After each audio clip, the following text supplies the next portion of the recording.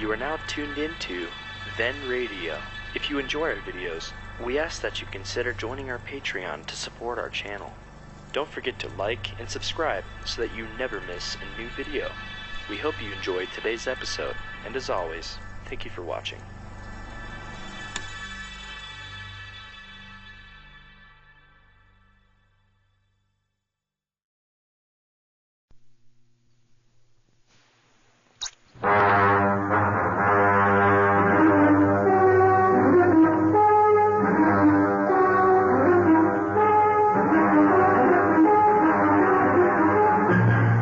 Douglas Fairbanks, Jr. in The Silent Men.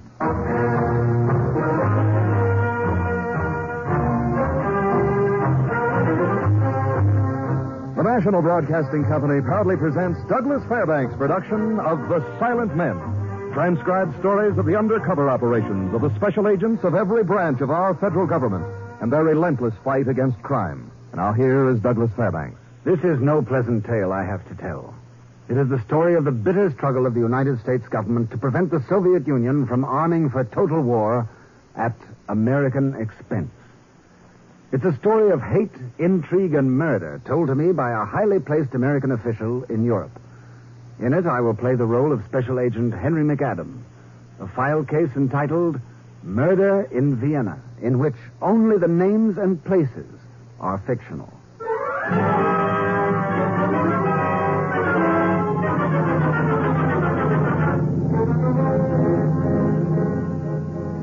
I just finished an assignment for the ECA in Florence, Italy, when a terse cable from Washington ordered me to report immediately to Special Agent Maury Kahn in Vienna.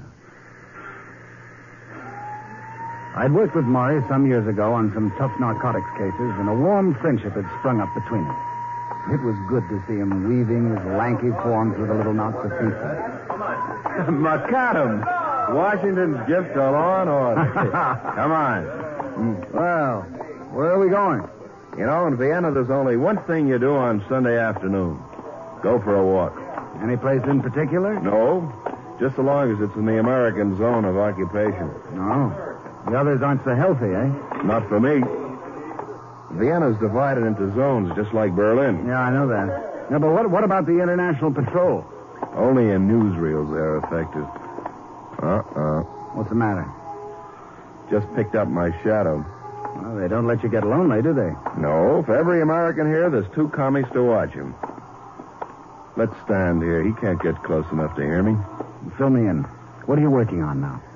I don't want to talk shop today. It's Sunday, and the first nice day we've had in a month. Oh, it's lovely. So I'll take 60 seconds off to brief you on what I've been doing. After that, nothing. Till tomorrow. Deal? Sure. Okay. Vienna's Russia's most important commercial contact with the West. Uh-huh. They do most of their buying here.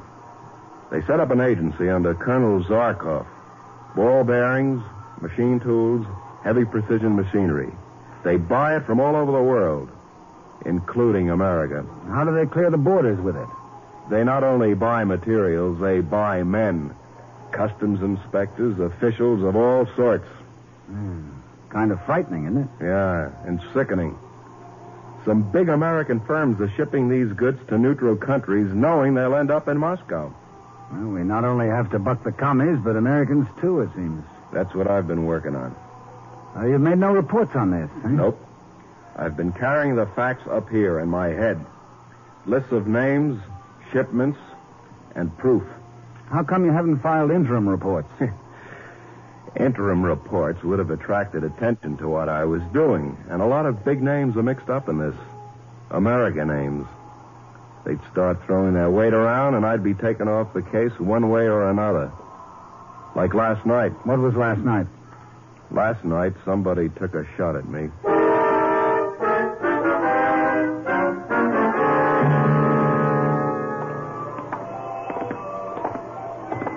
Where are we now? Neubergasse, where the American and French zones meet.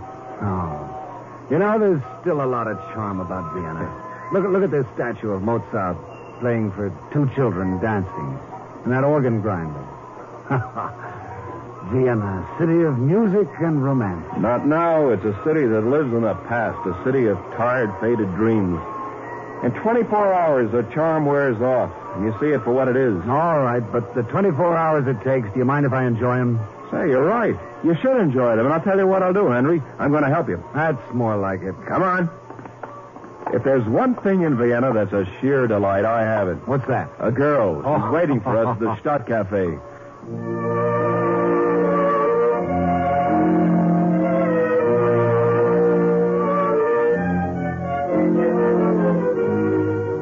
Whatever charm and gaiety was still left in Vienna seemed to have concentrated on the Stadt Cafe. It was a little sidewalk restaurant overflowing with coffee, conversation, and laughter. Maury's girl wasn't there when we arrived, and an overfed waiter thumped some coffee and a huge platter of pastries on the table before us. She's 10 minutes late. That's not like Elsa. That's love for you. When 10 minutes seems like an eternity. Yeah.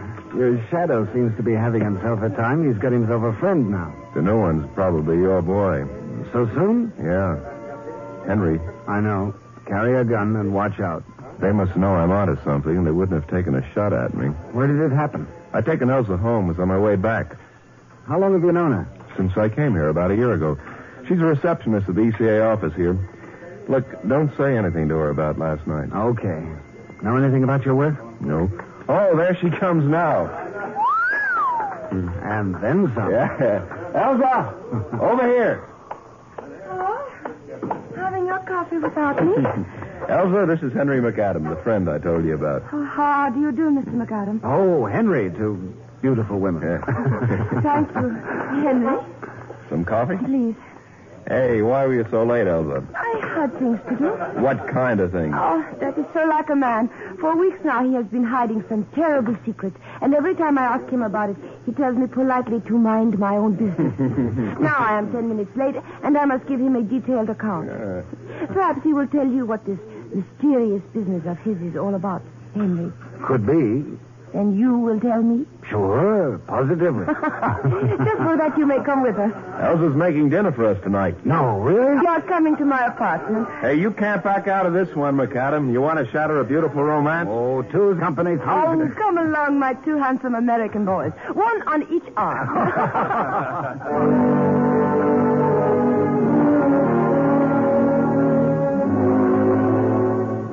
On our way out, we passed the two Russians, Maury's shadow and his friend. They were keenly interested in our departure, but made no move to follow us. We walked a few blocks to a garage where Maury was having his Jeep serviced. Then we drove down Neubergasse towards the outskirts of the city where Elsa lived. We still in the French sector? Just left it. We're in the Russian area now. I think I'll take it a little faster. Kind of a desolate stretch. Yeah. Look, there's a car behind us. So what? It's a free road. But they're moving up on us. Take a look, McAdam. I don't know. They're moving up awful fast. Hang on. I'm going to open her wide. They're gaining. Oh, it's just probably some guy who feels like racing. Guess I'm getting jumpy after last night, you know. We'll know in a couple of seconds. They're even with us. Pull over! Keep going, Maury. Don't stop. They'll run us into the ditch. We'll be killed. Up your car! It's no use. I should have known better. We got to stop. Elsa, when I stop, you get out and run for it. You too, McAdam. Get out, Elsa. I'm saying. No, it's me they want. You can get away too, Henry. No. Hurry, Elsa. It's too late. Get out of the car. Hurry up. What do you want? Get out. Let the girl go. Elsa, you go. She stays. She's got nothing to do with this. I'm not asking you. Start walking toward my car. Keep your hands over your heads. This is good night's work. Maury Kahn and Henry McAdams, two American agents. Should get you an extra issue of vodka. Hey, look, I've got nearly $100 American in my pocket. Take it and let the girl go, huh? For an American, you are very chivalrous. Peter, these men must have guns. Take them. No. And now, get in the car. We will be a little crowded, but not for long. You can get in the back seat with your girl. Pedro and Stefan. You keep them company. McAdam, you get in the front with Peter and me. Hey, what do you want her for? She knows nothing. She's done nothing. You are making me sick about the girl. Shut up. We demand that you let her go. You demand? Oh, that's different. Peter, open the door and let her out. Stop the car. That wasn't in the bargain. Throw her out, Peter. All right? Elsa! Why, you... Stop it, you fool! You will make me go up the road! Not polite. Keep there quietly!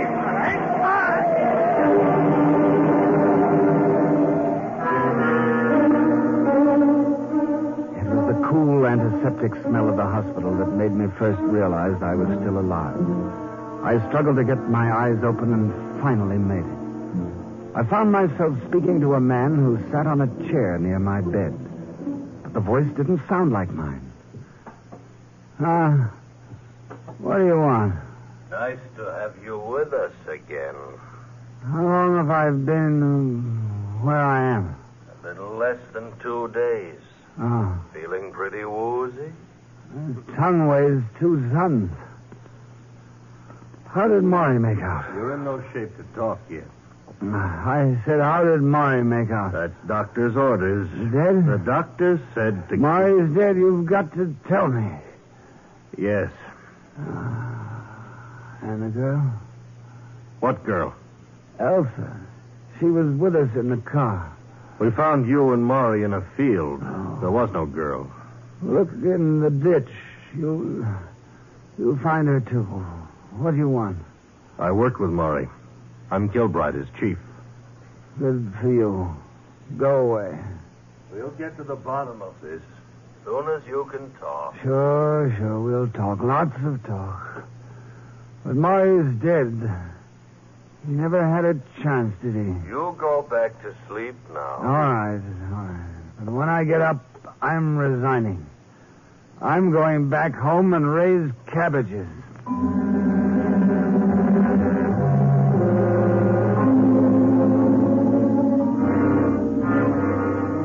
24 hours later, the miracle that's present in every one of us had taken place.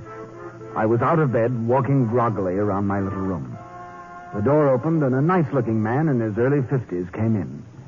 He looked vaguely familiar, but I couldn't place him. Well, hello, McAdam. You're looking much better today. Well, thanks. I'm Jack Kilbride, head of the division that Maury Khan worked for. Oh, I remember you now. You asked me about the girl. Yes. Yeah. You said look in the ditches. Maybe we'd find her. We looked. She wasn't there. Any ideas? Yeah. Well, let's have them. Tomorrow. Why tomorrow? Because I get out of here tomorrow. You want to take over where Maury left off? That's the general idea. Not strong enough. I'll gain strength as I go along. All right, report into my office before you do anything. Sure thing. You'll have all the help we can spare you on this thing. Just one good man will do it. And I got him all picked out. Name him and he's yours. Maury Khan. Can you get him for me?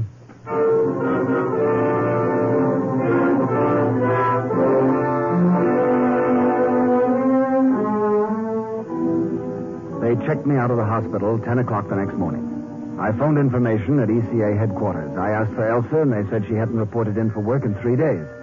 They gave me her address, 797 Schernberg Platz, apartment 3.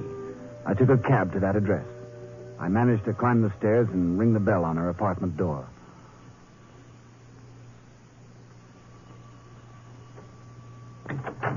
Ja? A middle-aged lady opened it and stared at me out of frightened eyes. Was ist? What is wrong? You're sick? A glass of water and I'll be all right. Come in. Sit down. I will bring you some.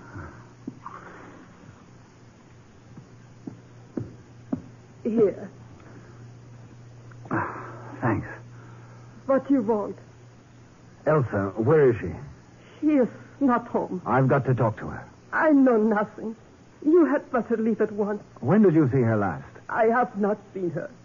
Please go. You live here with her? Ja. I am her aunt. She said she was bringing her boyfriend home for dinner on Sunday night. Were they here? Ja. You're lying.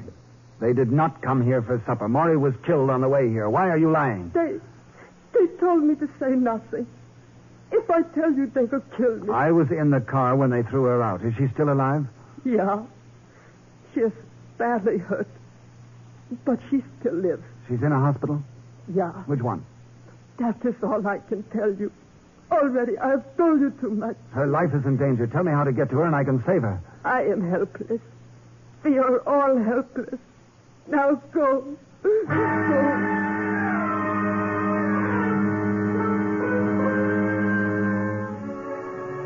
I found Elsa's hospital easy enough. By phoning and asking for a patient by the name of Elsa Wassel, I found out where she was. In a hospital called the Ladino, in the Russian sector, of course. The girl at the desk was friendly enough and told me that Elsa was in room 56, but couldn't see visitors. Doctor's orders. When she turned away to answer the phone, I slipped by her down the long corridor. The door to room 56 was blocked by a heavy-set man. He looked familiar. I'd seen him not too long ago behind the wheel of a car in which Murray, Elsa, and I had been taken for a car ride. What do you want? We meet again, eh? Again? We've never seen you before. No, not since last Sunday night. Last Sunday night? You must be crazy. I've been on duty here every night for 2 weeks. Care to let me try to prove it? The young lady inside. You can't go in there. Doctor's orders. I'm going in anyways. Well, you are not.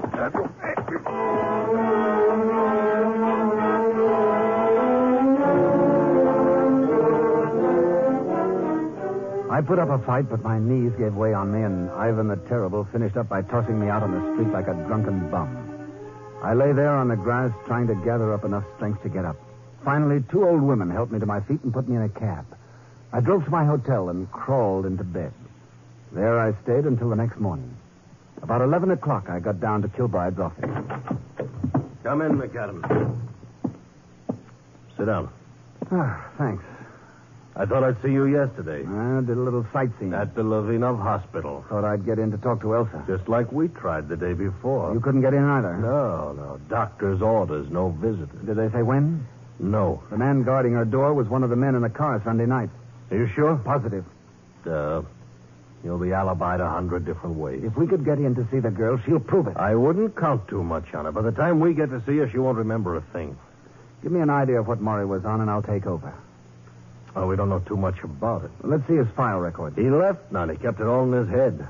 You two were supposed to compile it. That's right. Well, there must be some clue as to what he was doing. Well, some little scraps of paper we found in his desk. He used to jot down notes like a lecture or something, leave them in his drawer. They don't mean anything to us. Hope you hung on to him. Oh, I got them right here in my desk. Let's take a look. Here's one that just has the word Barrington written on it. And here's another one that says S.D. May I see them, please? Yeah. Now, here's one with another name, Zarkov. That's the only one means anything to me. Colonel Zarkov. He's in charge of the Russian buying commission here. Good. I'll take these with me. All right, I've made copies. What are you going to do with them? Study them till I can get the message they're supposed to give.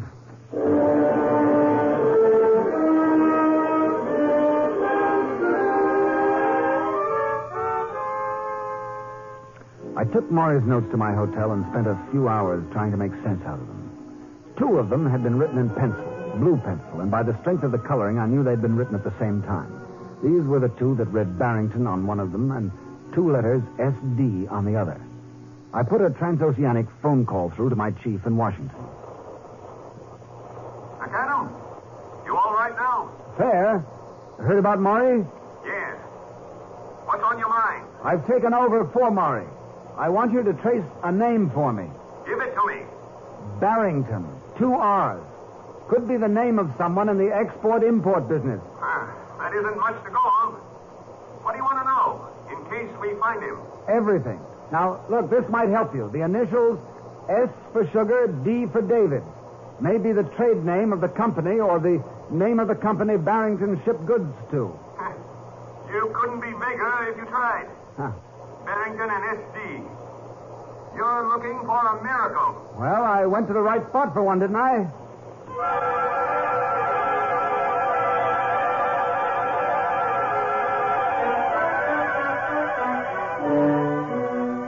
Early next morning, Kilbride sent an office car to get me. When I joined him, he was pacing his office floor with nervous excitement. You feeling better today? Physically, yes. Good enough to visit a sick friend? Elsa? Yeah, Provost Marshal's office phone. Colonel Zarkov has issued a special permit for us to visit Elsa Wassel at 11 o'clock. Zarkov, the big boy himself. The Provost Marshal informed Zarkov of this officer's interest in the case, and he has graciously arranged this meeting so we can clear him of any connection with it. You know what that means? I can guess. It means it's all rigged up. That girl won't remember a thing. It's a waste of time to go. Come on, Chief. I need the air.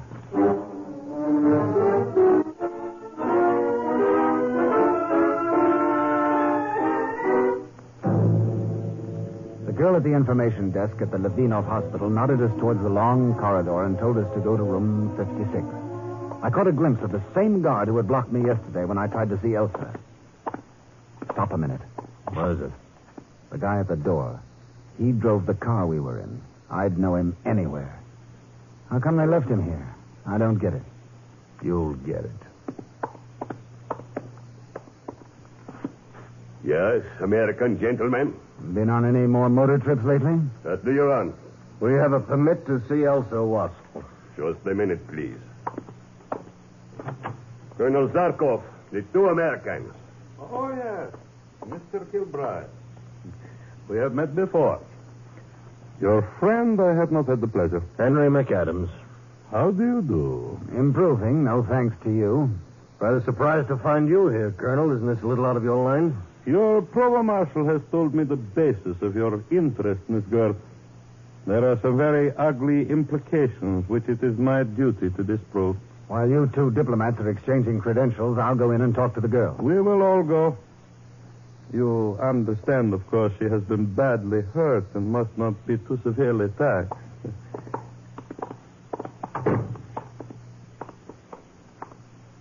Elsa. Do you remember this man, Miss Watson? He was in the car with me. Do you remember my name, Elsa? No. You were a friend of the man who drove me home from the office. That's right. Do you remember everything that happened? Clearly. Good girl.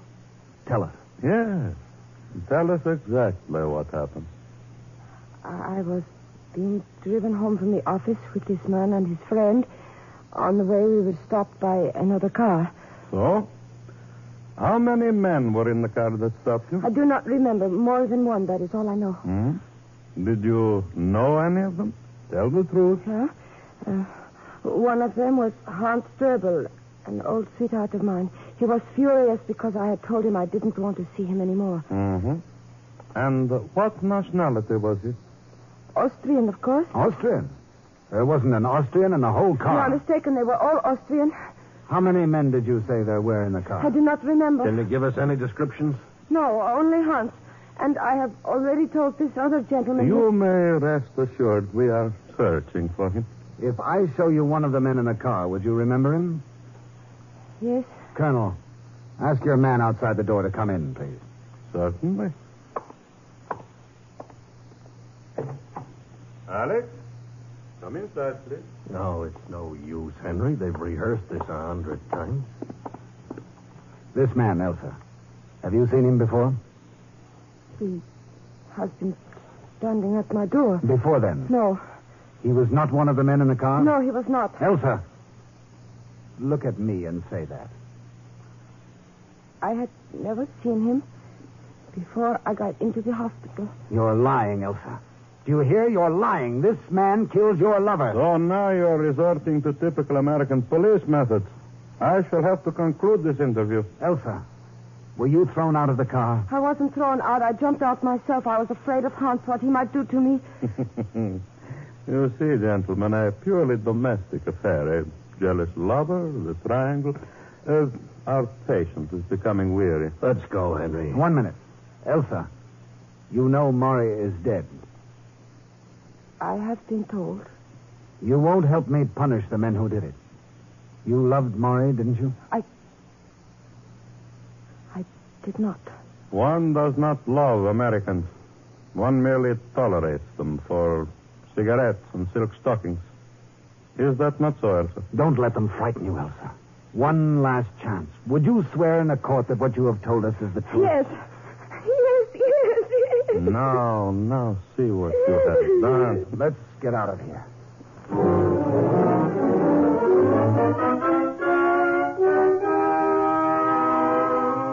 All the way back to Kilbride's office, I burned with anger and frustration.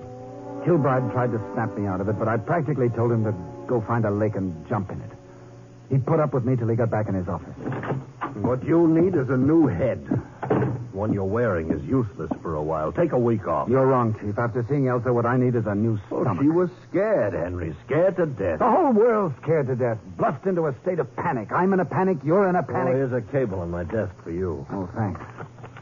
A week in Paris, maybe. Hey, get a load of this. From the chief in Washington.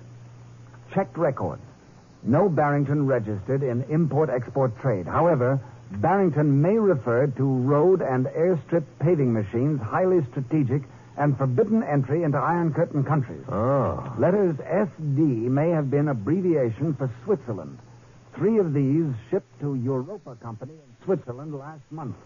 Properly licensed, but investigate immediately. Signed, Burke. I'll get busy on that at once, and you take yourself a holiday. That'll be my holiday. A week in Switzerland? Oh, I feel better already.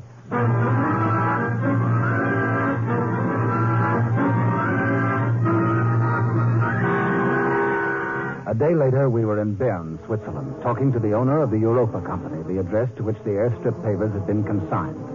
It took the presence of a high Swiss official who accompanied us and the threat of arrest to force an admission from him that he had reshipped the machines to Budapest.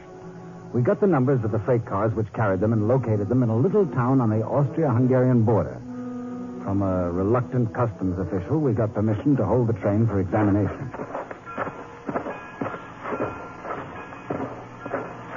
I guess they're right at the end. Scrap iron they're building as. Sure. Gives the customs people an out who inspects scrap iron. Here we are. Yeah. There's a friend of ours talking to that customs man. Colonel Zarkov. Let's go. Colonel Zarkov? Hmm? Oh, the America. What do you want? Nothing much. Just to take a look at those last 3 cars. Henry, break the seal. You cannot do that. The shipment is consigned to my government. My government says it stays here. Take a look at it. A great big airstrip paver. Too bad, Zarkov. No, it is not that serious, I assure you. We have already received delivery on 20 of those magnificent American machines. And there will be more. Many more.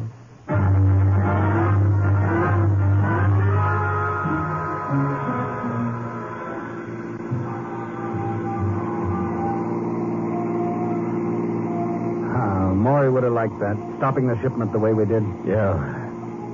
And there will be more, many more, Zarkov said. I don't believe him, do you? I don't know. I really don't know. How come you're so confident? Just a feeling that the American people are waking up. The people back home are starting to realize that all this corruption and greed can only lead to one thing, national suicide. Say, how'd that sentence look in my report?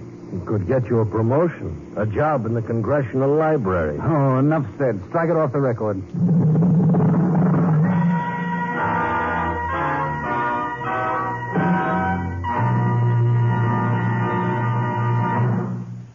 This is Douglas Fairbanks again. Stopping the transshipment of vital war materials behind the Iron Curtain closes another chapter in the distinguished chronicle of our silent men, the special agents of all branches of our federal government who daily risk their lives to protect the lives of all of us. Next week, we will tell you the story involving international cooperation in the Near East, in the file case entitled Trouble at Suez, another venture undertaken for our protection by the silent men.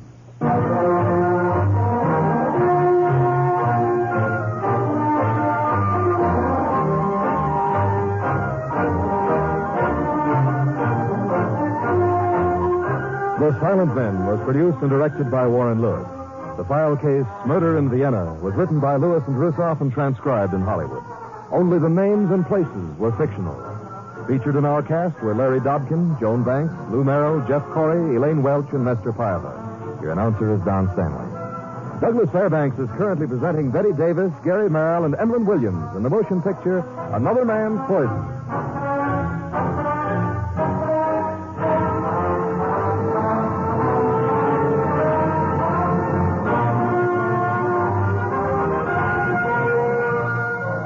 Listen again next week and every week to other exciting cases involving the law enforcement adventures of the special agents of our federal government. For they are the Silent Men.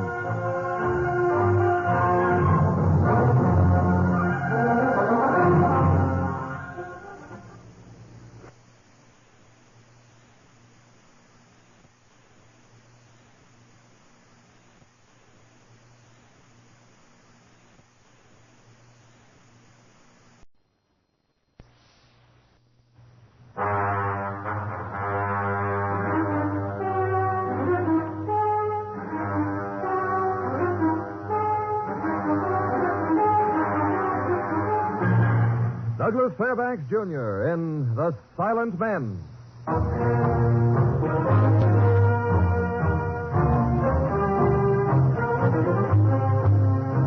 The National Broadcasting Company proudly presents Douglas Fairbanks' production of The Silent Men.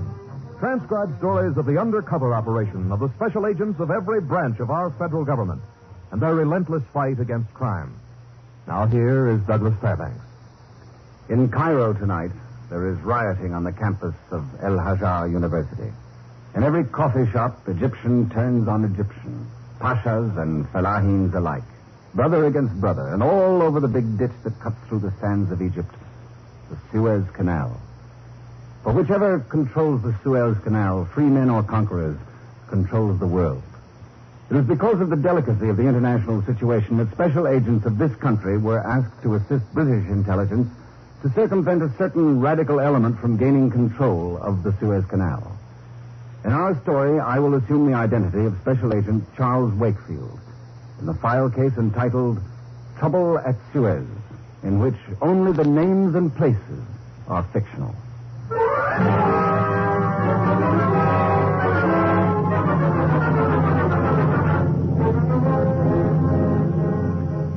Probably the hardest thing a special agent is ever asked to do is to wait.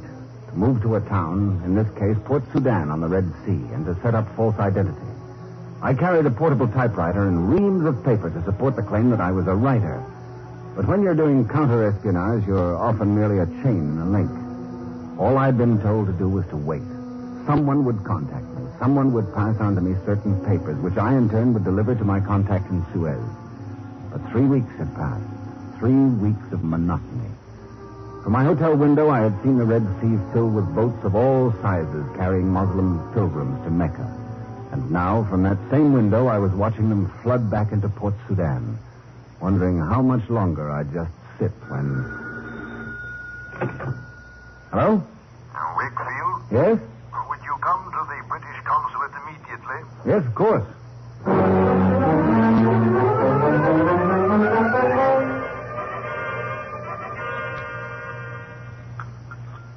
Care for tea? I'd offer you coffee. I know you Americans like coffee so well, but my cook is Arabian, and it always turns out as thick as mud and as strong as lye. I know what you mean. Now, I'll take tea. Yes, by all means. Milk or lemon? Neither, thanks. Just plain, just as it comes. I'm sorry I haven't got to seeing you before, Wakefield. Meant to, but bogged down. The pilgrims present all sorts of problems when they fill a city like this. Forgive me for being impatient, Yes, but of course. You want to get to the business at hand. Yes. And may I see your credentials? Yes, certainly. Here. Thank you. It's a shame, Wakefield, that you had to come all the way down here. What do you mean? I'm sorry, but you've been taken out of the team. You mean I've been replaced? Well, you know how things get when you work so far undercover. A lot of overlapping. I don't understand. I was sent here for a specific job. Why would they take me off of it? I wish I could help you, old boy. I don't know any more about it than you do. Headquarters sent a wireless this morning, that's all I know. Told me to bench you. You sure? Well, you're welcome to read it. Yeah, I've got it right here. Well, never mind. Well, that takes care of me, I guess. I'm sorry. Oh, it's not your fault. How about a plane out of here? Of course. I'd like to leave tonight. Now, hold on. It's not that simple. Transportation's all bottled up, you know. The pilgrims have taken over everything. No, you'll have to be patient until we've got them settled, and then we'll... Patient? What do you think I have been? How soon can I get a plane? Maybe a week, 2. 2 weeks? Well, that's ridiculous. This is a terminal point, you know. Until we get the pilgrims out, every means of transportation will be clogged. But surely you can get me a ship or a train. Now, believe me, I would like to help you. In a week or two, everything will be back to normal. Yeah, that's fine. Now, why don't you go back to your hotel, take it easy, and relax, and enjoy yourself? How about dinner at the club tonight? Thanks just the same, but I've had my fill of Port Sudan. Now, boy, don't get your wind up. If you don't mind, I'll try and get my own transportation.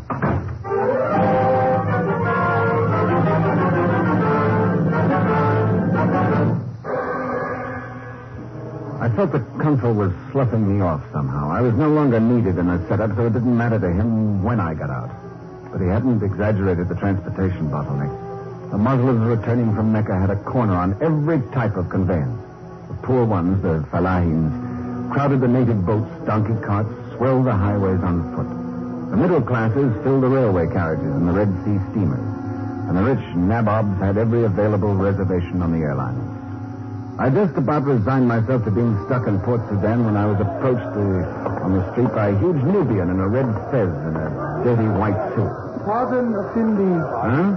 The word re-echoes in the marketplace that you desperately seek transportation to Suez. The word is correct. Suez, Cairo, Alexandria, any place where I can get to the Mediterranean. One wonders if you lack money. No, I lack influence. One knows of a way to Suez. Well, let's hear it. Have you the courage, I wonder, to attempt the Red Sea in a dhow? At this point, I'd consider doing it in a canoe. Then, Cindy, there is a dhow that is obtainable for a price. How much? One can always bargain. And this is a very superior dhow. Yeah, which probably means the price will go up, huh? All right, where is it? Can I see it now? It is, at this moment, tied under a dock. It's for hire? Not for hire, Effendi. You would have to buy it. Buy it? Well, I couldn't navigate it myself. I have thought of that.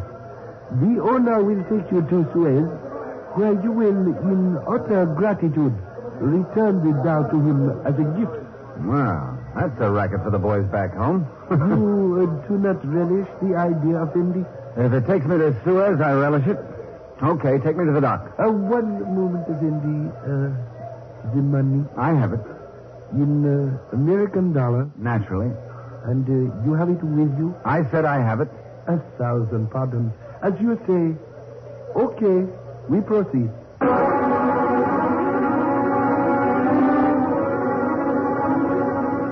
The Red Sea has, through the centuries, been synonymous with intrigue and mystery. But as I saw it that night, the only mystery was how so many boats could be crowded together, all so filled with humanity that their gunnels were just barely above the water. You have found good fortune, Effendi, to get any passage at all. You can see how crowded the docks are. Well, where is this dhow of yours? Just a little further. Right here, underneath this dock. Where? Here. This boat? Did I not promise you?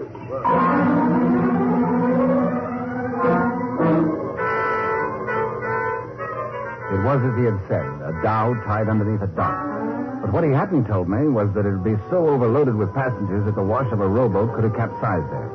There must have been 200 pilgrims, not counting goats, sheep, and an incredible number of children, waiting patiently to shove off, all stacked up like cords of wood, sleeping on palm fronds, dirty rags, and each other.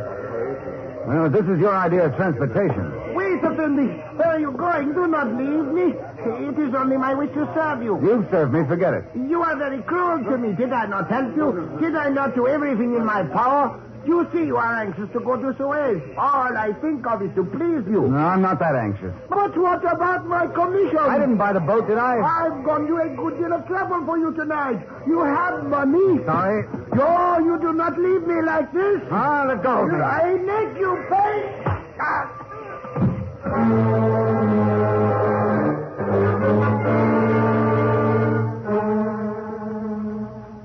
Oh. Lie still. Oh, huh? I said lie still. Oh, my back is broken. Who are you? Where am I? Get me a doctor. I'm a doctor, and your back is not broken. Take your shirt off. Here, I'll help you. Oh, thanks. You're American, eh? Mm-hmm. George Asher, Bridgeport, Connecticut. No kidding. I'm from Boston, Charles Wakefield. Small world. Let's see that back. Oh. Bruised. George? Sorry, Sutherland, I'm busy. Turn on your stomach. No rest for the medical, eh? I saw the big Nubian carry the chap in. Anything serious? The Nubian. He brought me here. Yep. Said he found you in the alley back of the hotel. Why, the thieving... Wait a minute. My money. It's gone. Lie still. If you'll excuse me, Sutherland, I want to examine the patient. Oh, go right ahead, Doctor. You don't mind my kibbeting? My room's stuffy. There's no one to talk to. It's so boring to wait in a hotel room for a sailing. Doc, just do something for my back, will you? Where does it seem to hurt you? All over. Here? Yeah. How about here? Oh, I say, old boy. He must have hit you a dirty crack. What was it, a pub fracas? No, I was just trying to get passage to Suez. Well, talk. Sutherland, get my bag for me, will you? It's over there with my suitcase. Certainly. A man can't be too careful in Egypt today. Can't cross anybody. How is it, Doc? Just a pulled ligament. You could use a new bag, Doctor. This little black case must have seen you all over the world. Practically. I'll have to tape your back, Waterfield. Wakefield. Sorry, Wakefield. Wakefield? Will that be Wakefield, the American archaeologist who made some important discoveries at the diggings of... No. I'm just a writer. Writer, eh? Yeah. How fascinating. Would you mind moving, Sutherland? You're blocking the light. Oh, not at all. Writer, eh? You know, Wakefield, I've always felt that my life would make an interesting story. Inhale, Wakefield. Exhale. Now hold it. I want this adhesive good and firm. If it isn't tight, it won't do you any good at all. You know, I always thought I'd write it myself, but I've never had the time. But perhaps you... Now, another piece. There. That too tight? Well, it's tight. It'll do the trick. Feels a lot better. Thanks, Doc. I'm an elephant hunter by trade, you know. You can call hunting elephants a trade. If by any chance you're sailing for Suez on the Malacca tomorrow, I could tell you all about my experience. Not a chance. I'm stuck at Port Sudan for at least 2 weeks. Can't get out. Oh, too bad. I say, maybe I could pull some weight with the British consul. It would be grand sport having you along. I've got such fascinating ideas for stories. For instance, now, very few people know that the Sutherland, we had better let Mr. Wakefield go back to his room so he can rest. He's had a pretty bad experience tonight.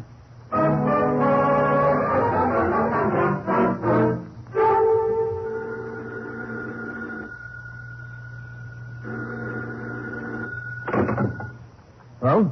Wakefield? Yes? This is Brooke, British consul. Oh, yeah. Good news. There's a steamer leaving Port Sudan tomorrow, the Malacca. You've got a passage on her. She's not the best in the world, but she'll take you to Suez. The Malacca. Oh, then Sutherland came through, eh? Sutherland? He's an elephant hunter. Said he'd talk to you. I know nothing about Sutherland. There was a cancellation. You're very lucky, Wakefield. Yes. Thanks. Thanks a lot.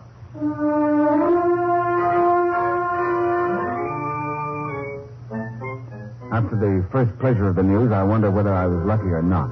Now I'd have to listen to Sutherland's life story all the way to Suez.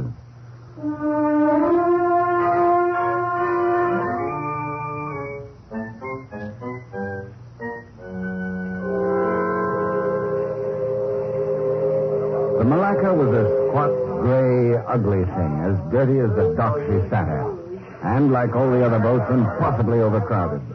At the head of the gangplank, a beefy-looking white man, the captain, was herding us aboard.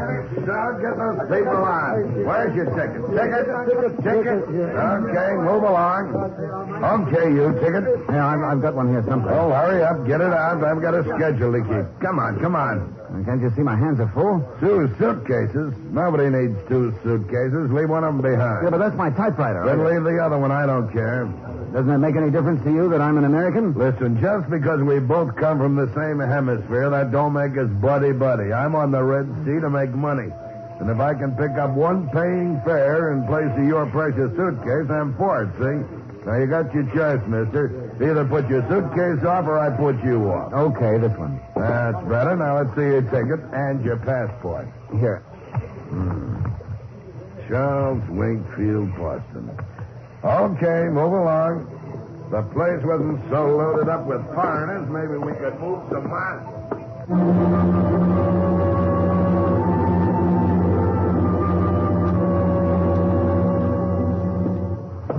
I picked my way across the littered deck, climbing over whining children, goats, geese, and soldiers. I was one of the lucky passengers. Mine was a first-class ticket entitling me to a station, or I should say, half a station. And I was in the passageway on my way to it when the Egyptian soldier stopped me. Please, to see your papers. I just showed my papers to the captain. He said they were okay. Let me see papers. Passport, everything. What is this? Why is everybody so interested in my papers? Who are you anyway? I am a servant of the government of His Majesty the King.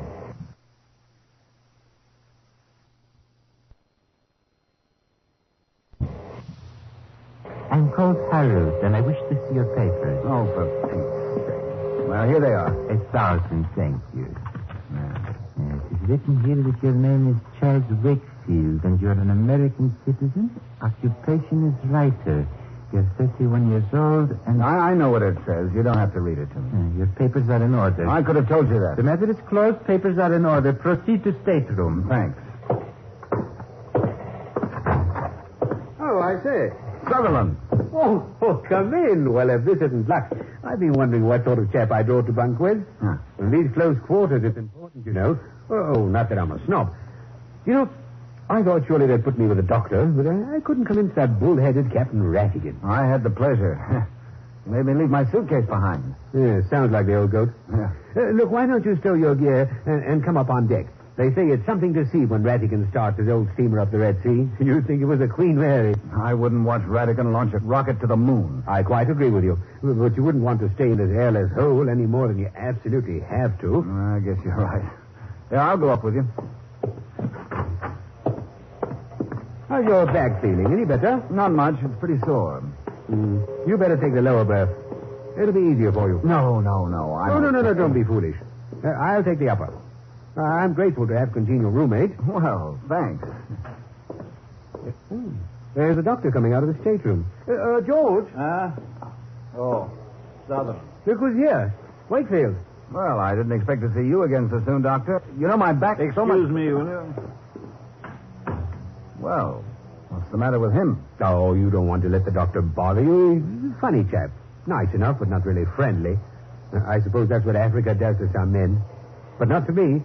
When I get out of the bush and back to civilization, I like to talk. Oh, listen. I think we're shoving off. Come on, let's go watch. I can't tell you how pleased I am to meet a writer. I've got such interesting things to tell you.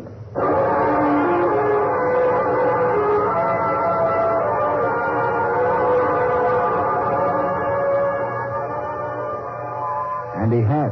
And he told me. For 2 days. I learned that the best place to hunt elephants was west of Lake Tanganyika in the forest along the Congo. An elephant makes 6 miles an hour on the march. It takes 4 porters to carry a big tusk from a full-grown bull. He's quite a hunter and very wrapped up in the sport, and I suppose it was as interesting a conversation as any to pass the time. But the third night out, the only thing I could concentrate on was my back. It had begun to pain me again. I went to look up the doctor.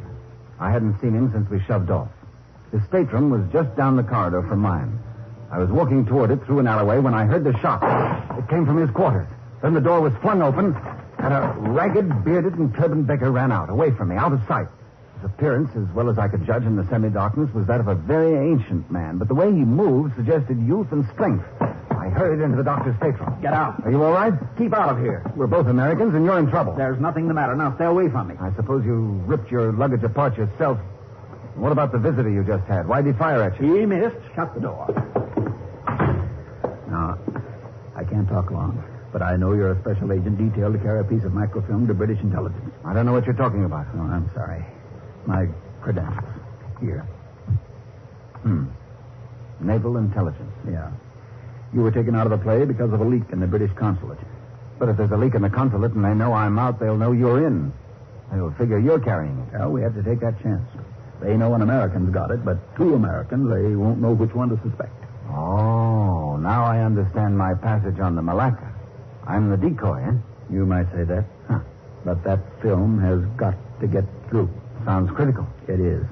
It's the enemy's plan to blow up the Suez Canal. Whoa. George? Quiet. George, are you all right? Is that the leak? Sutherland? Yeah. I've got to let him in. He's sticking to me like a leech. I'll try to talk to you on deck later. George, I heard a shot. Oh, Wakefield. No shot here. Funny. I thought I heard one. Here, Wakefield. Here are some tablets that'll help the pain. Take 1 every 3 hours. Oh, thanks, Doc.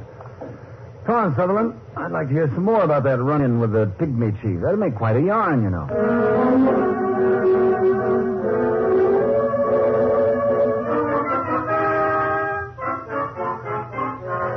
I had the means to keep him away from the doctor, to decoy him, and I did. All the rest of that day and through dinner, I listened to his hunting exploits in the bush. But after dinner, I ducked him because I had hoped to run into the doctor. We had pulled into the port of El Corsair. For some reason, that wasn't very clear. I was up on deck. What do you want? What are you doing up here? Captain, have you seen Dr. Asher or Mr. Sutherland? No. How long before we shove off? When I'm ready.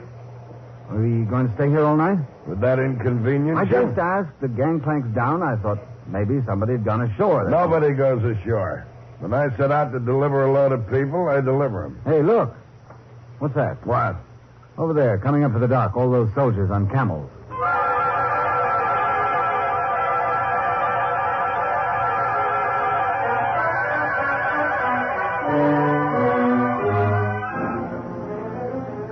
There was a platoon of them, wearing the tent-like burnous of the desert over their uniforms. They came to a halt at the gangplank. Captain Rattigan talked to their officer a moment, then he called me over. Well, I want to see your passport. My passport? What for? How do I know? They're looking for an American for something.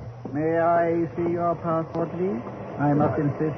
You heard the officer, Wakefield. Give it to him. Yeah, but... Oh, okay. Here.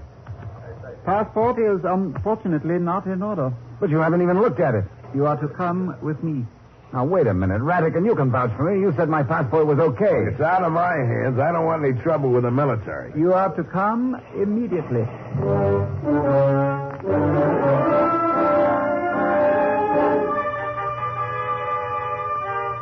Before I could protest further, I was down the gangplank, hoisted onto a camel, and galloping out into the Arabian desert.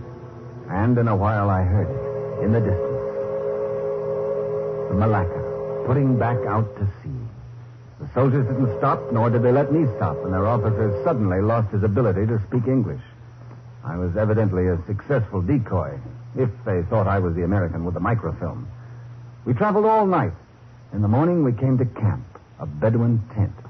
There, I was allowed to eat and sleep, but under guard. Then we continued to Kina on the Nile River, where we stopped again. This time, the officer regained his ability to speak English. Mr. Wakefield. Yeah? Passport, I am happy to inform you, is in order. We have made a very ignorant mistake. But you understand American passport is a very confusing document. You mean I can go? So sorry to have caused you inconvenience. Yeah, I'll bet you are. What are your plans now, Mr. Wakefield? I was going to Suez, but now that I'm inland, I'll take the train to Cairo. I regret that there is no train. What do you mean, no train? I heard it in the night. It can't be more than 2 miles from here. No, there is no train. Of course there's a train. Here, sounds are very confusing. Audible mirage. There is no train, unfortunately. You go to Cairo by river. You don't mind if I try to get a ride on that audible mirage, do you? I am sorry. You will go to Cairo our way.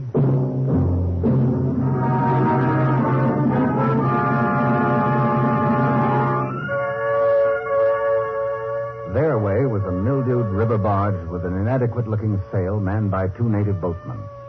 The Egyptian soldiers, politely but firmly, escorted me aboard, then stayed on shore, watching until the boatmen had pulled us into the deep channel and the ragged sail filled with a surprising amount of wind.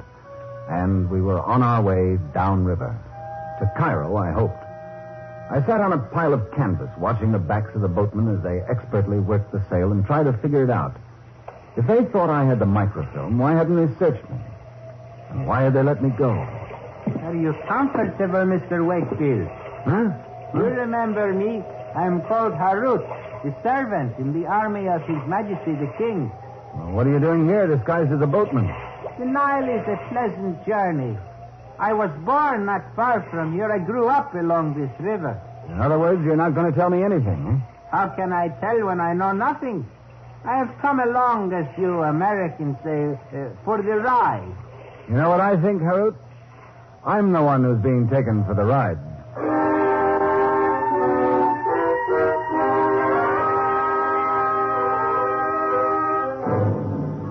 It could only mean one thing that I could figure. They had caught on to Dr. Asher, and they didn't want me loose so I could get to him and help him. Otherwise, why take me into the back door of Cairo, and with an escort who didn't appear to watch me, but who never let me out of his sight? I found that out when we were becalmed at Elmina. It was time for prayers. 5 times a day, Harut and his companion prayed, with Harut intoning the chant.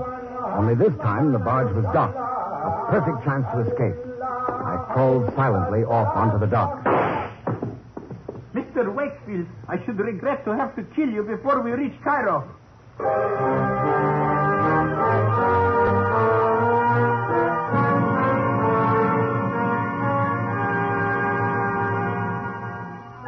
I stayed on the barge after that. The Nile narrowed until, at the deltas approaching Cairo, it was no more than 100 feet wide. It took skillful maneuvering to bring the barge in. When Harut's concentration was fully on the problem, I jumped from the barge to a dhow, to another. Mr. Wakefield, stop! He wouldn't try to shoot me in such a crowded place. He couldn't hope to hit me. He jumped after me, but I was already ahead of him, and leaping from one boat to another, I got to the shore and lunged into the crowded, filthy waterfront of Cairo. I ran, not looking back once. I don't know how long it was before I finally stopped. Harut was nowhere in sight. I made my way to the American consulate, went into the front door, across the foyer, and there was Dr. Asher. You made it. Well, that's a load off my mind. Oh, what's more to the point, Doctor, you made it. You were carrying the ball. You gave Harut a bad time. Harut? Yeah. One of our men. Sent him along to protect you. He checked in here a while ago, very upset. Yeah, but I thought, well, why didn't you tell me? Harut had a job to do, that's all. We didn't get you off that boat a minute too soon. You mean you had me taken off when the Malacca doctored El Qasir? Yes, and just in time. After Sutherland had my quarters searched, he became convinced I wasn't the American he wanted, so Radigan had the soldiers take you off. Radigan? That's right, an American. I was taken off the boat to throw suspicion on me while you passed the microfilm to Radigan. No, I passed it to you. To me? In Port Sudan. I would have told you if Sutherland had ever given me a chance. In Port Sudan? Yeah. Oh. And right under Sutherland's nose. Take your shirt off. Where? How? Take it off, your shirt. You carried the microfilm on your back in a cellophane packet under your adhesive bandage. Well, I'll take your shirt off. All right, mister. How do you have it? A slow pull or a rip? Let her rip. Oh, my aching back.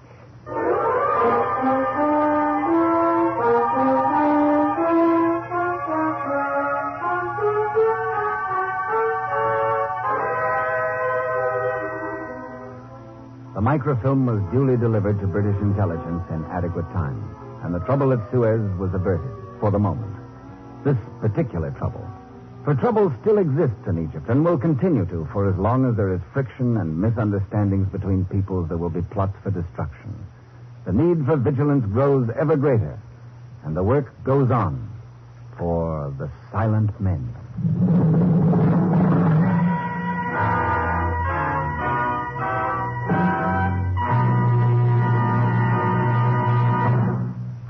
This is Douglas Fairbanks again. Trouble at Suez closes another chapter in the distinguished chronicle of our silent men, the special agents of all branches of our federal government who daily risk their lives to protect the lives of all of us.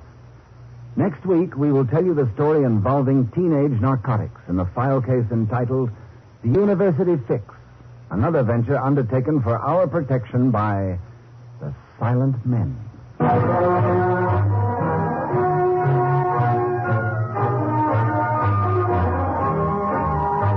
The Silent Men is produced and directed by Warren Lewis. The file case, Trouble at Suez, was written by John and Glenn Bagney and transcribed in Hollywood. Only the names and places were fictional. Featured in our cast were Ted DeCorsier, Shepard Mencken, John Daner, Polly Bear, and Donald Morrison. The announcer is Don Stanley. Douglas Fairbanks is currently presenting Betty Davis, Gary Merrill, and Emlyn Williams in the motion picture Another Man's Poison. Listen again next week and every week to other exciting cases involving the law enforcement adventures of the special agents of our federal government. For they are the silent men. What if disaster hit your home?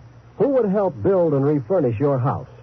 That was the question flood, hurricane, and tornado raised for thousands last year. You answered that question through the Red Cross. Answer the call of humanity. Give generously through the 1952 Red Cross Fund. Follow the campaign of the next president on NBC.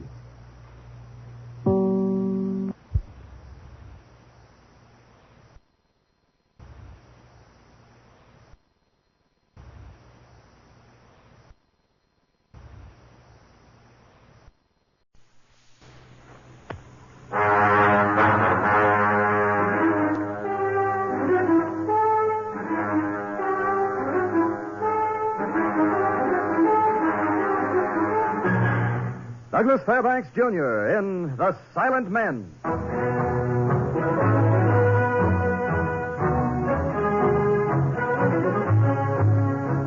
The National Broadcasting Company proudly presents Douglas Fairbanks' production of The Silent Men. Transcribed stories of the undercover operations of the special agents of every branch of our federal government and their relentless fight against crime. Now here is Douglas Fairbanks. The alarming increase in the use of narcotics among high school and college students has become a threat to American life. And the arch criminals of the century are those who sell and distribute this destroyer of youth. To put a halt to this insidious traffic has long been the aim of our Federal Bureau of Narcotics. This story is about one of the special agents and the part he played in the recent nationwide crackdown on dope peddlers and their unfortunate victims. The details I obtained from his divisional chief. In it, I assume the identity of Special Agent Alan Newhouse in the file case entitled The University Fix, in which only the names and places are fictional.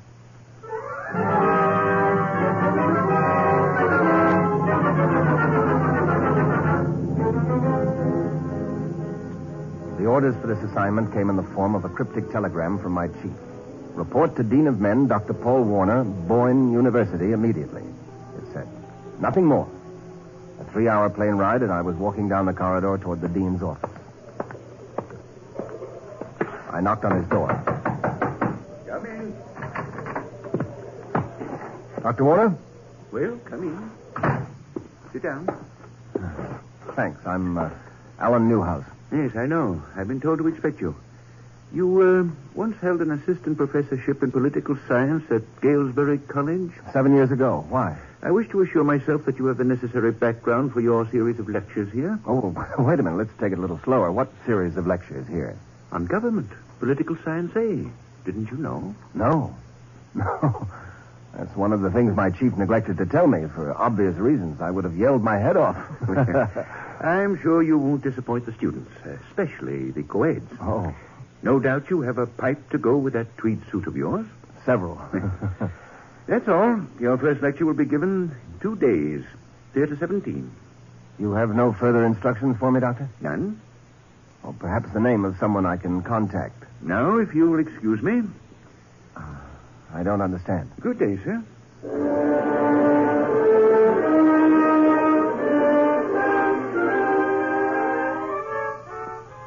The dean gave me a scholastic bum's rush out of his office. But this didn't bother me nearly as much as the lack of specific instructions about my assignment here. I phoned Washington, but my chief was away. There remained only one thing for me to do, prepare for my first lecture on government. 2 days later, I was ready for the ordeal. I conclude this introductory talk with a few observations made by Whitelaw Reid. We have good warrant to expect from the scholar a freedom from prejudice. But for one minor fault, the lecture went very well. The only thing wrong was that nobody was listening to me. The girls had countless things to talk and giggle about. One of them, a good-looking brunette, considerably older than the other girls, I'd found particularly irksome. To always hear the other side. That will be all for today. The ordeal was over, and the students began filing past my desk. A noisy brunette, accompanied by a sallow-looking youth, stopped in front of me. Professor Newhouse, I just had to tell you how much I enjoyed your lecture. The girls are going for you, Prof. Yeah, well... This is discussion night at our sorority house, and if I could persuade you to come and talk to the girls... She means one at a time, Professor. Buzz. And the girls would love to have you. See, just what I said. Now, if you two valedictorians will excuse me, The big brush, Margie. Let's go. I'll talk to you again, Professor. Soon. Delighted, I'm sure. Isn't he a doll? A little old, but a doll anyway.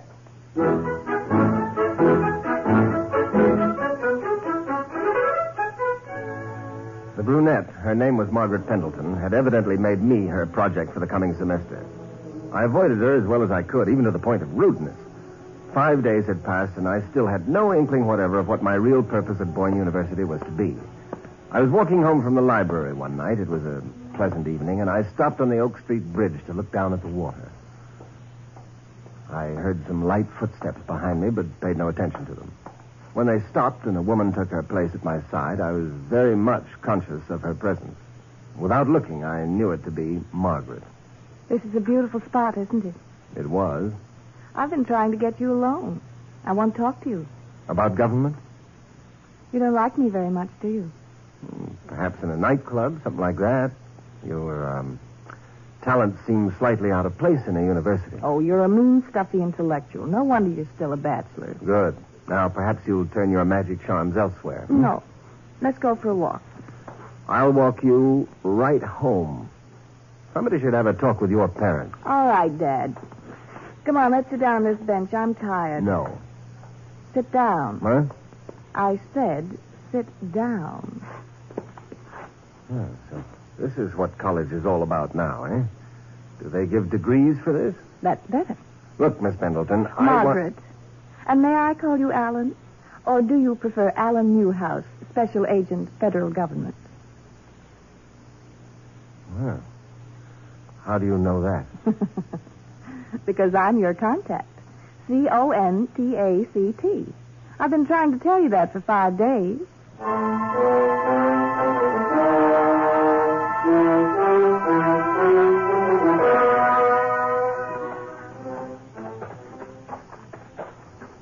Narcotics.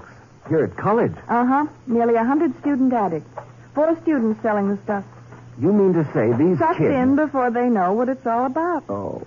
A couple of drags of marijuana, then a whole cigarette, all for free, at first. Then when it becomes a part of them, it starts costing. Uh-huh. How about the source of supply? Man by the name of Jimmy Beardsley. Then we're ready to close in. Good. No, not yet. We're after the top man. Now, that's where you come in. Right now. We're going to meet Jimmy. I've told him all about you. Like what? Like, the professor is a junkie. Me? A high-class junkie. Oh, this is my car. You'll get your supply from him. You know him pretty well? Well, he's a little more susceptible than you were to my, talent.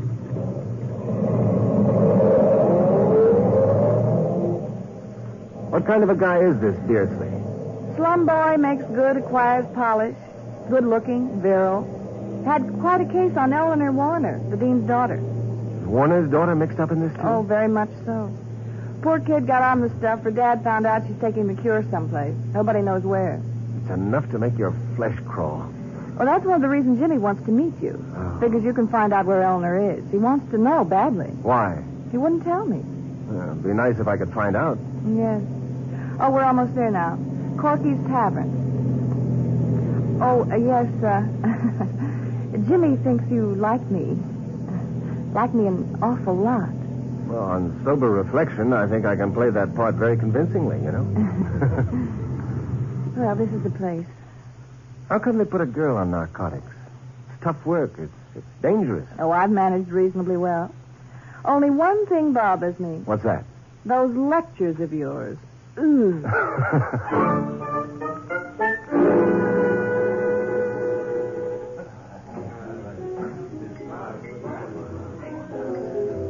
Over this way.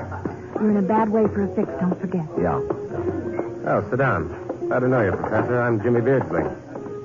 I should be jealous. You beat my time with Margie. Jimmy, Alan's in a bad way. Yeah, I notice he's kind of jumpy. Come on, Professor. You stay down here, Marge. Where are we going? I want to show you the view from one of the upstairs rooms. What do you teach the kids? Political science. No.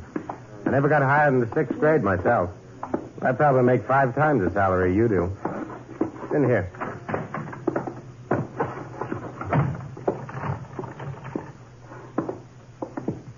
Where is it?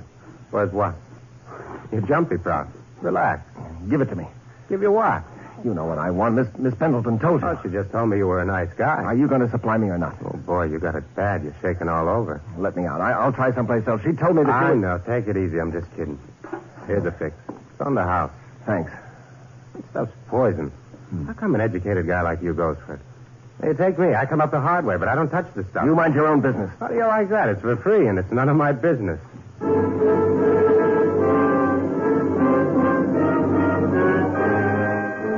I went through the motions of making myself a fix, but instead I slipped a filthy little capsule in my pocket. Someday I hope to see it in court. Then I went back to an easy chair and sank down in it. Jimmy watched me for a few minutes, saying nothing. How is it, Prof? The fix in yet? This rude delight, this boisterous escape. Yeah, it's in. Are you with me, Professor? Yeah. No, you're not. You're on a big, fat cloud, sailing along. Exaltation. Sheer exaltation. Sucker. Listen, Prof. You listening? I'm listening. How'd you like a month's supply for nothing? I like that. You know Dr. Warner? Nadine? The crotchety, limiting... Yeah, that's him. Well, he's got a daughter, Eleanor. I got to find out where she is. Are you with me? Infinitesimal specks that we are. I am with you. She's got something of mine. I got to have it back. Just find out for me where I can reach her. Trinket? A token of love? A little book. I want it back. Then have it you shall. You find out where she is, and I'll keep you in stuff for a month. No charge. 30 swollen, pulsating days. Oh, what's the use? Come on downstairs.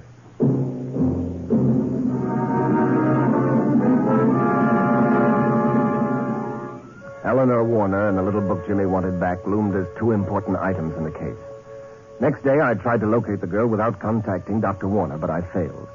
So that evening, I called on the doctor at his home. He ushered me into his study. I understand your lectures are quite good, Mr. Newhouse. You came to borrow some books?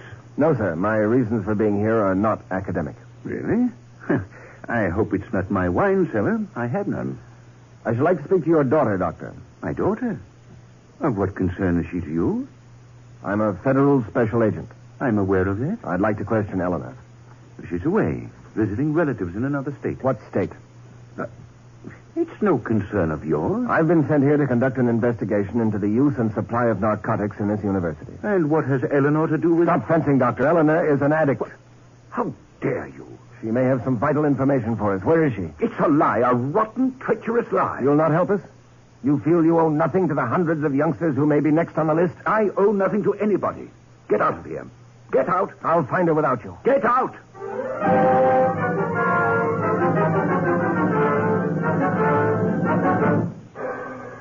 Dr. Warner was following the pattern set by so many parents. He felt that the sheer weight of his denials would remove the ugly problem, nullify its existence. I was determined to find the girl. I did. It took 2 days of searching inquiries, but finally I found the doctor who was treating Eleanor Warner. He had placed her in a nursing home in a neighboring town. I drove there early the next morning.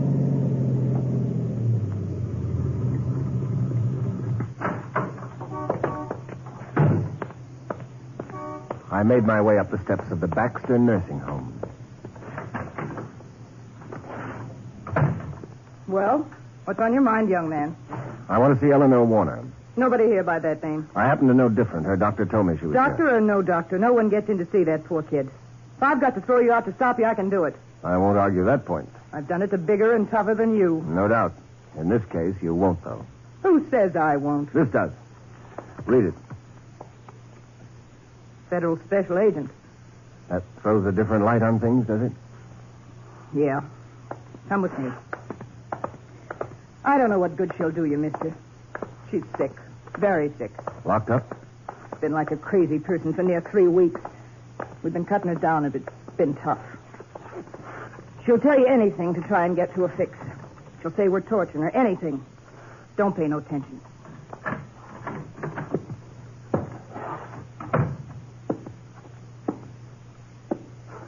I stood over the girl. For a minute, I thought she was asleep. Then she turned and sat up suddenly. Where is it? Quick. Hurry before she comes in. I didn't bring anything, Eleanor. Are you kidding? Where's the fix? Give it to me. I haven't got a fix. Jimmy sent you here, and he didn't send me anything. Wait till I get out. I'll kill him. You didn't send it. You. Couldn't you get me some? Just a little bit, please. Please. I'm sick. So sick. Nobody loves me. You are sick, honey. But lots of people love you. Who?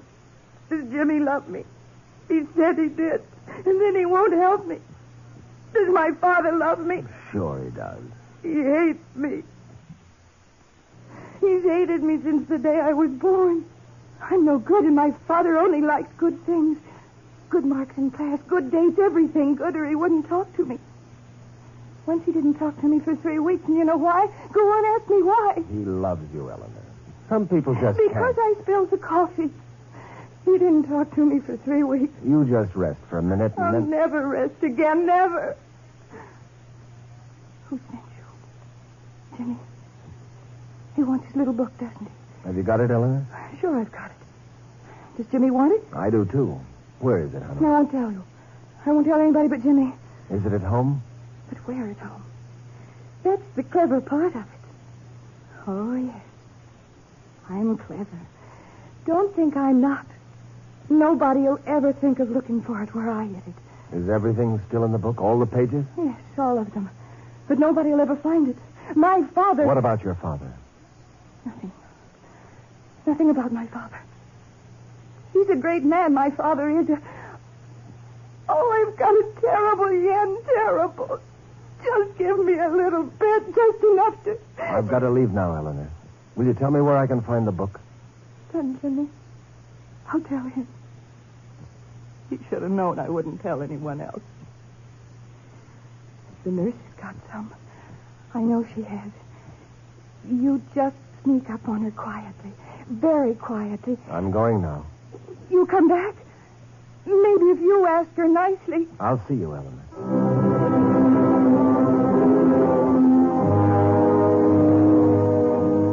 It made me sick to see the signs of decay on the girl's face. The convulsive twitchings, the irrational stream of talk. An 18-year-old kid lost to society, lost to herself, and for what? So Jimmy could make 5 times the salary of a university professor. When I got back to my room that night, I found someone waiting for me. My fellow agent of the very necessary opposite sex, Margaret Pendleton. Well, it's about time you got back. What won't these college girls think of next? Breaking into men's rooms and... Well, when the man involved is a harmless old agent, it's fully acceptable, you know. Ouch. Did you see the girl? Yeah. And all the way home, I've been trying to figure out how a guy like Jimmy could get within 20 feet of her. He's good looking, dangerous. What more does a college professor's daughter want? I'll never understand it. No man would. What about Jimmy's book? She's hidden it somewhere. In her home. Wish I knew what was in it. I think I do. Records. Names of suppliers, customers. Well, why would he give it to Eleanor? It's a sort of insurance policy for those guys. That's his hold on his boss. Get tough with me and the records show up. Get it? Well, I hope you're right. This thing's moving fast now. Yeah. Jimmy's going to make you a proposition tonight. What kind of proposition? Taking over here, handling the pushers, collecting. I'm supposed to sound you out on it. How am I doing? Fine. With your setup on the faculty, it's a natural. Well, where do you fit in? I've been telling him we'd work it as a team. Well, sounds logical.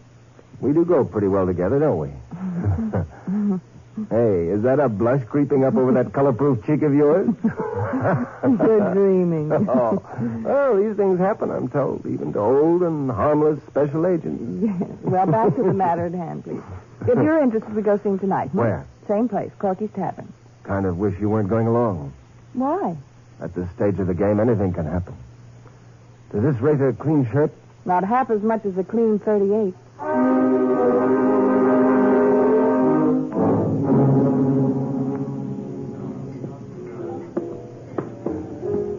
Corky's Tavern offered refuge to only a few spenders this evening. Jimmy Beardsley occupied a table all by himself. Not far away from him, an elderly couple seemed to be enjoying a night out. When Jimmy saw us, he waved. Sit down. Thanks. Sure, it makes good spaghetti. Hey, Arnold, 2 spaghetti. All right. I had mine already. I got tired of waiting. Where you been, Professor? Some research in the library. Listen to him. Research in the library. And, Margie, you told him about the deal? Vaguely. You interested? Well, I don't know enough about it. It's a cinch, and I'm letting you in on Margie's account. We've been good friends, haven't we, Margie? The best. Got character and good head for business. Hey, how many pops do you take a day, Professor? 4. And $5 a cap, that's $20 a day. How much is that a month, Margie? $600. Yeah, well, how'd you like to get all that free and some money besides? Well, there are risks, many risks. In this town, you kidding? It's just like running a soda fountain. 3 cops for 6,000 people, and that don't count the college students. What would my duties be? Well, it's simple. My job is to build up a territory, and then I move on. Leave somebody to run it and go and open up a new district. Margie thinks that between the two of you could handle it. A man brings in supplies every couple of weeks, so we don't have to keep too much on hand. That's right. What's in it for me? Now you're talking. Well, we deliver the goods and charge you a fair wholesale price. You resell it, and the profit's yours. I don't know. I could use some money. You too, Alan. It's going to take some cash for the stuff on hand. How much? About $700. You got that much? We'll get it. Who supplies it? Well, you'll get to meet him. Don't sound so scared. Just like any other business, you got a product, people want it. That's all. It's just figures on a piece of paper. Yeah, well, I'll think about it. Sure. Oh, yeah, no welching on your account for the boss. In this game, you'll only welch once. Just once.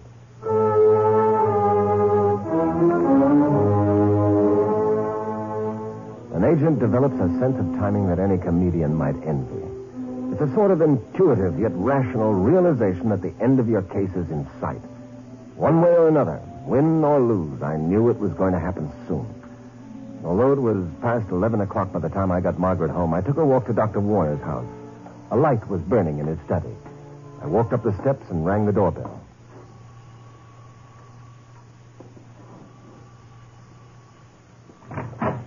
Who is it? May I come in for a minute, please? Your house. What do you want? I must talk to you. Well, come in. What is it, this time of night? It's quite urgent. Sit down. Thanks. I hope you had better sense than to come here to find Eleanor's whereabouts. My feelings on the matter are still the same. I've already seen Eleanor. You've seen her? At the Baxter nursing home. You had the nerve, the gross indecency? My assignment made it necessary for me to talk to her. Then why are you here? To gloat? She has hidden in this house a book given her by the man responsible for the narcotics traffic here. I want to find that book. Did she tell you where she hid it? Only that it's here. Somewhere. And what do you propose to do? Look for it, of course. I forbid it. Then I shall go to the police and come back with a warrant. You would do that? Yes. I've given my whole life to the girl. You've given as much as you could spare. And that wasn't enough. You have no right to say such things to me. You are obstructing justice. Sheltering murderers. Murderers? Those who nearly destroyed your daughter and hundreds of other young men and women. Shall I go and bring back a search warrant? No, You may do as you please. I'm going to my room. Good night, then. Good night.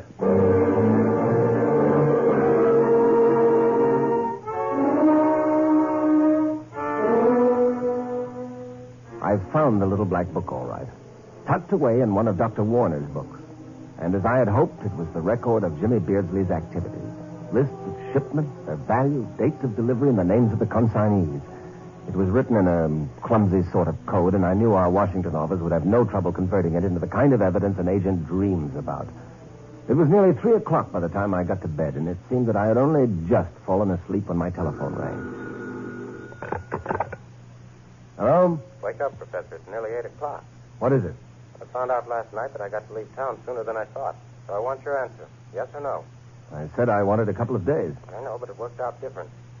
I want to talk to Margaret. All right, talk it over with her, and if you're in, bring the money, the cash, to the Fairview trailer park. What time? Be there by 11 or don't bother coming at all. All right.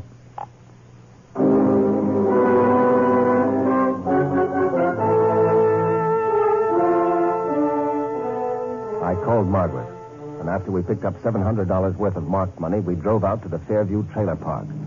Earlier, I'd alerted the local police and asked them to stake out the whole area. You turn down this road. You know, it's hard to believe it's almost over with. Yeah, the arrogance of the guy. Phones me to come and make the deal. As if it's an ordinary business transaction. That's what beats me. Yeah. Oh, there he is, waiting for us.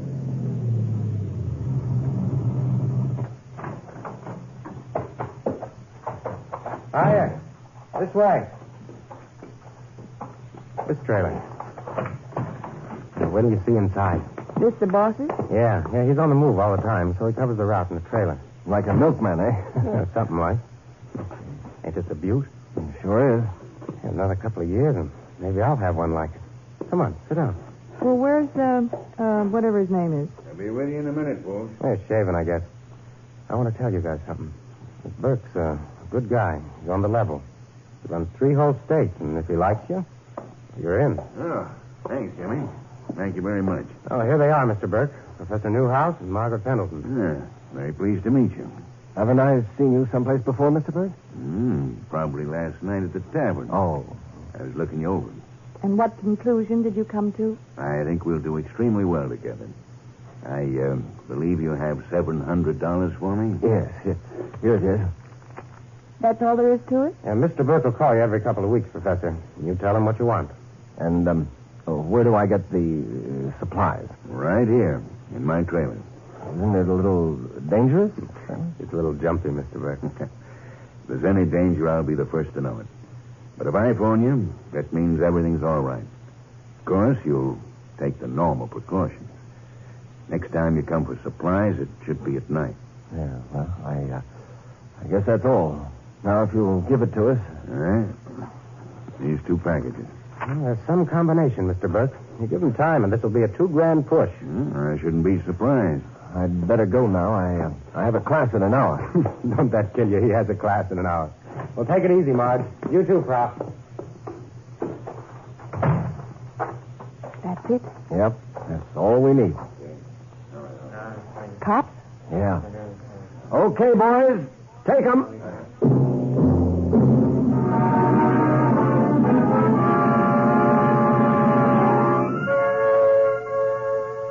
Not a spectacular finish, but a good, conclusive one.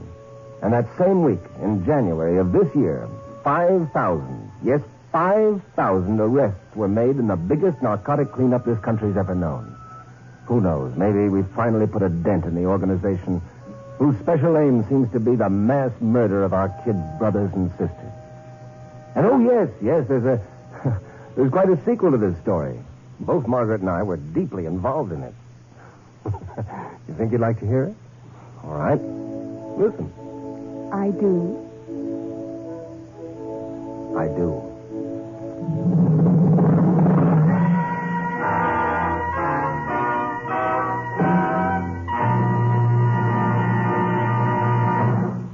This is Douglas Fairbanks again. The roundup of the university narcotics ring closes another chapter in the distinguished chronicle of our silent men, the special agents of all branches of our federal government who daily risk their lives to protect the lives of all of us.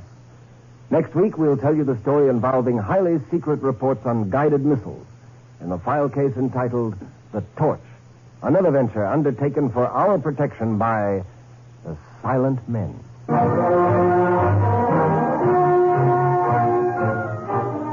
The Silent Men is produced and directed by Warren Lewis. The file case, The University Fix, was written by Lewis and Russoff and transcribed in Hollywood. Only the names and places were fictional. Featured in our cast were Mary Jane Croft, Bill Johnstone, Lynn Allen, Paul Richards, and George Peroni. Your announcer is Don Stanley. Douglas Fairbanks is currently presenting Betty Davis, Gary Merrill, and Emlyn Williams in the motion picture Another Man's Poison. Listen again next week and every week to other exciting cases involving the law enforcement adventures of the special agents of our federal government. For they are the Silent Men. As clearing road conditions throughout the nation beckon the Sunday pleasure driver out onto the highways, once again the National Safety Council sounds the warning to all motorists to drive safely. Follow the example of the men who make their living on the highways of the nation, the truck drivers. They drive carefully and courteously because they are taught to drive that way. They know that careful and courteous driving will keep them alive on America's highways. Be courteous and careful when you drive. Don't chisel in traffic. The life you save may be your own. Follow the campaign of the next president on NBC.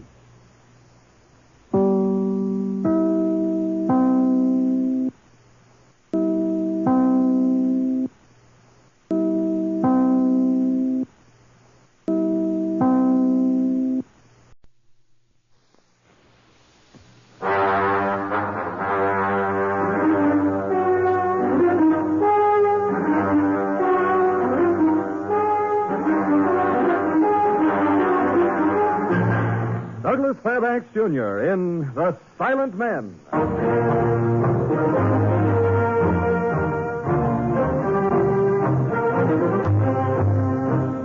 The National Broadcasting Company proudly presents Douglas Fairbanks' production of The Silent Men.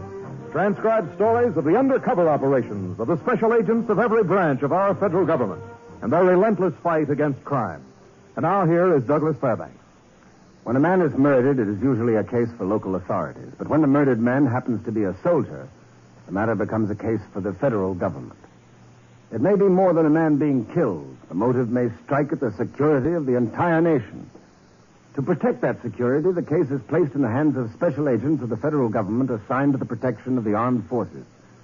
Tonight, I will assume the identity of one of them, Special Agent Frank Hepburn, in the file case entitled The Torch, in which only the names and places are fictional.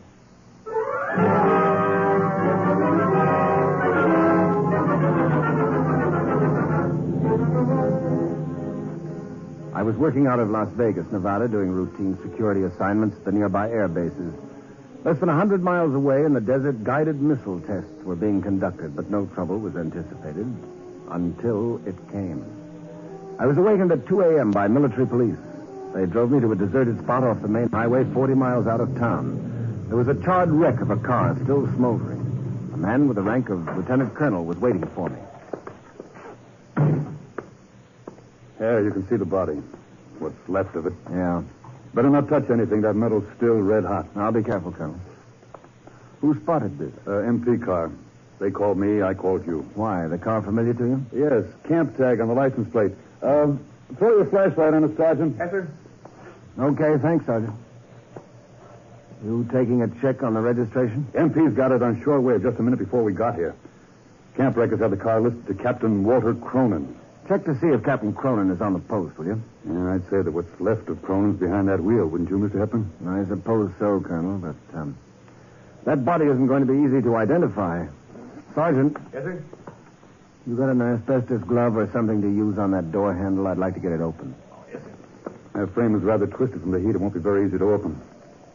What are you looking for? I'm just hoping that Cronin was in uniform when this happened. Should be some buttons or his captain's insignia in there somewhere. Easy does it, Sergeant. Don't burn yourself. I'll be careful, sir. I can get this bar in its place. That does it, sir. Thanks.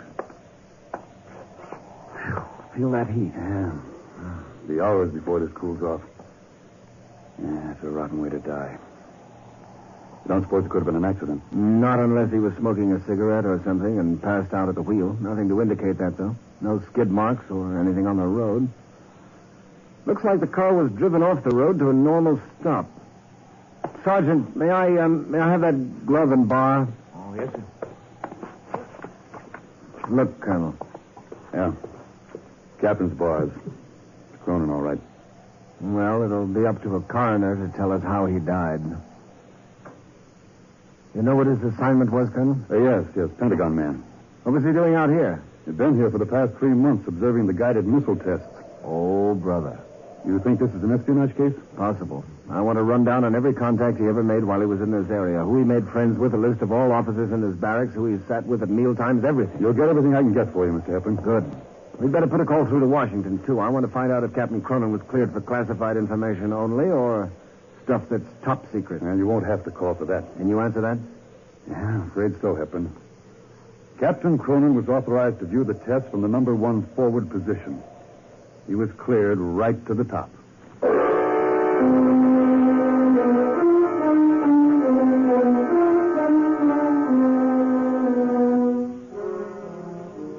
There was nothing to do but wait for reports, and when they came, they were not good. The first one came to the colonel on the telephone. Yes. Thank you, Cronin. Yes, I got it. No, turn it over to the police laboratory, and we'll check with them later. Thank you. Is that the medical report? Yeah. He was murdered, all right. How? Bullet through his head.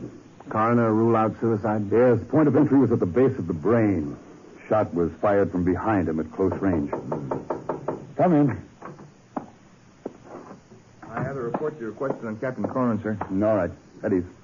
The captain left the post at gate 5. What time? 10:15 last night, sir. You sure of that, Sergeant? Yes, sir. It's the only listing on the captain. Anything else to that report, Sergeant? Was Captain Cronin alone? Well, he was when he left the camp, sir. Any other questions, Hepburn? No. No, thanks. Thanks, Sergeant. Yes, sir. You can go.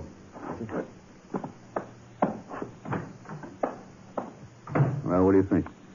Well, we checked Captain Cronin's quarters. Everybody knows he had a briefcase, but it's not there now. He probably had it with him. He wouldn't leave it around. No traces of burnt leather in the car. I wonder why he left the camp. Where was he going? What happened between 10:15 and 1 a.m. when that burning car was discovered? The man was alone. We know he wasn't. Not after he left the base. He stopped someplace. He must have. Think he might have picked up a hitchhiker? Yes, I think he must have. But if he did, it was somebody in uniform, somebody he knew. Yes, but there's no way of telling that for certain. Colonel, it has to be. To be cleared for the kind of information he had, the Pentagon must have put him through a ringer. They don't give assignments like that to men who are careless. You went through his spare uniforms. Wasn't there anything to help in the papers you found in his pockets? Something I noticed written on the back of this bill from the officers' club. Oh? A number. 427. Any idea what that could mean? Something to do with the test he was observing. No, don't think so. Anything to do with the test would be in geometric form. He wouldn't write it on a thing like this anyway. Probably isn't important unless... Unless what? Ever scroll a number on the back of an envelope or a piece of scrap paper, a bill? Sure, once in a while. Oh, I see what you mean. A phone number. It's a possibility. A phone number without an exchange? Well, it could be right here from the camp, Colonel. An extension number. Mind if I use your phone? No, go ahead. I'll dial extension 427 and see what happens.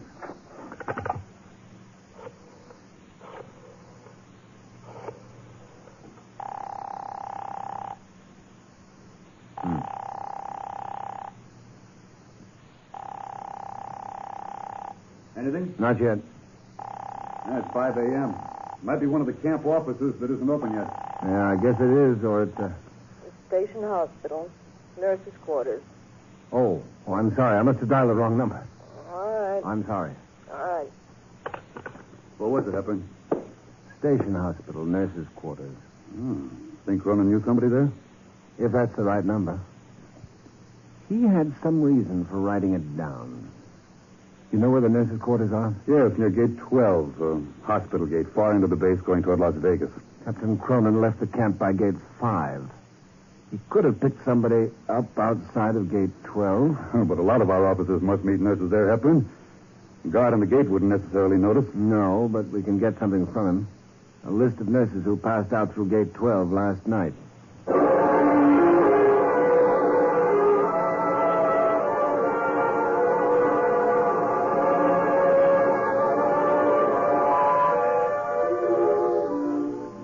We clamped censorship on all reports of Captain Cronin's death, pending notification of next of kin, and got a list of the nurses who passed through Gate 12 the night before. When the list was completed, we went to the head nurse. It was the same woman I'd spoken to on the telephone. Captain Cronin. Wouldn't remember. Cronin was about 5'11", 180 pounds, had a mustache. About 32 years old and getting prematurely bald. Here's a list of the nurses who left the base last night. We think he might have picked one of them up. Phillips, Crotcher, Harris, Jacqueline Marshall. You think somebody who answered that description. Maybe we better talk to her directly then, Hepburn. It'll be easy, Colonel. She's gone. Gone where? Is she on furlough, transfer, or what? No, she was discharged yesterday. Left last night to go home. Oh, fine. Colonel, will you call the AGO's office, find out where home is for Jacqueline Marshall? Sure. I think it was someplace in Michigan. Don't remember the town. Do you know how she planned to travel? Yes, I do, by train. Hello. She was catching a train from Las Vegas at 11:45 last night. I heard her mention it to Private Whiteson. Who's Private Whiteson? G.I. Came over to help her bring her bags down at the gate. He was always helping her with something. Boyfriend? No. Just a patient of hers when she worked the orthopedic ward. Got a crush on her. Happens all the time. Just a big, overgrown boy. Did he just take her to the gate, or did he go into town with her? Well, I don't know. AGO says Nurse Marshall's records give her hometown as Lansing, Michigan. Good. That means a couple of days' travel for her. I can grab a plane and pick up the train she's on route. But before I start, I want to see somebody else. Oh, who? A man named Private Whiteson. Better check AGO again and find out where he's attached. I know where he's attached. Oh? Whiteson's in my headquarters company. You're not going to like this information, Hepburn. What's the matter? Private Whiteson had a pass that expired at midnight last night. He didn't turn up a roll call this morning. Sergeant has him listed as AWOL.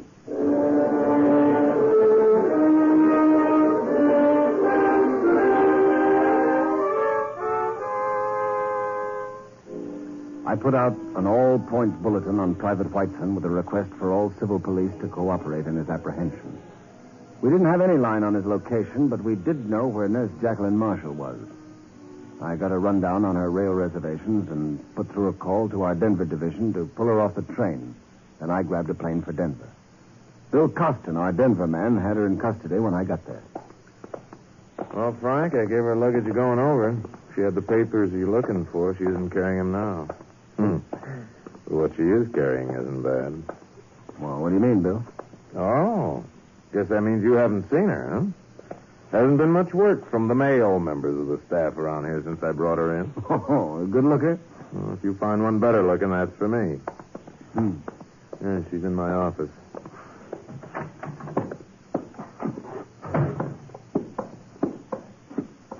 Here's the man we've been waiting for, Miss Marshall. Frank Hepburn. Well, that's very nice. Now maybe I can find out what this is all about. Just want to ask a few routine questions that couldn't wait, Miss Marshall. Well, then please start asking. Only I assure you, if somebody stole some penicillin or something from the station hospital, it wasn't me. This has nothing to do with the hospital, and you're not accused of anything, I promise you. I just want to know what you know about a Captain Walter Cronin. What do you mean, what I know about him? You know him? Yes. Understand you went out together quite a bit. Once in a while. When did you see him last? Last night. He drove me to the train. All the way to the train into Las Vegas? Yes. Stop any place on the way? No. We stopped someplace in town for a drink just before we went to the station. Uh-huh. Were you alone? I mean, just you and Captain Cronin? No. There was somebody with us. A boy from the camp. Private Whiteson? Why, yes. We didn't really want him along, but, well, he helped me with my luggage, and he asked for a ride into town. And when we got there, he said his pass was up at midnight and asked Captain Cronin for a ride back to the base. I see. Cronin have any objection to that at all? Why should he have? He was going back anyhow. Mm-hmm. He only drove in to give me a lift. You can check that easily enough, Frank. Yeah. Cronin went into the station with her, a red cap, or somebody ought to remember seeing him. Yeah, sure. You can check all you want. I'm telling the truth. And I think that entitles me to know what this is all about. I'll tell you what it's all about, Miss Marshall. You may have been the last person, aside from Private Whiteson, to see Captain Cronin alive. Are you telling me that Walter's dead? He was murdered last night, after he left you at the railroad station. If he did leave you there. But he did. He did, I tell you. All right, take it easy, Miss Marshall. One thing I want to know, and it's very important. Did Cronin have a briefcase with him when he drove you in? I don't know. How do you expect me to think when you hit me with something like this? Well, think, will you? This is a security matter. I think he did. Yes. Yes, he did. Because he carried it with him when he got out of the car. A red cap took my bags. How about Private Whiteson? Was he with Cronin all the time? Yes. He stuck to us like glue. Gawking at us when we were trying to say goodbye. And that's another reason I remember the briefcase. Walter was holding it when he put his arms around me to kiss me. Uh-huh. You make any arrangement to see Cronin again sometime? Well, we exchanged addresses. We were going to ride. I guess it would have been up to him if we were going to meet again. I see.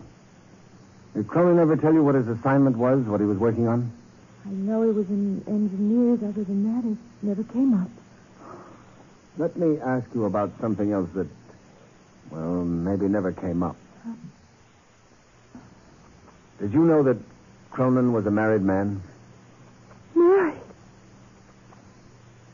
No, I didn't. He never told me. Maybe you should have asked. All right, Bill. I don't see any need for holding her any longer. Yeah, Frank. Thanks, Miss Marshall.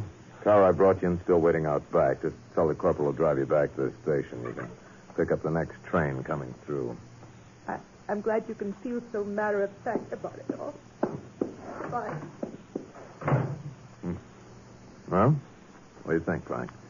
Story sounds all right. She might have mailed the papers ahead for a pickup, or somebody else may be carrying them for her. Have somebody on that train. I want to know about every breath she takes from now until we wind this thing up. No, I won't send anybody. I'll go myself.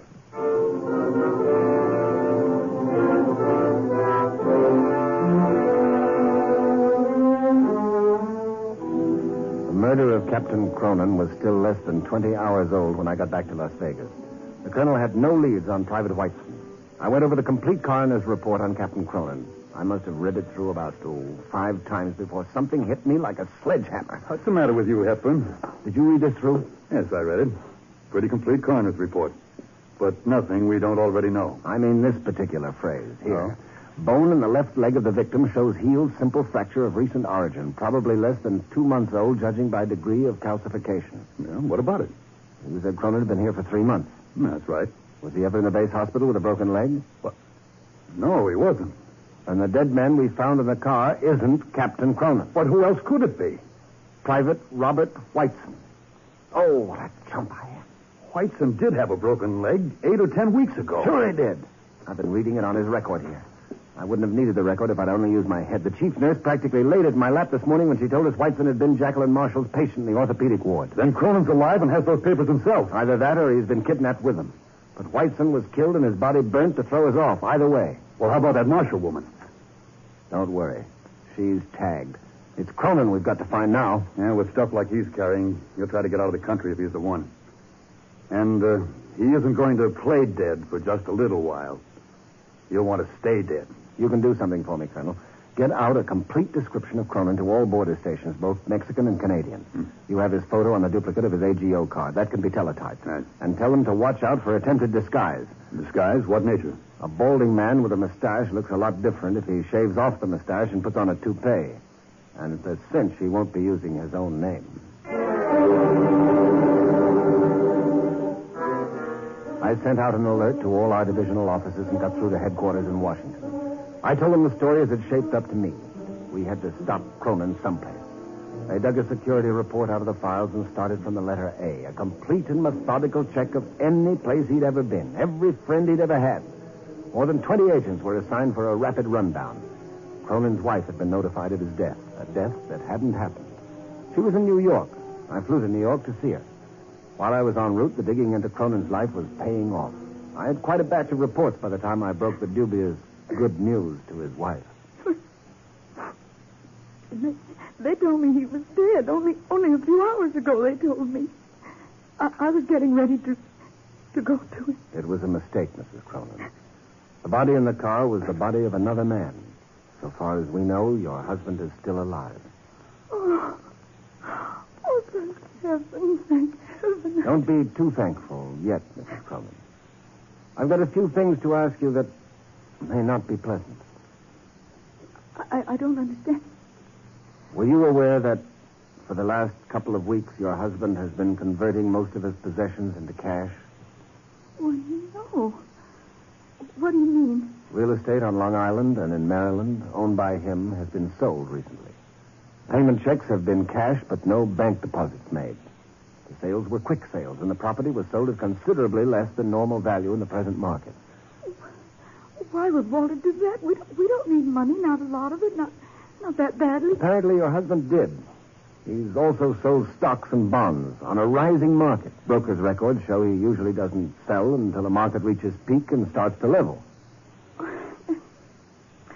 I just don't understand. What does it all mean? When did you hear from your husband last? Well, I had a letter just a while ago. How long a while ago, Mrs. Cronin? It'd be best to be frank. 5, 6 weeks, maybe. Walter isn't much on writing, you know. I'm going to be very personal, not because I want to, but because I have no choice. Has your marriage been in trouble, to your knowledge?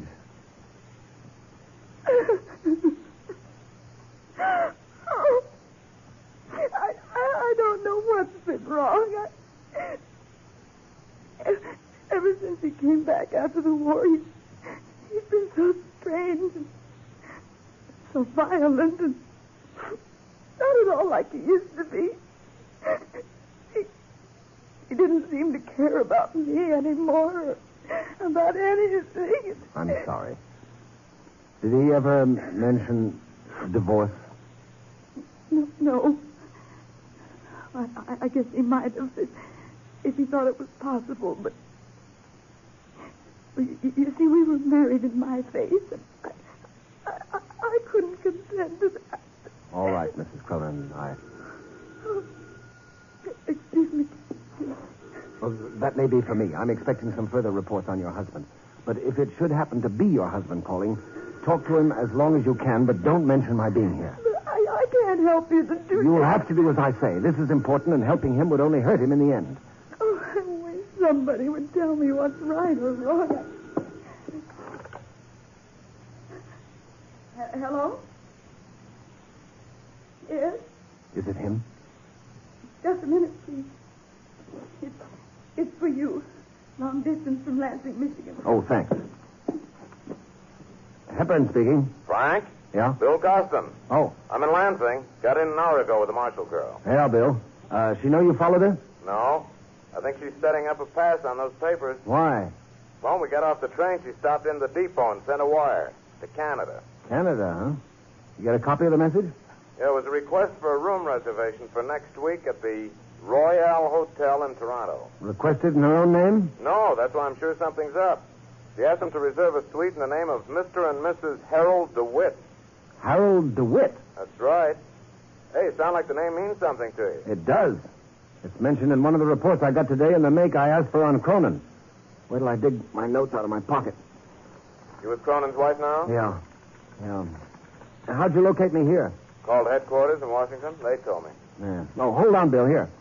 Here's the thing I'm looking for. Yeah? About a month ago, Cronin wrote to a friend, an automobile executive in Detroit. Asked him to arrange for a friend to pick up a new car from a dealer in Eau Claire, Wisconsin. Name of friend, Harold DeWitt. Hey, that's sharp. How'd you get that tidbit? Our agents have been checking on anybody who ever knew Cronin, asking when they saw or heard from him last. That was in the bunch of answers. Uh-huh. And now the Marshall girl makes reservations in the same name for a Canadian hotel. DeWitt is the cover-up name Cronin has picked for himself. Stick close to that girl, Bill. Don't let her out of your sight. They're working this together. Yeah, Frank, hold it. What's your play? I'm grabbing a plane for Eau Claire to become an automobile salesman for just one brief sale.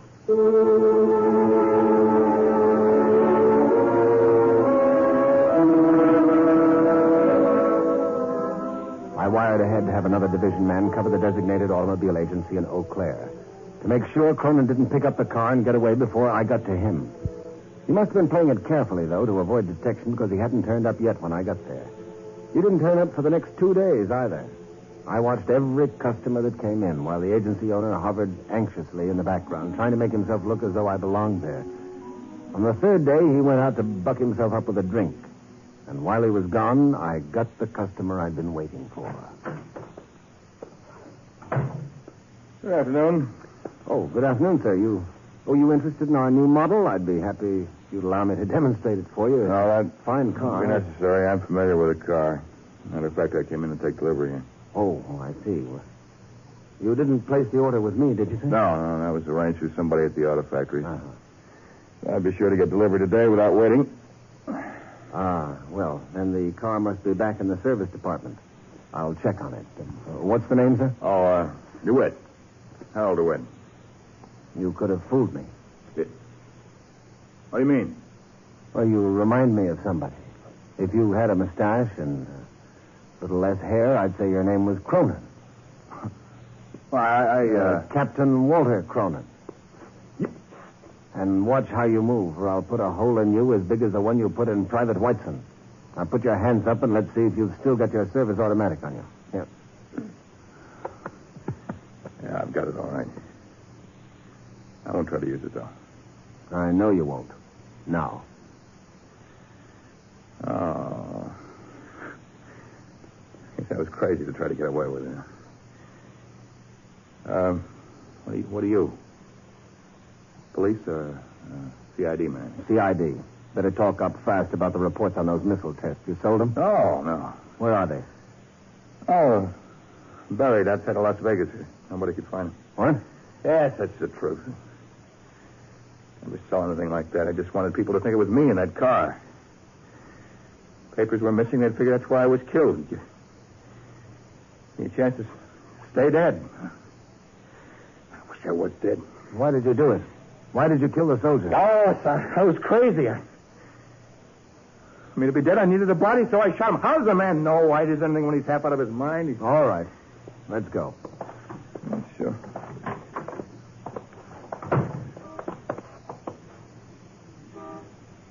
Look, you got me. It doesn't make any difference to you if we take just an extra minute or so. I'd like you to do something for me. Like what? I got a package with a lot of cash in it. It's all mine. I swear it's all mine. Now, just let me address it and drop it in the mail. To who? Why should that make a difference to you? Because if you want it sent to your wife, we can take care of that for you.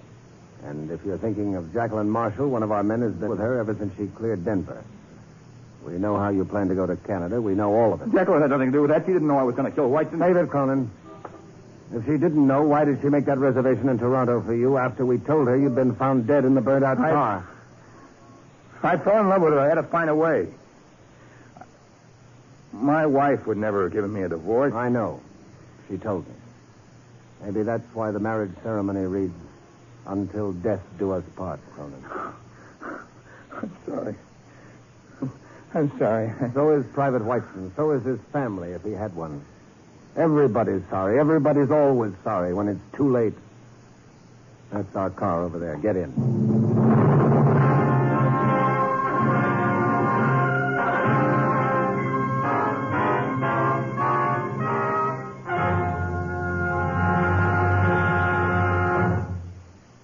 This is Douglas Fairbanks again. Although he had not sold out his country, as at first indicated, Captain Walter Cronin and Jacqueline Marshall were convicted of the murder of a member of the armed forces. Their conviction closes another chapter in the distinguished chronicle of our silent men, the special agents of all branches of our federal government who daily risk their lives to protect the lives of all of us. Next week, we'll tell you the story involving war against the innocent in the file case entitled Food and War, another venture undertaken for our protection by the silent men.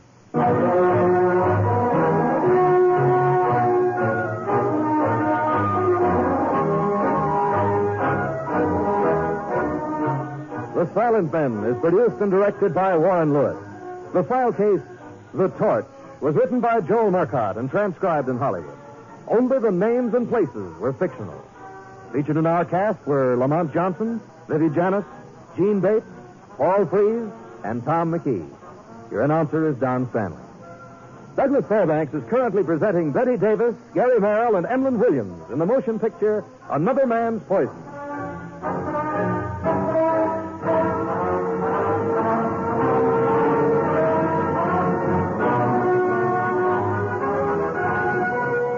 Listen again next week and every week to other exciting cases involving the law enforcement adventures of the special agents of our federal government. For they are the Silent Men.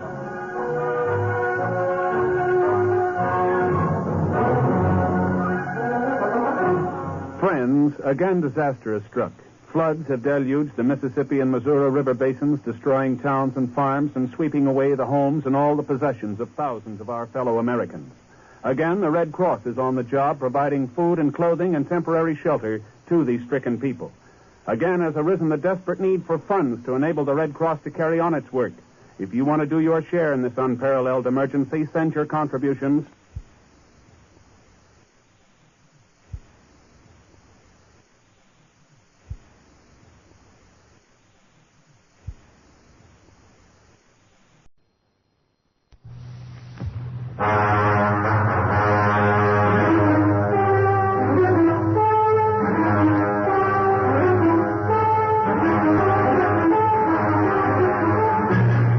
Douglas Fairbanks, Jr. in The Silent Men.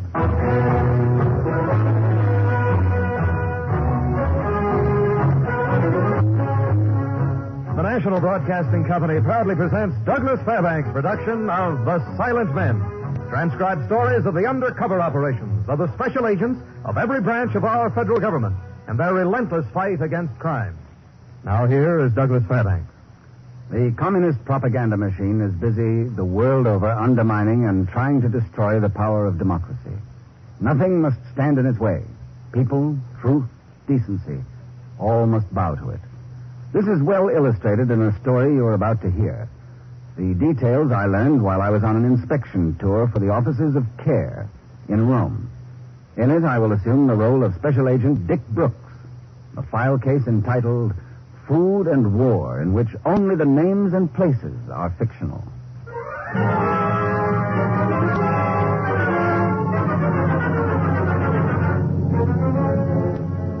It was a beautiful Italian afternoon. One of those days when even a special agent takes time off just to stand and look out of his open window. I'd been attached to the American Embassy for more than a year, and during this time I'd made many friends. I saw one of them on the street approaching the outer door to my office. Maria Rocco looked grave and determined, more so than any little girl of 9 ought to look. Under her arm, she clutched a paper-wrapped package. She started up the steps, and I went to open the door for her. Hello, Maria. Well, how's my little sweetheart? No, sweetheart. Oh, what's the matter, Maria? Something wrong at home? No. Well, you better sit down and tell me what's on your mind. I come to say adieu. Goodbye? Has Mama Rocco sold her rooming house? No, but I say goodbye. I see. And I never speak to you again. Oh. So long I live, I never speak to an Americano. Oh, now, wait a minute. You can't take it out on Uncle Sam just because you don't love me anymore. I am sorry you teach me to speak English. I am sorry you buy me gifts. Well, don't I get a chance to defend myself? You give much pain to me and Mama. I did? It was a big joke. When the Paco come, Mama cried because she was so happy. When what came, Maria? We think there will be chocolato inside. Then the joke. Here is the Paco. Look. Well, this is a United Nations food package. See? Open. It was empty. That was your country's joke, senor. A food Paco with nothing inside. Oh, it's just a mistake, Maria. I'll write them a letter and they'll send you another one right away. It's no mistake. Everybody find the same thing. Empty Pacos. Adios, senor. Well, just a minute, Maria. Just a minute. Adios.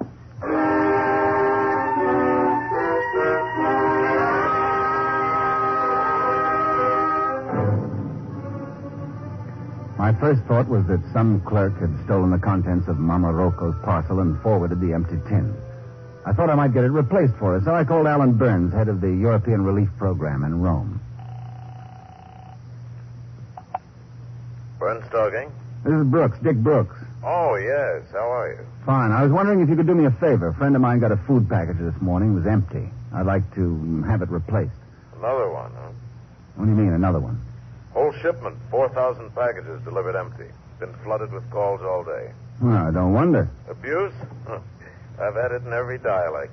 Were the packages empty when they arrived in Rome? No idea. Post office knows nothing. Railroad knows nothing. We'll investigate, of course. Well, hold off till I see you. Sure. You coming down right away? Yeah, in about an hour. Got to patch up a quarrel with a little girlfriend. Oh. Well, good luck. Well, maybe you can help me out. You know where I can pick up a fresh supply of bubble gum?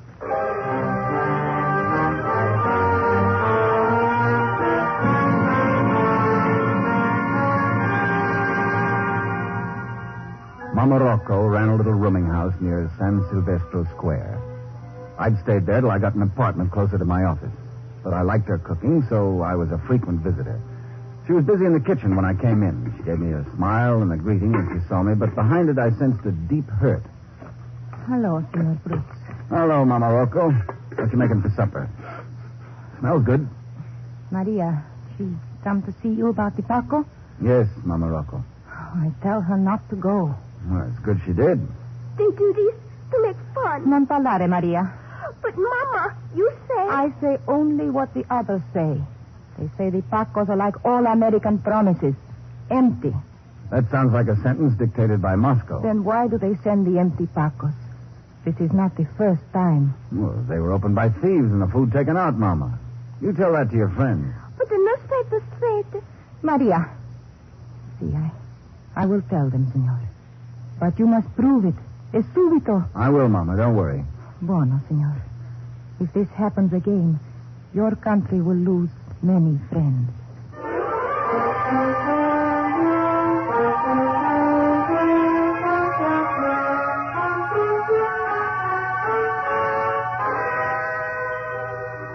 On the way to Burns's office, I bought an Italian paper. The stories of the empty food packages were now front-page news. What seemed to be a straight hijacking theft was being treated like an international incident. The headlines hinted that we were sending the empty packages to serve our own propaganda ends. When I was admitted into Burns's office, I found copies of the party line papers spread out on his desk. Oh, listen to this one. American gangsters are pranksters. Well, it certainly seems to be stirring up some violent reactions. On surface, it looks like a smartly engineered bit of thievery, but I think there's more to it than that. Turned out to be good communist propaganda. Yeah. It's almost as if they had the presses all set up knowing this was going to happen. We're doing all we can to find out. I'll report into my chief. He may want our office to take over. I'll be tickled to death. If we can prove the local communists engineered the whole thing, their propaganda value will reverse itself. Show them up for what they are. Yeah. Steal food from their own people. Where was this shipment loaded? New York? Okay. Contact New York and check to see if the packages had their full weight and when they were loaded on the ship. There'll be records of that. Then see if you can check the weight when they unloaded. Lahar. Well, that'll give us something to go on. Right. Any way of identifying the contents of these packages? Sure, easy. Here.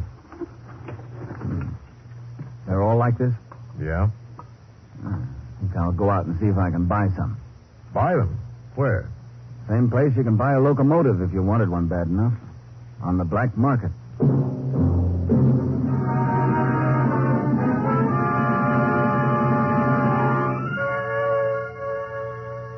I went looking for tins of meatloaf, UN Food Pack brand. The black market in Rome operates on a 24-hour basis. The food section operates in the far end of San Silvestro Square, right near the church. And although it was 9 o'clock in the evening when I got there, the place was a beehive of activity. Strange contrast to the ever-present church bells in the background. Ah, un americano. I know what you want. Cigarette, huh? Every kind. No. Maybe caviar, coffee? Si, coffee. What kind you want? No, that's not what I'm looking for. Hey, you come to look or to buy? Everybody comes to look. Pretty soon we make a rule. Charge admission. No. I'm a customer, a cash customer. What would you like to buy? You know the food packages the UN people send over here? Sure, good stuff. They have a meatloaf they put out. I want 6 tins. Where can I get it? Down the street, all you want. Andiamo. Hey, tutto go. Hey, just a minute. What? What do you want? You're no customer. I want you to buy 6 tins for me. Oh, it'll cost you 500 lire. Okay. In advance. Masetto take in advance.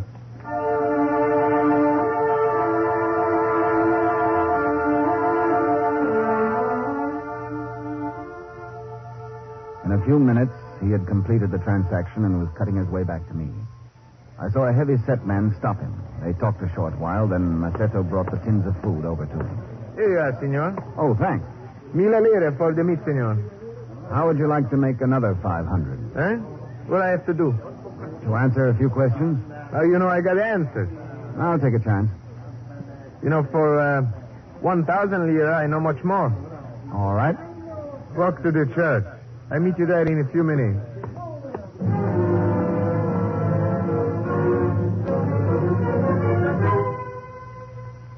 All right, senor. I cannot stay long. How many tins like these do they have for sale? Thousands. Another kind, too. Cheese, zucchero. Where do you get them? Cookie-piece. I never see so many on the market. Is each man selling for himself? No, senor. They work for someone else. Who? The man I talked to. What's his name? Paroli. Pietro Paroli. Is he here on the black market all the time? You ask too many questions for so small a price. What other kind of work does he do? He kills people who talk too much. That's his real name, Pietro Paroli? For only 5 lire, I tell you something about yourself. About me? See, something you should know. Paroli knows you're a government man. Well? He says someday he has to kill you.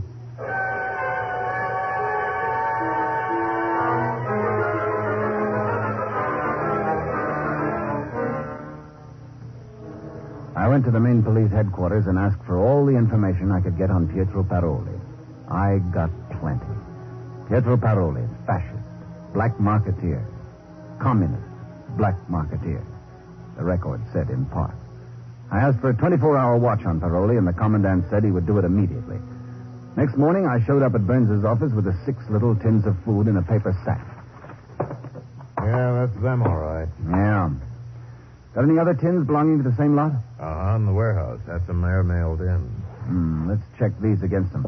Come on. I got that information from New York for you. Packages weighed out all right? And reached Le Havre okay. I thought so. Yeah. Things are hard to open sometimes. All right, what number do you have on the bottom of your tin?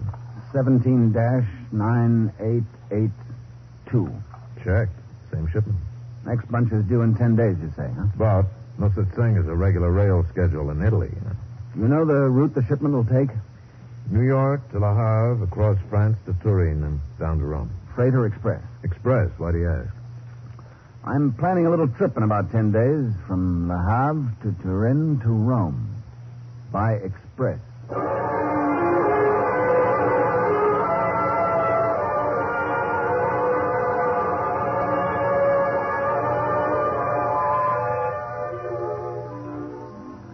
The newspapers kept up their howl about the empty food packages.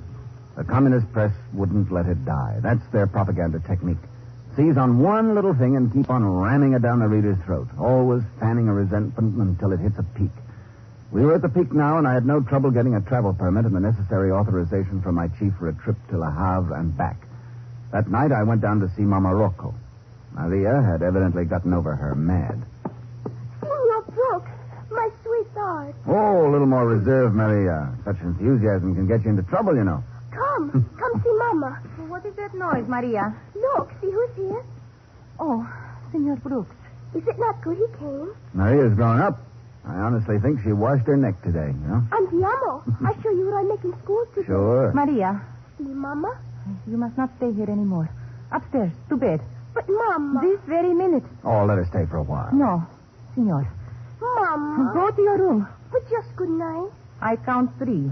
1, 2, Good night, Senor. 3. Buonanotte, Maria. Senor, please, do not come here anymore. But, Mama Rocco, why? Americanos are not welcome in our house today, Senor. That's not your real reason, Mama. What is it?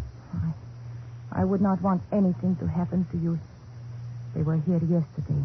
They asked about you. Paroli? Please, go. All right, Mama. Arrivederci. Senor. Yeah?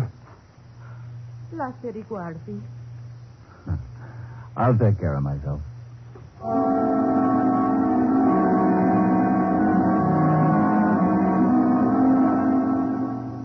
In the next few days, I became convinced of 2 things.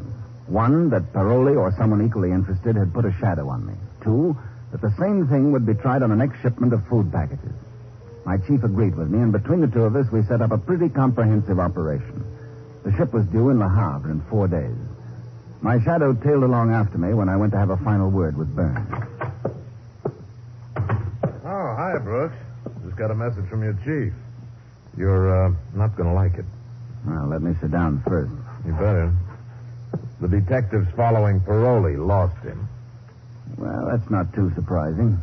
I've got a hunch I'll meet up with him in the next week or so. Well, you're pretty confident. Any way you look at it.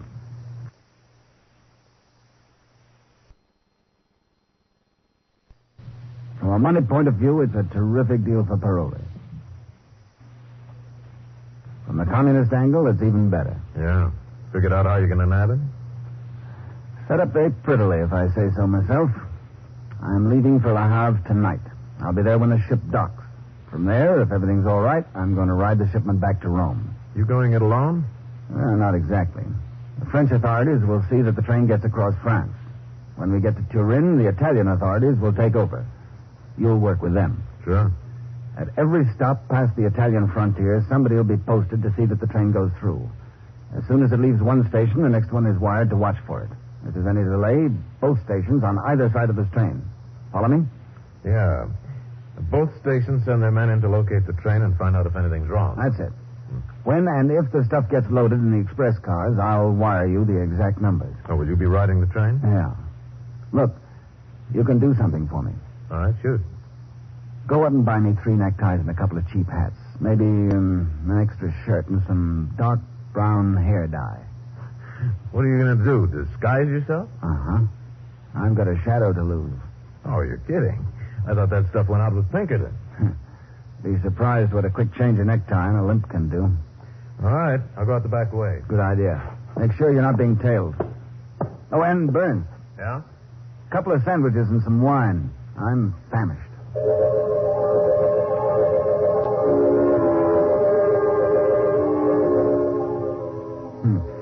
Funny how people do a take when you tell them that the art of disguise is still very much in the operator's book.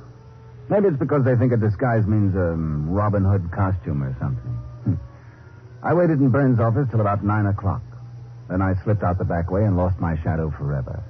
An hour later, I was on a plane taking me to Le Havre in France.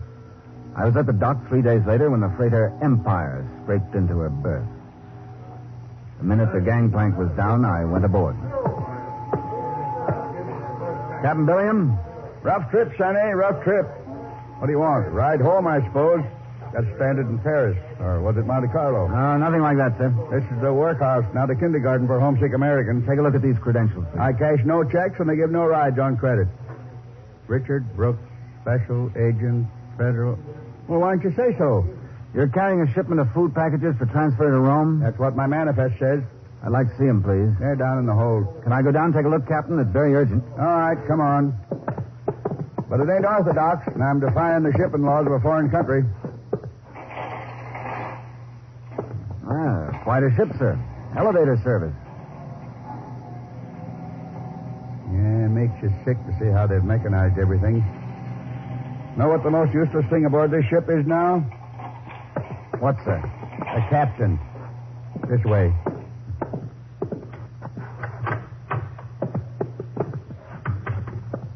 Got lost down here once. Couldn't find my way back to the bridge for 3 days. Well, here they are. Well, it seems heavy enough. I'll have to open one of these, Captain. If there's any complaints, I'll send them to Washington. Well, they're all here. Meat, sugar, cheese, chocolate. What'd you expect, wild duck?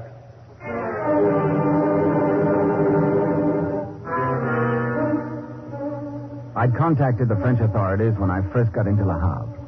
I gave them a photograph of Paroli and asked them to be on the lookout for him. They made a thorough check, but he was nowhere to be found.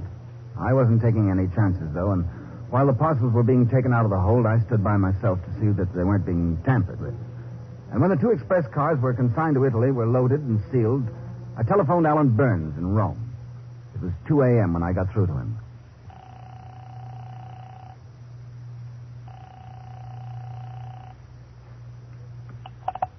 Hello? That you, Burns? A little sleepy, but it's me. I've been waiting up all night for you to call. Any special reason? Nobody's heard from you. Your office contacted me for information. Tell him I've been busy. Everything all right at your end? So far. Any sign of Paroli? No. Police been looking for him since you left. No trace of him. I thought he'd show up here, but he hasn't. It's got me worried. Yeah, maybe he's scared off. No, that wouldn't do us much good. I hope not. Hey, you sound kind of funny. You sure everything's all right? Yeah, I'm just tired. Haven't slept for quite a few days. You all ready at your end? We're ready. Here's the number of the 2 cars. You got a pencil? Yeah. Both of them are riding next to the engine. Now get these numbers. All right. 140789. 789. You got it? Yep. And 724481. 724481. All right. When are they pulling out? In about an hour. I'll be seeing him. Yeah.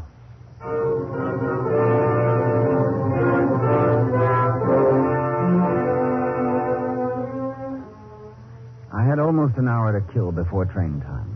My eyes began closing, so I slipped into a booth in the little restaurant for some of the stuff they call coffee in France.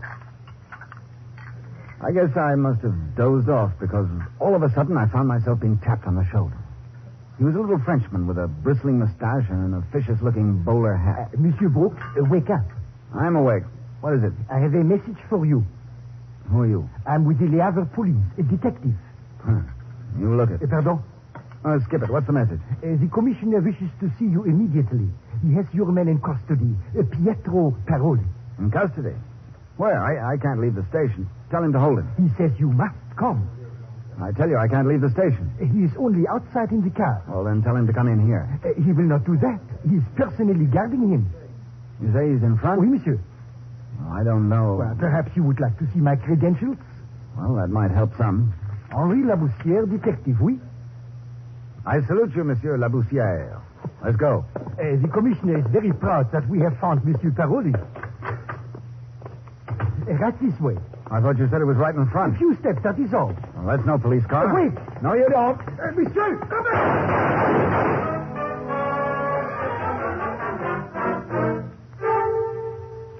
I felt the hot zing of metal in my arm, and then I went down. They took me inside and stretched me out on the floor and tried to make something big out of it, but I knew a flesh wound when I felt one, so I got some gauze antiseptic and did a first aid job on myself. The train was ready to pull out, and I got into my compartment and sat down. After that, I fell into a kind of sleep. I didn't know if it were hours or days later when the man came into my compartment. I didn't know who he was at first. Signore Brooks would perhaps like some company? Paroli? Si, senor. Even though we have never met. Pietro Paroli. You have a good head for photographs, no? What are you doing here? Oh, perhaps one needs an American permit to travel on a European train? Hey, you hurt your arm? Some of your friends took a shot at me. My friends do not miss. These did. I will not quarrel with you. You are tired. You go back to sleep. Where are we now? You have passed Turin? In Italy. Si. You have had a long rest. Yeah. I thought you'd be a more formidable opponent, Senor Brooks. Where is the American thoroughness and preparation we hear so much about? Only one man. And a tired, a sick one, to prevent an operation that is so important to each of us. We're ready for you. Oh, come. Such a melodrama from so intelligent a man. I am a realist. You are a realist. You have lost, I have won, that's all. You must be realistic. There are international courts. True, senor. But dead men do not testify. And by the time we reach Rome, you will have completely disappeared. I've only been waiting until the train arrived on Italian soil.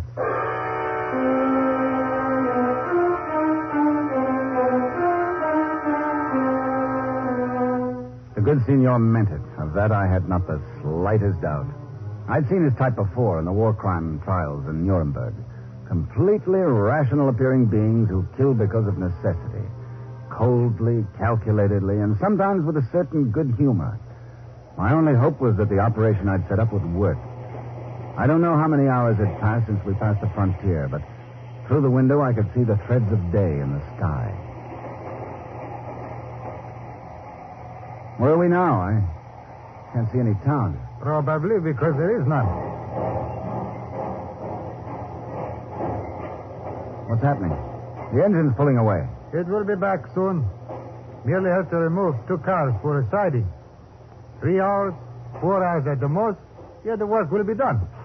Let me out of here. Sit down, you fool. What can you do out there? I'm going anyways. This gun says you are not. The door is locked. Of course, and I have the key. Come and take it from me. You win. That's right, I win. Now you sit down.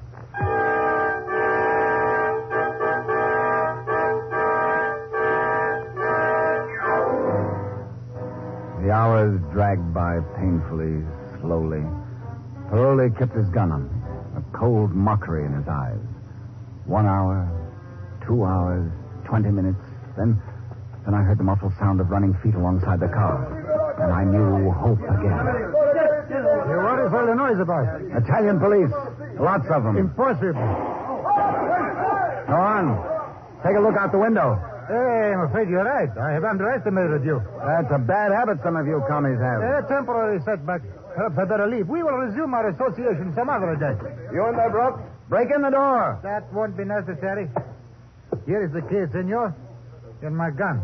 I told you, I'm a realist. See, a realist. I know another name for it.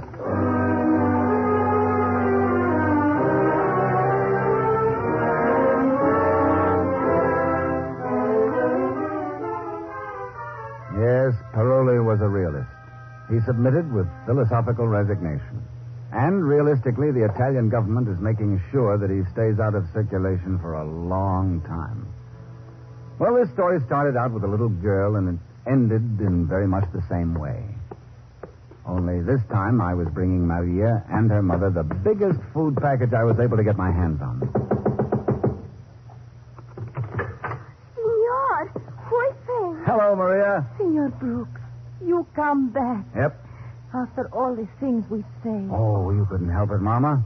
Here's something for you. Look. A buckle. A football. Meat. And cheese. Oh, zucchero. Chocolate. E burre. And... Oh, and bubble gum. Now, my dear sweetheart, Maria. Oh, senor, I'm going to marry you.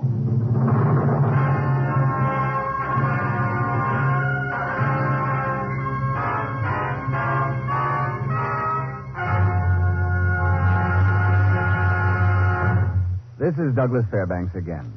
The case of the stolen food parcels closes another chapter in the distinguished chronicle of our silent men, the special agents of all branches of our federal government who daily risk their lives to protect the lives of all of us.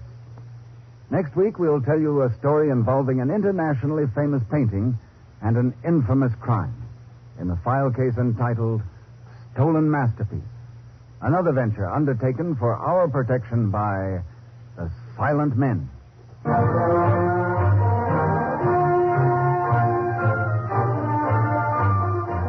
The Silent Men is produced and directed by Warren Lewis.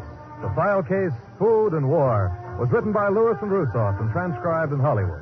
Only the names and places were fictional. Featured in our cast were Paul Frees, Fritz Feld, Alma Lawton, Ben Wright, Ralph Moody, and Joan Ray. Your announcer is Don Stanley. Douglas Fairbanks is currently presenting Betty Davis, Gary Merrill, and Emlyn Williams in the motion picture Another Man's Poison. Listen again next week and every week to other exciting cases involving the law enforcement adventures of the special agents of our federal government. For they are the Silent Men. As individuals, we can't solve all the problems of international strife and tension. But as individuals, we can declare ourselves on the side of friendship and goodwill. The best way to express your goodwill is through CARE, C-A-R-E, the non-profit international organization that delivers food and clothing packages to the needy in other lands. CARE is the most efficient and economical way to send food and clothing abroad on a person-to-person basis. Delivery is guaranteed, and you can send more dollar for dollar than in any other way. Just send $10 to CARE New York or only $5.50 for the new thrift package. Give your name and address and the name and address of the person who is to receive your package. If you don't know of anyone you'd like to help personally, CARE will select a deserving family for you. Follow the campaign of the next president on NBC.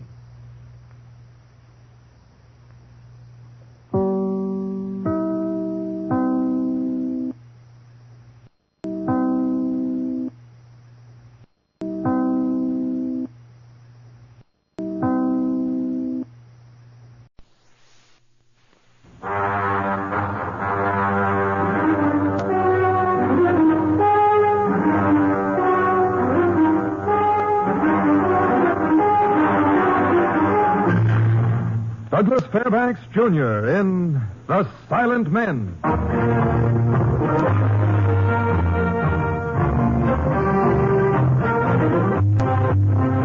The National Broadcasting Company proudly presents Douglas Fairbanks' production of The Silent Men.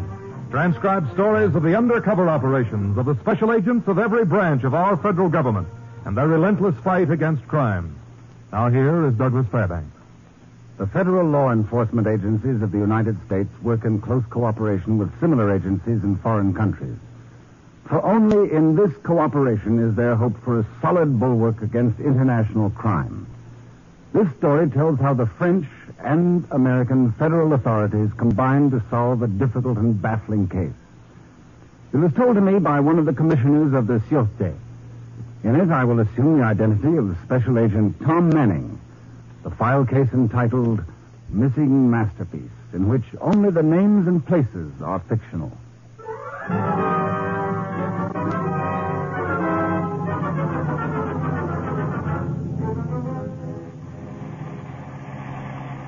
The man beside me in the car was Monsieur André Mondeau of the Sûreté. He was an art detective. For this assignment, he had the training and background. I had not. Art is everything. Lights and shadows, colors and brushstrokes. Masterpieces and murder. Well, that runs the complete gamut, Inspector. And this Caro, this picture you're looking for, is a masterpiece.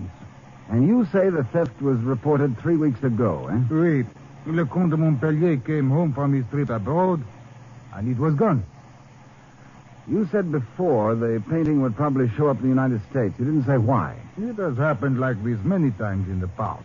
Well, that's not exactly what I'd call evidence. Ah, but monsieur, I have evidence. Well, then let's hear it. Here is the Comte de Montpellier chateau.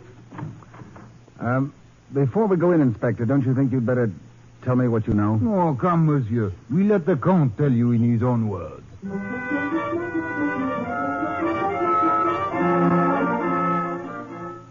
The chateau was one of those unbelievable things you sometimes see in the movies. A uniformed servant led us into a huge study where the Comte de Montpellier stood ready to receive us. This, then, is the American detective? A special agent of his government, Monsieur Tom Manning, Le Comte de Montpellier. How do you do, Count? Please to sit down. You have told the American that I wish my picture returned at once? Oh, as soon as it can be arranged, Monsieur le Comte. Monsieur Manning would like the details of what you have told us. I am weary to death of repeating them. But about 1 month ago, an art dealer, Monsieur Carpentier, asked if he could bring a client of his to see my collection. You said he might. Oui. Mm-hmm. They came, and immediately this lady was drawn to my Corot painting. A woman, eh? Then she had the effrontery to try to buy it for $25,000. Monsieur Lecomte reminded her that such pictures were not exportable. Yes. I dismissed the matter, and they left. That week, I went away on a short business trip, and when I came back, I found this cheap imitation Corot in place of my priceless treasure. This woman, you got her name? Oui, Mademoiselle Banet. Adelaide Banet. A French woman? No, monsieur. An American.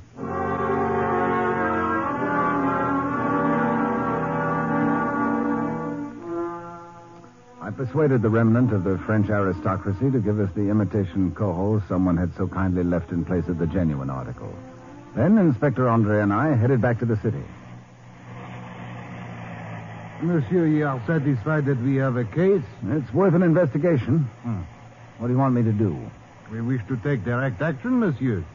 And as an American citizen is involved... May be involved. We feel that you could best talk to her. Yeah. If she will return the picture to us immediately, we will forget this whole unpleasantness. I see. Tell me, you know where she lives? Hotel La Rose. Drop me off there and I'll have a talk with her. If she's in.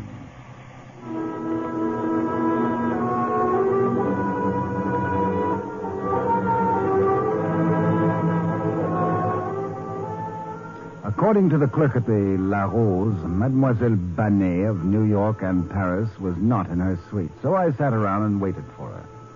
Surprising how much time an agent spends just waiting. I phoned the embassy and made a report to my chief. He told me to stick with it and do whatever I found necessary. About 4 o'clock, a tall, well-built blonde in her early 30s breezed through the lobby and up the elevator. The clerk gave me the nod, and in a few minutes I was knocking on her door. Tom Manning, a fellow American in Paris. I don't know a Tom Manning. That can be easily overcome. What do you want? To talk to you, let me in, please. Who are you? Special Agent, United States Government. Oh, well, come in. Sit down, please. Thanks. May I fix you a drink? Well, this isn't exactly a social call. I suppose you've come to see me about the Count's missing Corot. Yes, he wants it back. What am I supposed to do? Open a trunk and hand it to you? Well, that'd help. Have you got it? No. You should know that. I've been followed every minute for the past 2 weeks. I've had my room searched as only the French can do it. You offered the Count $25,000 for the picture. Yes, I knew he wouldn't sell, so I made the grand gesture. You know it's illegal to export a picture of such importance. Of course. Art is my business. You represent the first galleries in New York, right? Some women come to Paris for gowns. I come for pictures. How long have you been here? 5 weeks. Uh-huh. I understand you're sailing in a couple of days. Yes. Make some interesting purchases? I've accumulated the usual artistic nonentities for the carriage trade. Nothing exceptional, like a Corot. No. Buy all your pictures in Paris? Look, my firm has done very well without resorting to international thievery. Now, if you'll excuse me, Mr. Manning, I have to make myself pretty. Of course. Well, I'll be seeing you. Please do.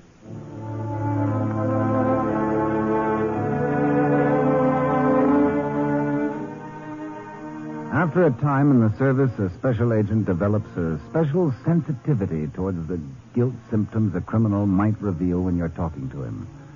In Miss Benet's case, they registered 0, and I was ready to call Inspector Andre, the art detective, and tell him to go sip an absinthe when, instead, he called me at my apartment. Monsieur Tom, I am very excited. Not me. I'm very unexcited. I spoke to the girl this afternoon. I got nowhere with her. She will not return it. Says she hasn't got it. And I believe her.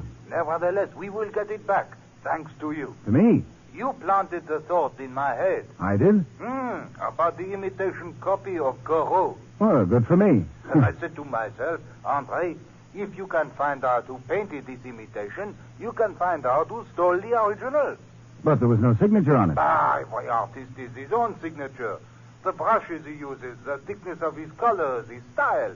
These are signatures. Well, I'll take your word for it. So, this afternoon, I've gone to see some of the better experts in painting.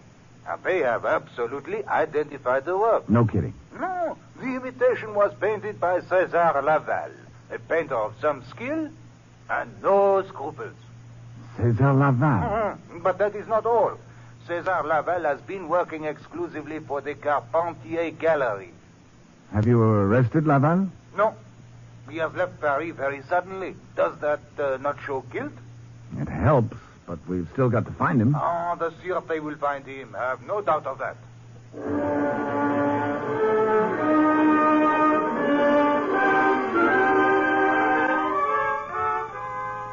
By noon of the next day, every informer in the Parisian underworld was looking for the whereabouts of Monsieur Laval. About 2 o'clock, I went to the Carpentier Gallery to take a look around. A middle-aged saleslady approached me. Bonjour, monsieur. Is Mr. Carpentier the proprietor in? He is away on a short business trip. Perhaps I can help you. I am his wife. I don't know. A friend of mine bought a painting here by a César Laval. You still have any of his works? Oui, monsieur. This way, please. You are an American? Yes. These landscapes are his. Well, they all look the same. Almost identical, sort of a mass production. They sell very reasonably. Only 500 francs. If I trusted my own judgment, I'd say they looked, pretty mediocre. He is no great artist, but there is a certain freshness. We have sold many of these to your fellow countrymen. You have anything else by Laval? No, monsieur. I understand Mr. Laval's an excellent copyist. I did not know that. Could you tell me where I might find him? No, monsieur. He is of the unstable temperament. Makes a few francs. Then he goes away. I see. You will take one of these Laval landscapes. 450 francs? I think I will, yes. No, not that one.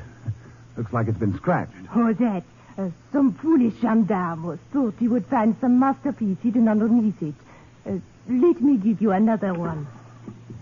Shall I wrap it for you? No, thank you. Something else, perhaps, that attracts your eye. No, that'll be all.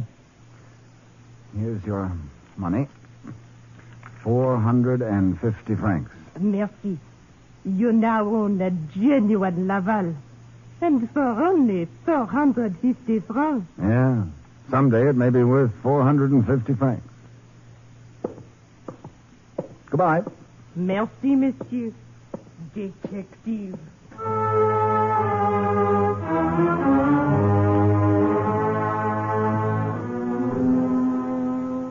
The following day, Miss Banet sailed for New York.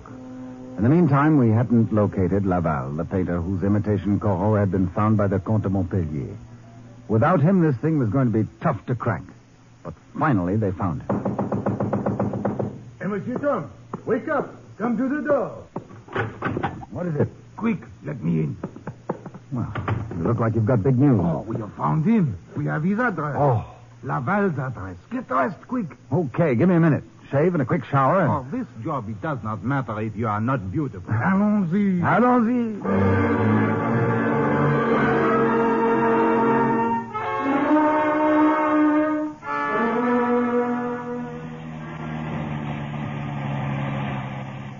For 2 days, Laval had not left his room. The caretaker told me. He had been hiding. If your theory is right, then Carpentier had Laval paint the imitation Corot. Absolutely. Well, we will walk. It's only around the corner. In a few minutes, monsieur, it will be over. I hope you're right. Here is the place at the top of the stairs. Oh, this will be a great victory for the Sûreté. Uh-huh. In the name of the Sûreté, ouvrez. Laval, you are under arrest. Looks like he's not receiving company today. Back. I'm going to shoot the lock off. Laval! Nobody's here. Let's take a look around. A few pencil sketches, dirty dishes. Here's a passport. Monsieur, quick! What have you got there? Behind this couch, look. Is that him? Oh, bien sûr. The corpse of César Laval.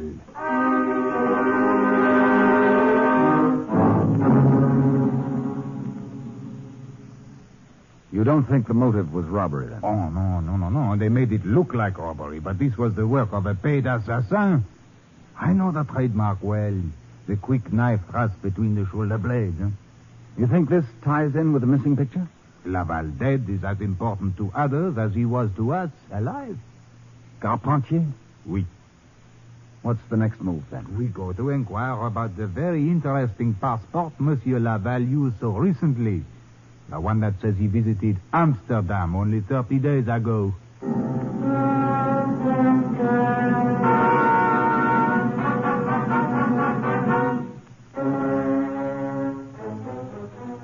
We checked Laval's recent visit to Amsterdam, and we learned some pretty significant facts.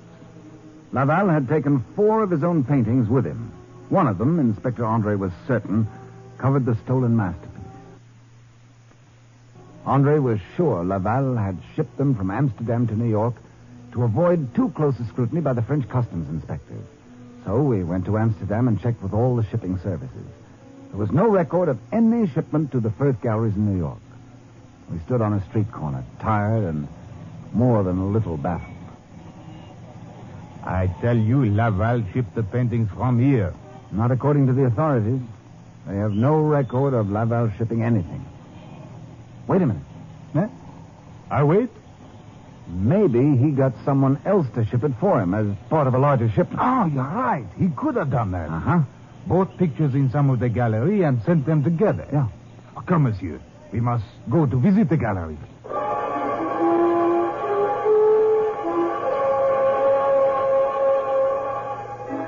We divided the territory, and in the next 4 days I acquired a liberal but painful education in the field of art.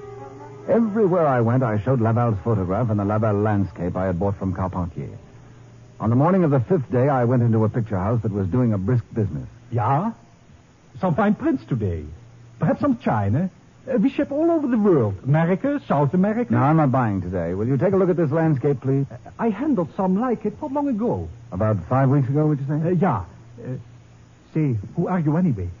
You remember the man's name? Was it Laval, Cesar Laval? I do not remember the exact name. Here. Take a look at this photograph. Yeah, that's him. I will never forget that face. Tell me why. He came in one day and bought a dozen of my cheapest canvases. He did not even look at them. They were atrocious, some of them. Then he had me ship them for him. Only the 12 pictures? No. He added his 4 own canvases, and I shipped them together. Where did you send them? Wait, I will find the shipping bill. I keep good records. Such terrible pictures they were, even for the American trade. Here it is. 16 canvases shipped to Mr. Allen Haskins, 1198 Longdale Road, Meadows, New Jersey.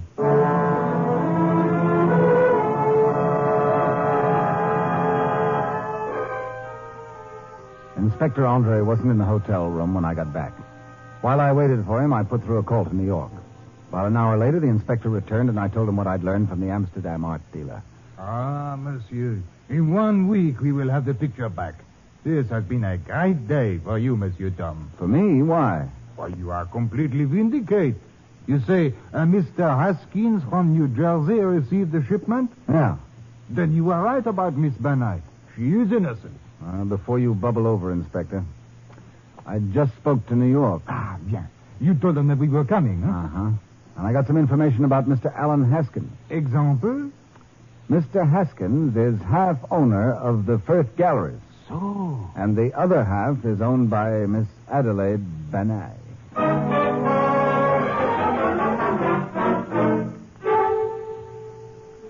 2 days later, we were in New York instituting a nationwide search for the missing Corot. But a week passed by and it hadn't turned up. In the meantime, I'd checked the reports on Miss Banai's activities since she got back to New York, and there was nothing especially significant in them. Andre's early jubilation had changed to a bitter gloom. Well, I had thought for certain the buyer of the picture would shout to the world, "Look, I have a Corot." But if the buyer knew it was stolen, he wouldn't advertise the fact that he had it, would he? But what sort of insanity is this, to own a picture like this and not share it with others? Well, it's possible, isn't it? Well, everything is possible, I suppose. Now, there's only one thing left for us to do. Confront the Miss Banai and demand the return of the painting. And give her a chance to warn whoever has it, eh? Oh, we will not leave until she tells us. I'm certain of her guilt. No, this is serious, monsieur. There is murder involved, too. But all the evidence is circumstantial, unless we can find the picture. We will make her tell us where it is. I have methods. We don't use them here. Oh, monsieur, I implore you. This is your baby, Andre.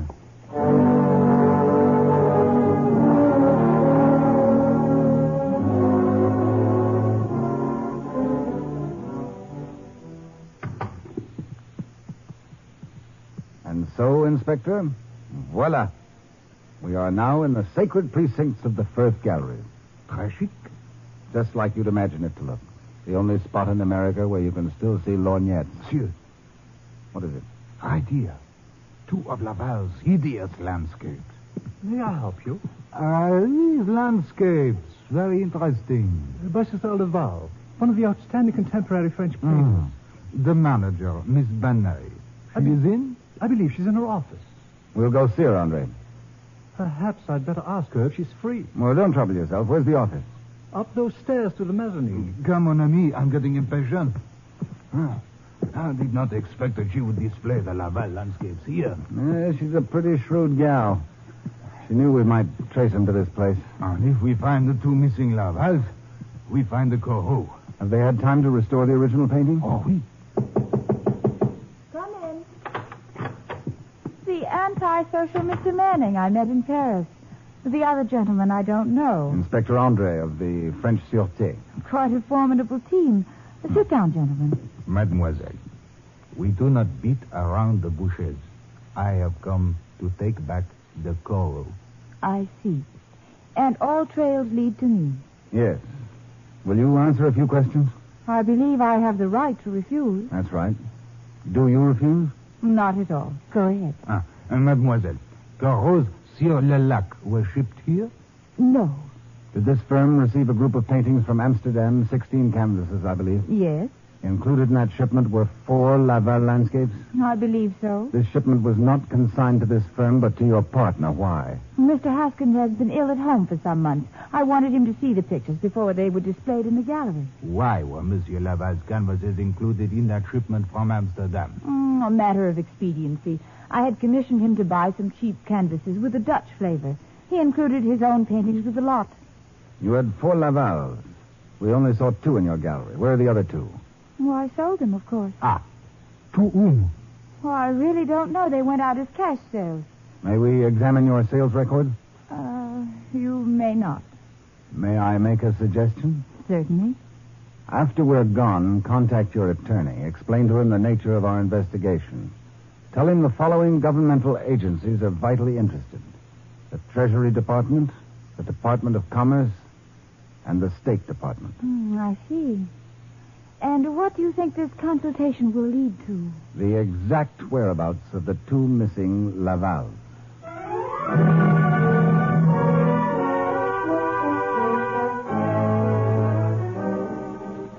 We paid our return visit to the gallery next morning. The metallic Miss Banai was waiting for us. I had expected you earlier. We wanted you to have plenty of time to think it over. It didn't take that long. You consulted your attorney? That wasn't at all necessary. You asked for certain information? I got it for you. Good. 1 landscape was sold to a Mr. Andrew Holt, West Darien Drive, Long Island. Get that, Andre? Oui. Holt. Is that the railroad man? I believe he is. Haven't heard his name for 15 years. I thought he was dead. He's very much alive. Does he buy here often? No. The other one went to a Mrs. Elizabeth Burton, 1461 Parkway Place. Aha, now we are getting some places.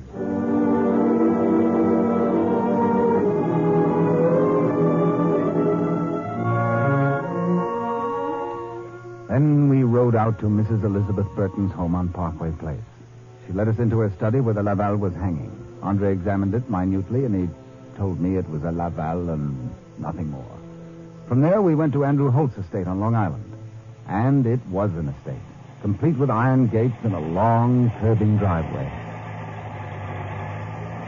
It's a formidable place, this Monsieur Holt's residence. Secluded, isn't it?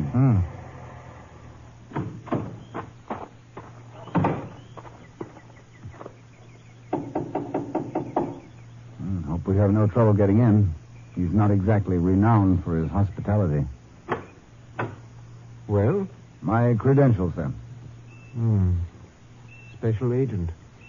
What do you want here? We are interested in your paintings, monsieur. My paintings are not for public view. You will have to wait until I die. This is not just idle curiosity, sir. This is an official call. I see. Well, come in. You are interested in one specific painting? A Laval landscape. Come this way.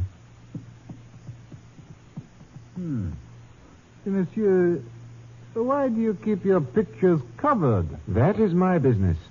They belong to me, and me alone. Here is your Laval. Oui? That is it? Do you mind if we take a look at some of your other paintings? They are not for public view. Their coverings are removed only for my eyes. I'm sorry, sir. We must see them. For 15 years, I've shared these with no one. Not even a servant. Remove the coverings, please. Oh, a Rembrandt. Yes. The dancer. I've spoken to her many times. On a lonely evening, we talked together. Another one, please. Rousseau's Sunset. Monsieur, you keep these hidden from the unhappy eyes of the world? Rousseau's Sunset. How young it makes me just to look at it. You see those 2 lovers? The man is I. Mr. Holt, you can save us a lot of time. We'd like to see Corot sur le lac. Corot sur le lac? How I wish I possessed it. What I would give for it. You do not have it, monsieur? No. Unfortunately, no.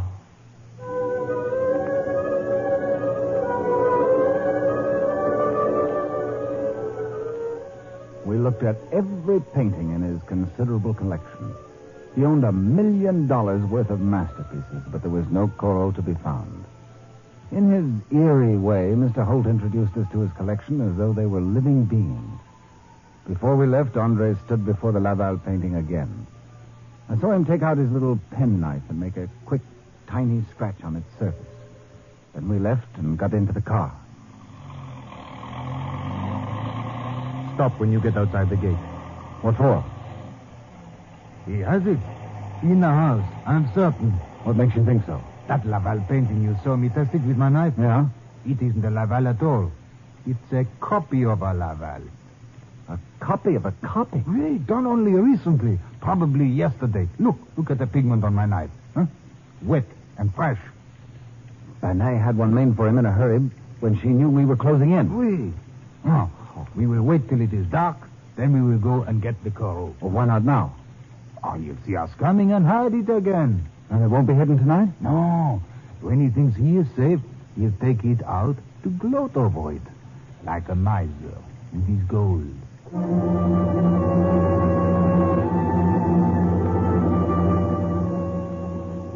About 9 o'clock, we shimmied the window and let ourselves into the kitchen. We moved cautiously down the corridor towards the cellar. The door was open. Inside, a studio lamp was shining brightly on a picture. In front of it sat an old man talking to him. You will like it here, I will be good to you. You will never want for light, or air, or companionship. We moved quietly into the room. We will have many talks together, and I will see what you have hidden in your shadows, and I will get to know the mystery of your power. I guess we might as well. Oui, monsieur. Such sentiment. I almost wish for... Oui, monsieur. That man is as close to happiness as heaven will permit.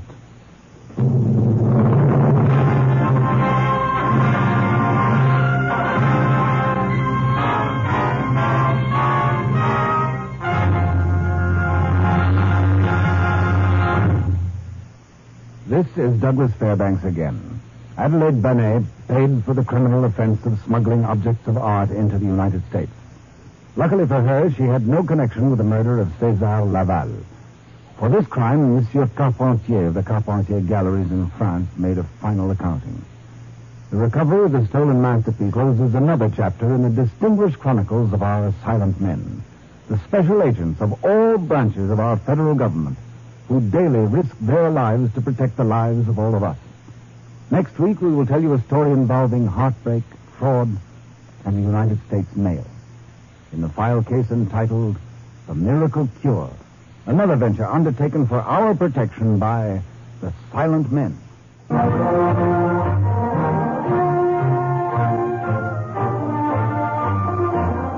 The Silent Men is produced and directed by Warren Lewis. The file case, The Missing Masterpiece, was written by Lewis and Rusoff and transcribed in Hollywood. Only the names and places were fictional. Featured in our cast were Ben Wright, Eve McVeigh, Robert Boone, Sally Cassell, and Byron Kane. Your announcer is Don Stanley. Douglas Fairbanks is presenting Betty Davis, Gary Merrill, and Emlyn Williams in the motion picture Another Man's Poison. Listen again next week and every week to other exciting cases involving the law enforcement adventures of the special agents of our federal government. For they are the Silent Men.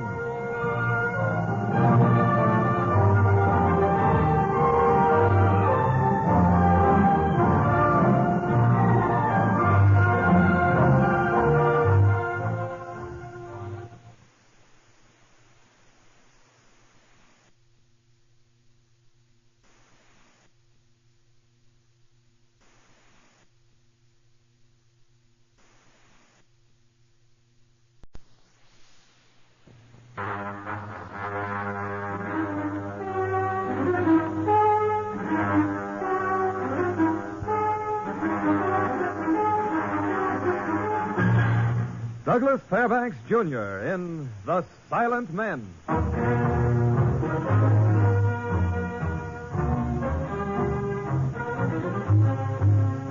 The National Broadcasting Company proudly presents Douglas Fairbanks' production of The Silent Men, transcribed stories of the undercover operations of the special agents of every branch of our federal government and their relentless fight against crime. Now here is Douglas Fairbanks. Many serious frauds have been perpetrated upon the American people through the criminal use of the United States mail. One of the most heartless and vicious of these crimes concerns the selling and distributing of the so-called miracle cures for deadly diseases. This story deals with such a criminal operation. The details were obtained from an investigator in Washington, and in it I assume his identity. Special Agent Jack O'Hara. The file case entitled Miracle Cure, in which only the names and places are fictional.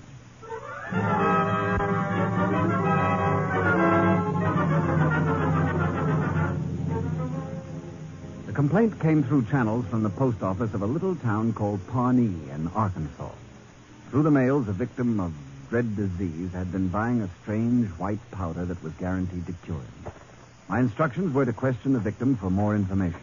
It was a weather-beaten old farmhouse, unpainted, poorly cared for. I knocked on the door.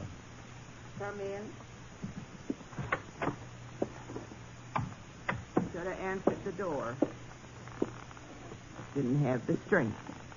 You're Mrs. Higgins? Hope you're not here to sell me anything. No, I'm a government special agent, Mrs. Higgins. Jack O'Hara. About them powders we bought? The miracle cure? I'd like to talk to your husband, please. You're too late. For me, everything is too late. I realize his condition is hopeless, but he can help us catch the criminal who sent these powders. I doubt if Sam can help you with anything. He's dead. Oh, I'm very sorry to hear that. Buried him 2 days ago. You'll help me by answering a few questions? $155 we spent on that miracle cure left me to go and borrow for his funeral money. When did you get the first letter telling you about the cure? My husband come back from talking to Doc Finley in Pawnee. Doc said he was right sick and told him to go to the clinic in the city for treatment. Your husband didn't go? He couldn't. Where was he to get the money? Sell the farm? Who'd buy it? A couple of weeks later, we got the letter. Have you still got it? No. The letter was written by Mr. Jim Faxley. Said he'd heard about Sam's sickness and said he could help him. Asked us to send him $5 for a trial package. We did. Where did you send the money? A general delivery, Bakersville. Mm-hmm. Then we got the first package, and it did my husband right good. Made him feel fine. Then you got another letter asking for more money? A note with the first batch of the powders. Said he'd have to send us bigger doses and get $25 each for them. And that was the last letter you got from him, eh? We'd send him the money, and he'd send us the medicine. Know anybody else who's bought this medicine? Oh, I hope I never will. I think I'll go have a talk with Dr. Finley. He said it was cancer, but we didn't really believe him. Nobody does. Well, I guess I'd better go now. And now my 13-year-old boy's out there plowing.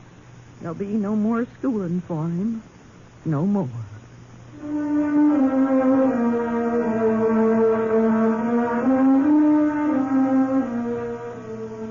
It was an hour's drive to Pawnee, but I didn't mind.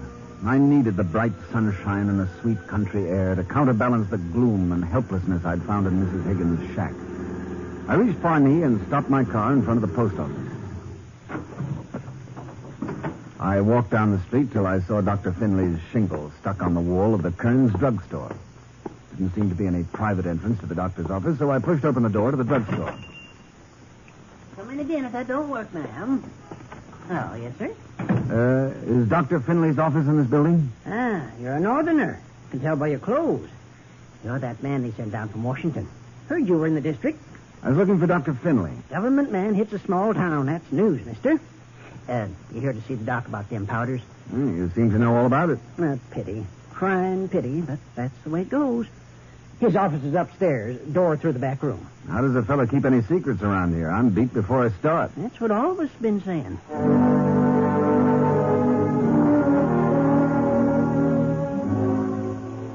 I sat on a hard chair in the doctor's outer office and read an almanac while he looked after a lady patient.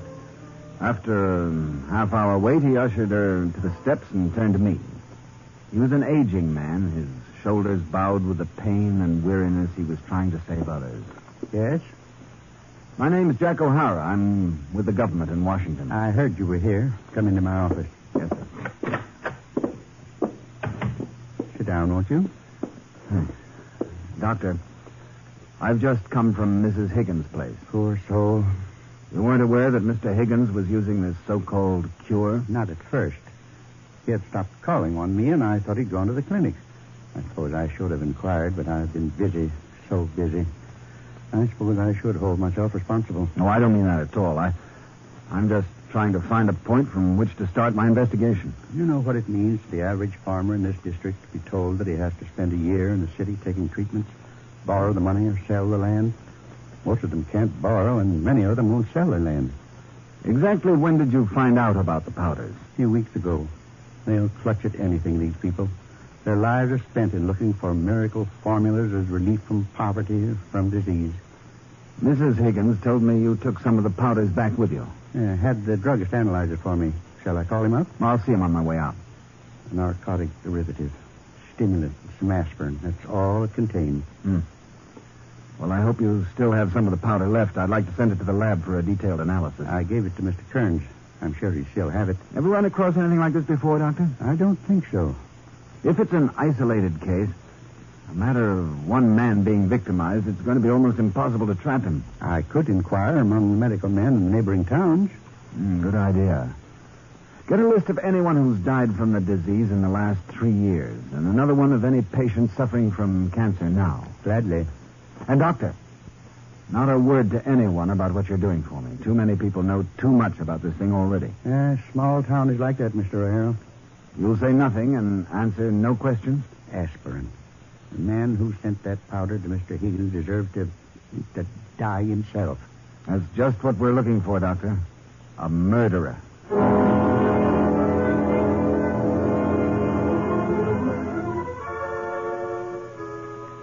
When I got back downstairs, the druggist was busy making up a prescription in the little room back of the store.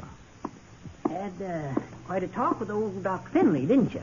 Yeah, doctor tells me you analyzed one of the powders, Mr. Kearns. What they call a miracle cure? Yeah. I say it's a shame. I'd like that powder, please. Why, now I don't know if I can find it for you. My wife comes in to clean sometimes, and darned if I know where she puts anything. Well, I'll look for it. Maybe I'll find it. You'd better. You should have known how important that would be in any investigation. I told the doc what was in it.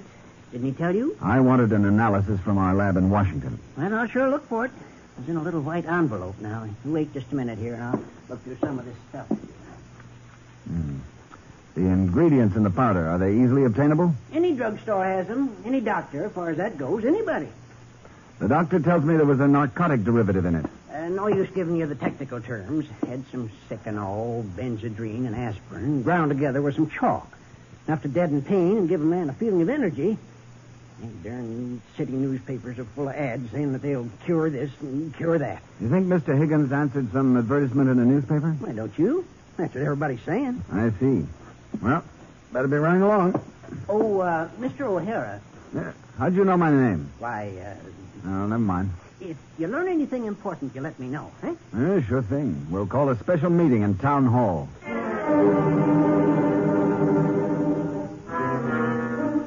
Much as I hated to admit it, even to myself, the talkative druggist had given me an idea. Search the newspaper ads for miracle cure. I figured I'd spend a couple of days at it, but the couple of days stretched out to nearly 3 weeks.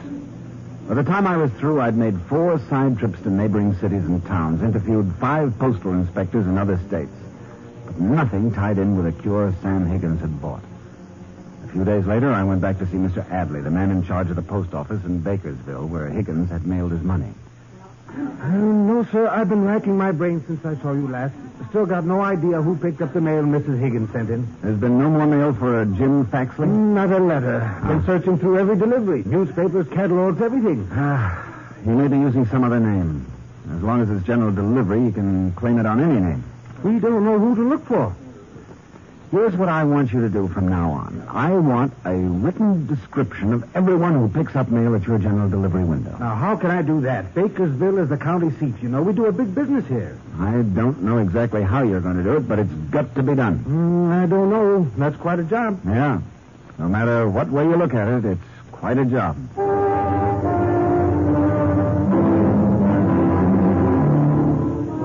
Next day, I was back in Pawnee.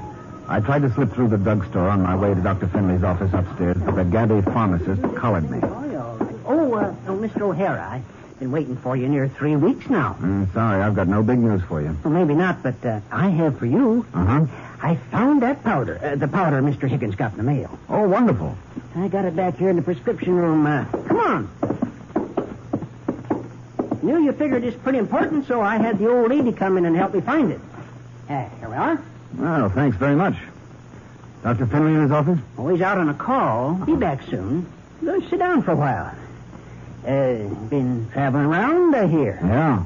Even got as far as Little Rock. That's right. Operator on the main line says you're going to take... Oh, there's the doc now. Saved by the bell. Hello, Doctor. Glad to see you, Mr. O'Hara. We were beginning to think you'd given up and gone home. Oh, I'll be around for some time, I guess. You don't sound too optimistic. Frankly, I'm not. Can I talk to you in your office, Doctor? Certainly. Hey, doc down here, nobody will bother you. I'll bet. Come on, Doctor, if you don't mind. I've never met a man with so much curiosity. Oh, he's harmless. Takes the place of the 16th century town crier. Sit down.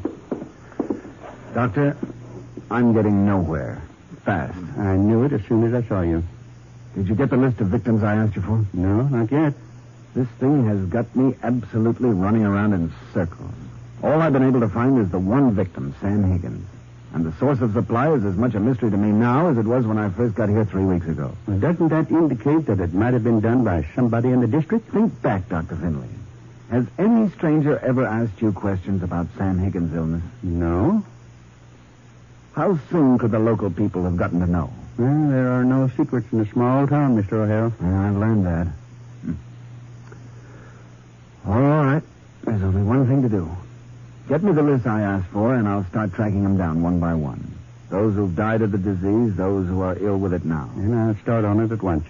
But I'm afraid your end of it will take quite a while. If there's one thing a special agent's got that's expendable, it's time.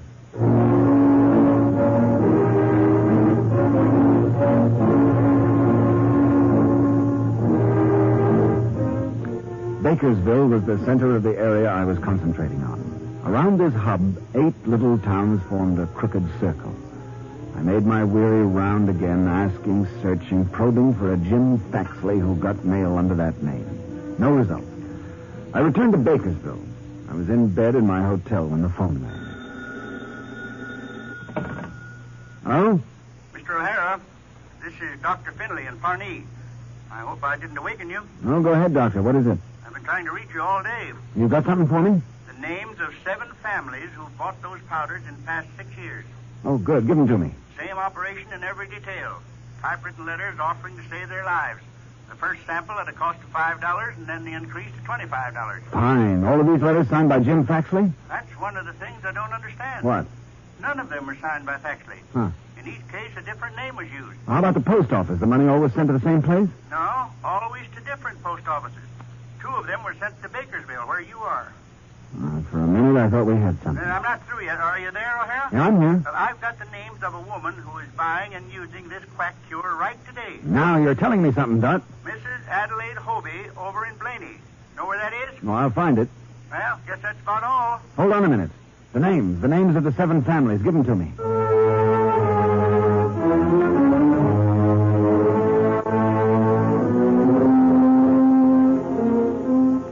I contacted 4 of the families from the list Dr. Finley had given me. At last, I had what I wanted. A pattern of operation of the person who was sending powder cures for cancer through the mail. True, he'd set up an elaborate system using different names and different post offices, but one thing I know for sure. It was somebody living in the 100-mile circle, the center of which was Bakersville. I called on Mrs. Adelaide Hobie of Blaney, a lady who was currently buying and using the miracle cure.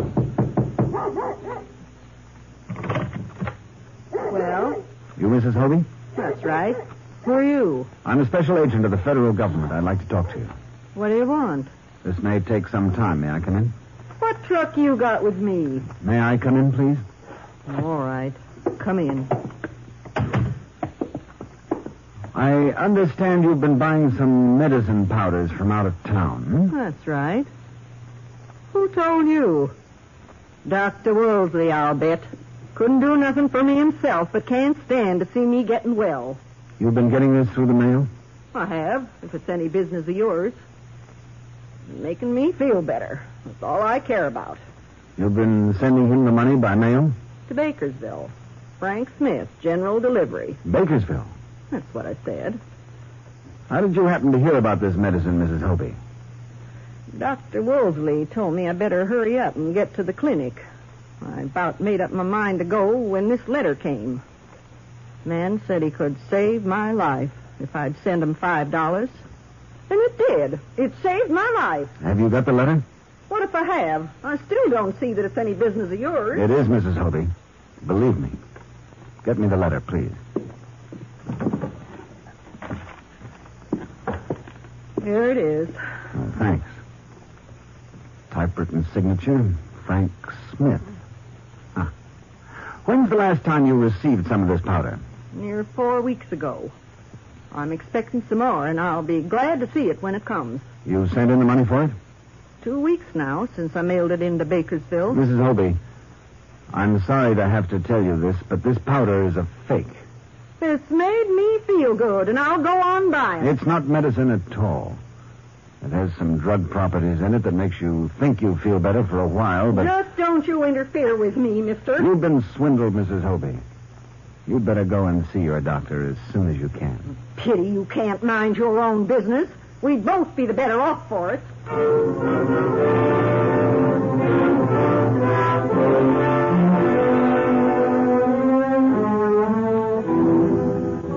Sad commentary on the progress of civilization, but I could not convince Mrs. Hobie that the white powder was a fake.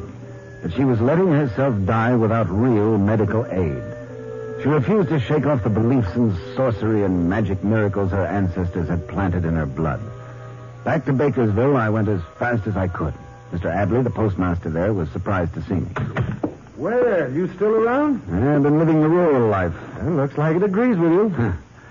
A woman sent a letter here to Bakersville General Delivery about 2 weeks ago, addressed to a Mr. Frank Smith. That was after I asked you to get written descriptions of all people getting mail at your general delivery. Well, if he's been in, I'll have something on him for you. Keep all the names in this book. Now, let's see. Smith, Frank, Smith, no? No Smith here? There must be. Well, there isn't. Oh, and I think I know why. Come with me. The letter sounded familiar to me. I'd seen it quite a few times. Here in the general delivery file. Here it is. Man hasn't come in for it yet. That's it, all right. With Mrs. Hobie's $25 still in it. He must have been scared off. That's why it hasn't been picked up. We'll fix that up. I'm going to unscare him. I hope you know what you're talking about. I don't. I'm going to make him think I've given up. Gone back to Washington. Oh? And then what? Fix up a place for me to hide. Where? Here in your post office. I want to be here when he comes for that letter. Well, how about when you go back to your hotel at night? Folks will know you're still around. I'm not going to go to a hotel at night. And nobody's going to know. Only you and the county sheriff. Right here? All the time?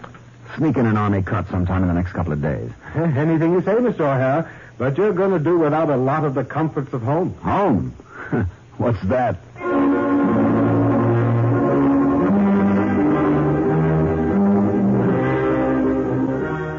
I completed all my arrangements with Mr. Adley. These included a key to the back door of the post office and a one-plate burner on which to make myself some midnight coffee. Then I let the word get round that I was leaving the area. I had given up. I went back to Pawnee to say goodbye to Dr. Finley. I found him at the soda fountain in the drugstore. No luck, Mr. O'Hara? No, nothing but blind alleys. I'm sorry to hear that. I had hoped. Yeah, so would I. Well, what are you two looking so solemn about? I've done all I can, Doctor. Indeed you have. You, quitting, Mr. O'Hara? Yeah, pulling out tonight. It seems incredible that one man could confound all the law enforcement agencies in the country. Maybe they'll get him later. I'll be back if something more tangible comes up. But I've got to get a move on, Doctor. It leaves one with a feeling of futility. He's got his orders. What can he do? Yeah, I suppose so. When are you leaving? In a couple of hours. Have to write a few reports first. You're going to be driving your car at night? It's not a very smart thing to do. No, can't help it. Got to get on another case as quick as I can. You be sure and drop in and say goodbye before you leave. Mr. O'Hara, I don't need to remind you how genuinely upset I am. I know. All I can say is better luck next time. Well, goodbye, and thanks for your help.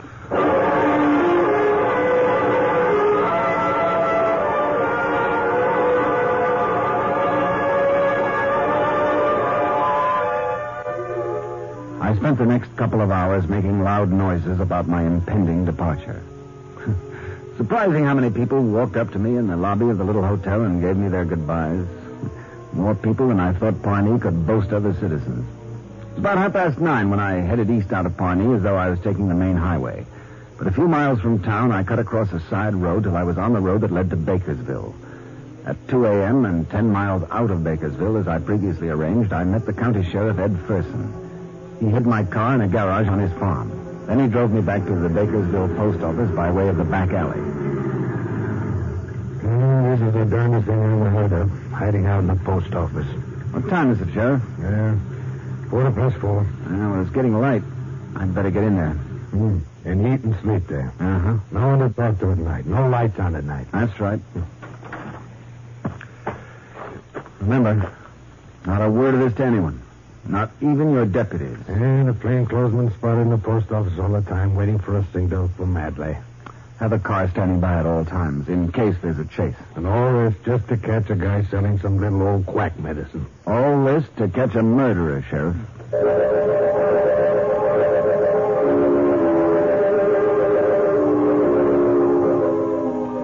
Quietly, I let myself into the back door of the Bakersville post office.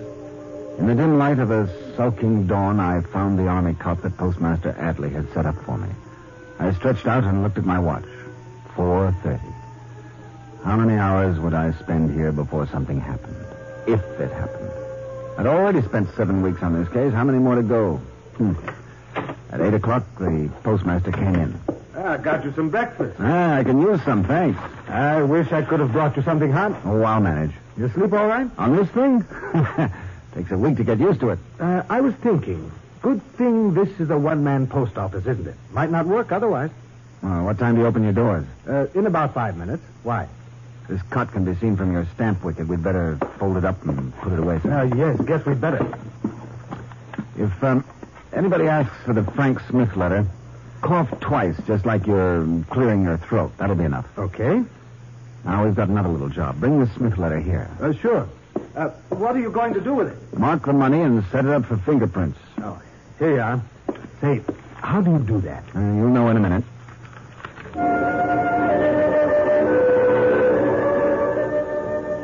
I took the $25 out of the envelope and marked it carefully. Then, as closely as I could, I duplicated Mrs. Hobie's handwriting on a new envelope. I sprinkled a fine gray powder over it, making sure I didn't touch it. Mr. Adley put it back in the slot. Now there'd be only 2 sets of prints on that envelope. The postmaster's and whoever came to get it. Now I had nothing to do but wait. 2 weeks had gone by. I was ready to call it off. No Frank Smith. But you can't sell greed short. And even the sum of $25 was enough to finally lure its quarry.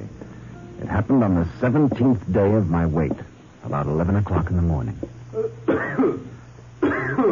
I heard the double cough that was Adley's signal to me. Yes, I do think I have something for a Smith.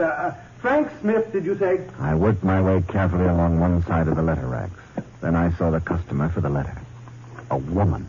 Oh, dear, I do hope it is. My husband and I are on a motor trip, and we were so sure we'd be here ages ago. Yes, here it is. Frank Smith. My husband. Here it is. Thank you very much. It's from the children. It just seems ages since we heard from them.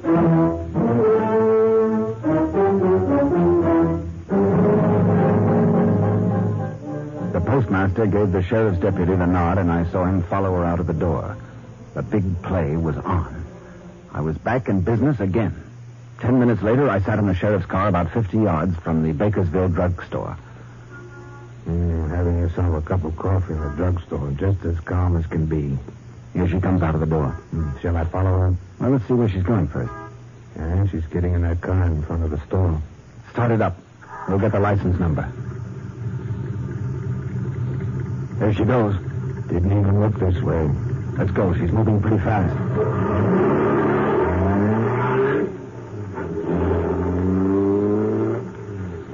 She's heading for the highway. We could pick her up now. Let's find out where she's going. Maybe someone else mixed up in this with her. I think I'll get ahead of her. You keep her in sight out of the back window. She'll never know she's being followed that way. Okay, let's go.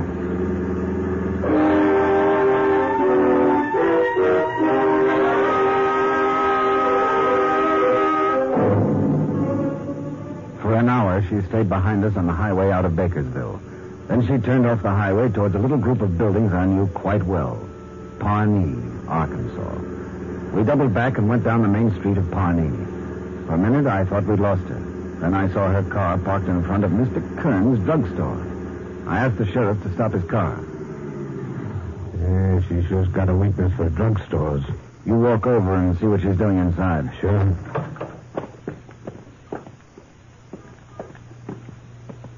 What's the matter? Can't spot her in there. Well, let's both take a look. Kings doesn't seem to be around either. I think I see them both. They're in the back room. There, you see them? Come around the back. There's a window there. Good thing the window's open. Quiet. Well, my dear, did you have a nice trip? Nice and uneventful, if that's what you mean. Well, then we're back in business. Only this time we're expanding. Oh, tell me more. Just fixed us up a cure for polio, too. Oh, a genius. I'm married to a genius. Looks like we've got ourselves a pinch to make. A double-header, Sheriff. Let's go.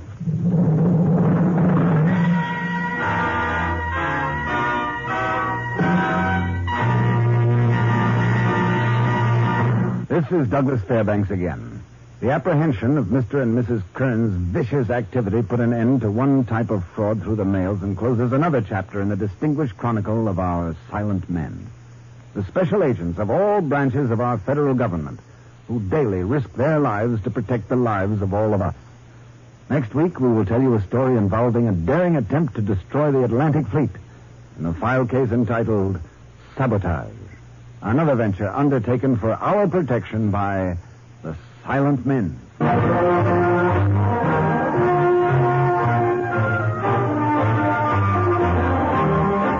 The Silent Men is produced and directed by Warren Lewis. The Case of the Miracle Cure was written by Lewis and Rusoff and transcribed in Hollywood. Only the names and places were fictional. Featured in tonight's cast were Jan Arvan, Ralph Moody, Noreen Gamil, Dallas McKinnon, and Gloria Ann Simpson. Your announcer is Don Stanley. Douglas Fairbanks is currently presenting Betty Davis, Gary Merrill, and Emlyn Williams in the motion picture Another Man's Poison. Listen again next week and every week to other exciting cases involving the law enforcement adventures of the special agents of our federal government. For they are the Silent Men. This is an appeal to you as a driver to help keep this year's traffic accident rate as low as possible. Stay within the speed limit. Better late than never may be a tired old saying, but it's also good common sense. Be alert and careful every moment you're behind the wheel. Remember, it's your life that's at stake. You can't afford to be careless. The life you save may be your own. Follow the campaign of the next president on NBC.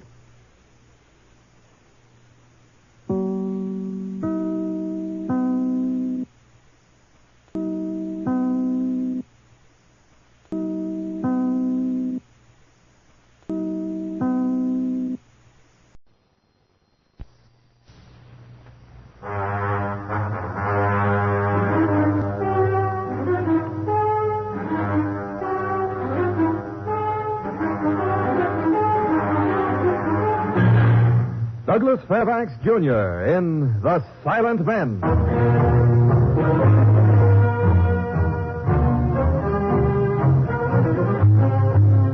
The National Broadcasting Company proudly presents Douglas Fairbanks' production of The Silent Men. Transcribed stories of the undercover operations of the special agents of every branch of our federal government. and their relentless fight against crime. Now here is Douglas Fairbanks. The events about to be related took place in 1943, and only recently have we received permission to pass them on to you. May 1943. A stunned America is learning that defeat in war is possible. The enemy is striking telling blows, not only on the battlefield, but here at home. Acts of sabotage are becoming bolder, more frequent. This story tells of the near-successful attempt to destroy the Atlantic fleet as it lay at anchor in the Hudson River. In this reenactment, I will play the role of Special Agent Eric Madden, a file case entitled Sabotage, in which only the names and places are fictional.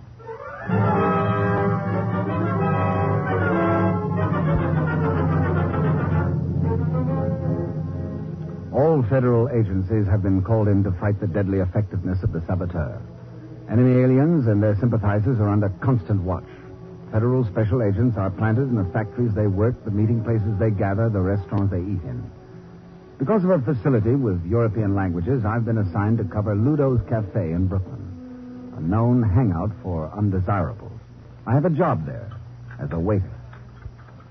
In the 6 weeks I'd worked at Ludo's, I'd made many acquaintances.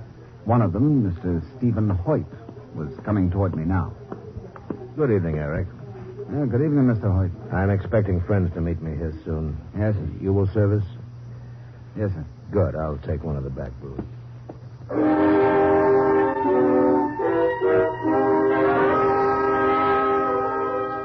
Hoyt was one of the frequenters of Ludo's Cafe who was under constant surveillance by federal agents. His long criminal record had put him on the preferred lists of those suspected of having contact with the enemy underground. I carried some menus over to his booth. Menu? Eric, when my friends join me, see that the booths around us are kept empty. Well, the rush is over. That should be possible. You may bring me some coffee while I wait. Yes, sir.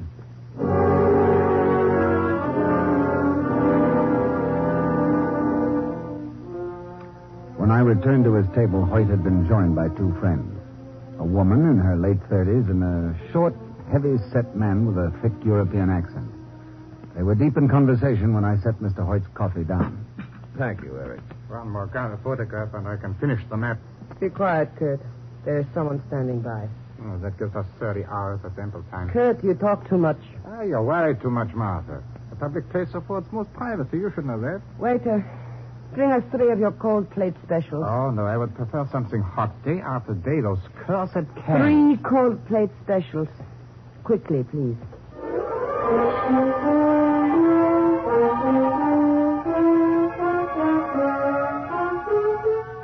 Every time I approached the table during the meal, the woman would throw a hard, warning glance at the men, and the talk would stop.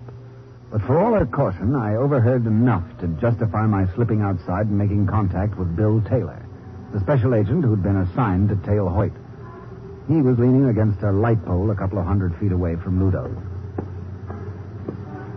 Aye. Follow me around the corner. Yeah. What's up? A man and a woman having supper with Hoyt. Follow them when they leave. All right, but why? Bits of talk I heard. Something about photographs and maps. Something to do with the Hudson River. Well, doesn't sound like much to me. Well, I can't explain now. The girl's wearing a green cloth coat. The guy'll probably be with her. You make it sound pretty urgent. I've got a feeling it is.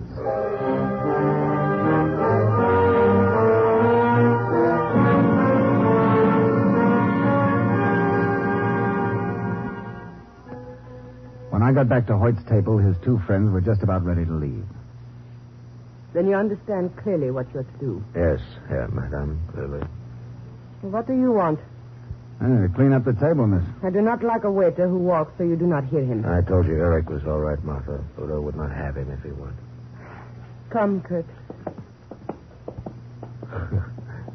Charming lady. Now, Eric? Yeah, woman with a purpose, I'd say, Mr. Hoyt. Yeah, she pays well. It's the best I can say for her. Well, here's something for you. All right. Thank you. I would be very happy to think that you had forgotten this incident about me dining with a lady and her friend. I've been deaf, dumb, and blind.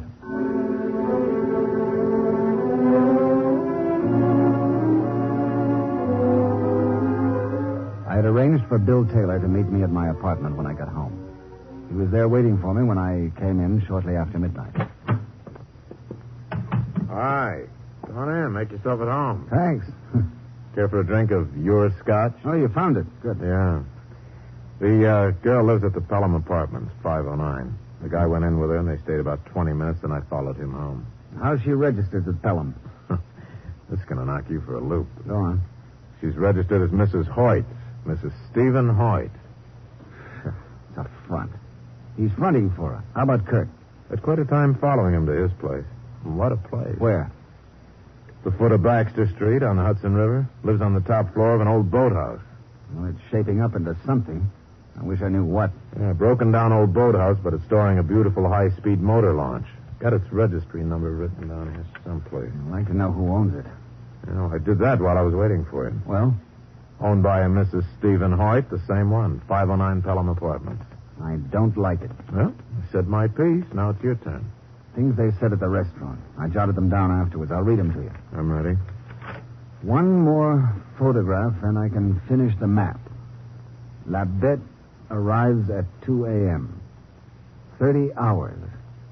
That will give us ample time. The explosions will be almost simultaneous. That might mean an awful lot.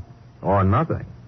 I wonder what they mean by La Bête will arrive at 2 a.m. Yeah. Where does Hoyt fit in? He's getting paid for some service he performed. I think tomorrow I'll run a make on Mrs. alias Stephen Hoyt. What about Kurt? We won't find anything on him. Why? I think he's an enemy alien who's been smuggled into this country. Good. Let's pick him up. We pick him up and we may leave someone behind to finish the job, whatever it is. Yeah, I didn't think that. Well, 30 hours doesn't give us too much time. Should do if we use it well. Meet me in front of the Pelham Apartments at 10 o'clock tomorrow morning. How's that? Oh, we're going to call on the lady? Shall I bring flowers? No, lots of keys and a jimmy.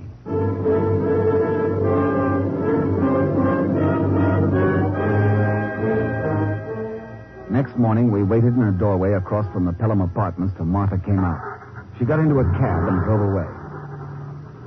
Second story Taylor, they call me in Sing Sing. Did I tell you what records gave me on Martha? No. Come on. I picked her out from a pile of pictures. Migrated here 14 years ago. Been active in front groups ever since. Nice kid. Should be enough for deportation. Should be, but it isn't. Now, you stay here. Right. I'm going to talk to the apartment manager. Yes, sir. You're in charge?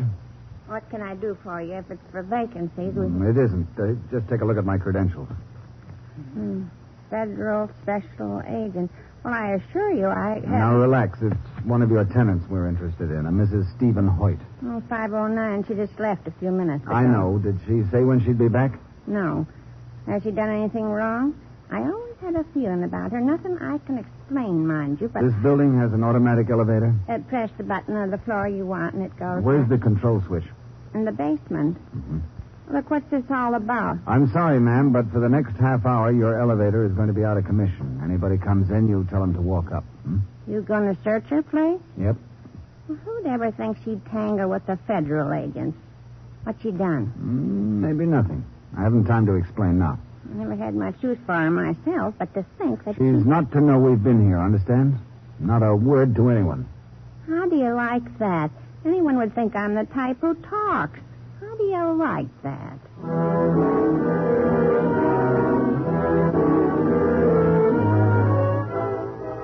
Five minutes later, we were in Martha's apartment making a quick but thorough search of the place. Not a thing. How about you, Bill? Come here.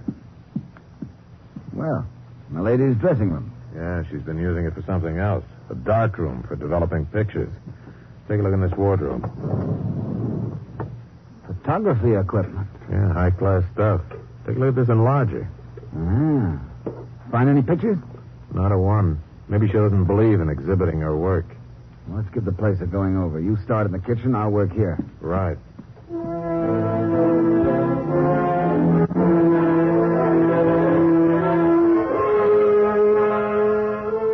For 45 minutes, we searched the apartment. We found nothing. Not one print. Not one spoiled negative.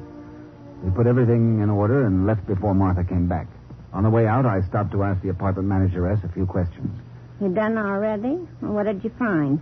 You happen to know if Mrs. Hoyt is a camera fan? I never noticed, but I'd believe anything you told me about her. How about company? Does she have many visitors?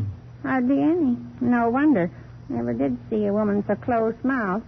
Kind of cold-like. Lots of calls, telephone calls? Only one that calls regular. They talk together in some foreign language. You handle the switchboard? Say, if you think I got nothing to do but listen in when I put a call through... No, not at all. Besides, I couldn't understand a word they said.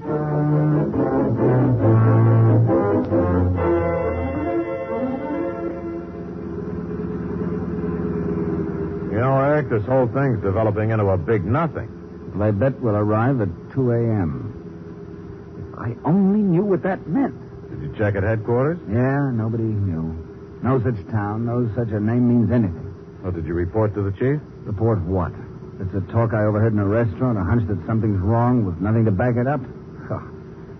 Even a rookie'd know better than that. Yeah, it might look kind of silly at that. Let's get something to go on, and I'll then dump it in the chief's lap. In a big hurry. Okay. You be the boss on this one. What do we do now? Go down to Kurt's boathouse and pray that he's not around. Yeah, and what if he is? Then we'll wait till he isn't. I want to take a look around in there. Okay. I got a feeling we're wasting time, but as long as it's official, let's go.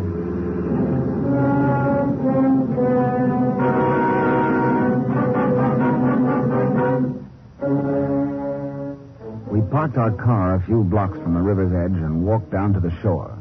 We took cover as best we could till we got to an old boathouse that Taylor identified as Kurt's. Now, this is the place. The door's open on the water so they can park the launch inside. There's another door around on the side. Saw somebody walk by the window just now. Kurt, I saw him, too. What now? Sit back and wait. Lots of activity in there. Yeah. Yep. Taking the boat out. That's a break. There go the doors. Oh, she's loaded down pretty heavy. Kurt and Martha. They're heading out to sea. I wonder what for. Oh, we're going to find out soon, I hope. Come on. Let's get inside. Hope there's no one else in there. Well, I don't think so. They wouldn't have locked the doors from the outside. How about this lock? Can you handle it? Sure. Got it.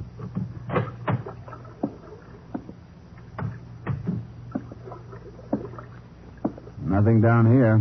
Let's go upstairs. Kind of eerie in here, isn't it? Yeah. Looks like Kurt has been staying here quite a while. Yeah, quite a work table he's got here. Mm-hmm. Slide rules, compass. Might be used for anything. Drafting, drawing maps. Yeah. What's that? I just kicked him under the table. Shiny pieces of tin. Well, let's see that. Wait a minute. Huh. Looks like a reflector. Now, what would they use these things for? Hey, here's something. Spoiled picture of some kind. Blown up pretty big. Looks like it was taken at night. Those lights, they're reflections on water. Yeah, look like luminous balloons. I think I've got it. Yeah? They look almost like street lamps, don't they? Yeah, a little. And the space between the lights is the street. Only in this case, it's a water lane. You're way ahead of me now. They put reflectors on the buoys marking the traffic lane on the river. Then they took pictures of them at night. That's what the glares are. So what does it mean? Well, nothing yet. This gives them only a small section of the river. Should be more pictures around. Maybe a map. Oh, these guys don't believe in leaving samples around. Well, let's drop it for now. I have a shortcut in mind. Like what? We'll rent a boat and cruise down the river. Maybe we can catch up with them and get some idea of what they're doing. You know, this is turning out to be quite a picnic. Yeah, quite a picnic.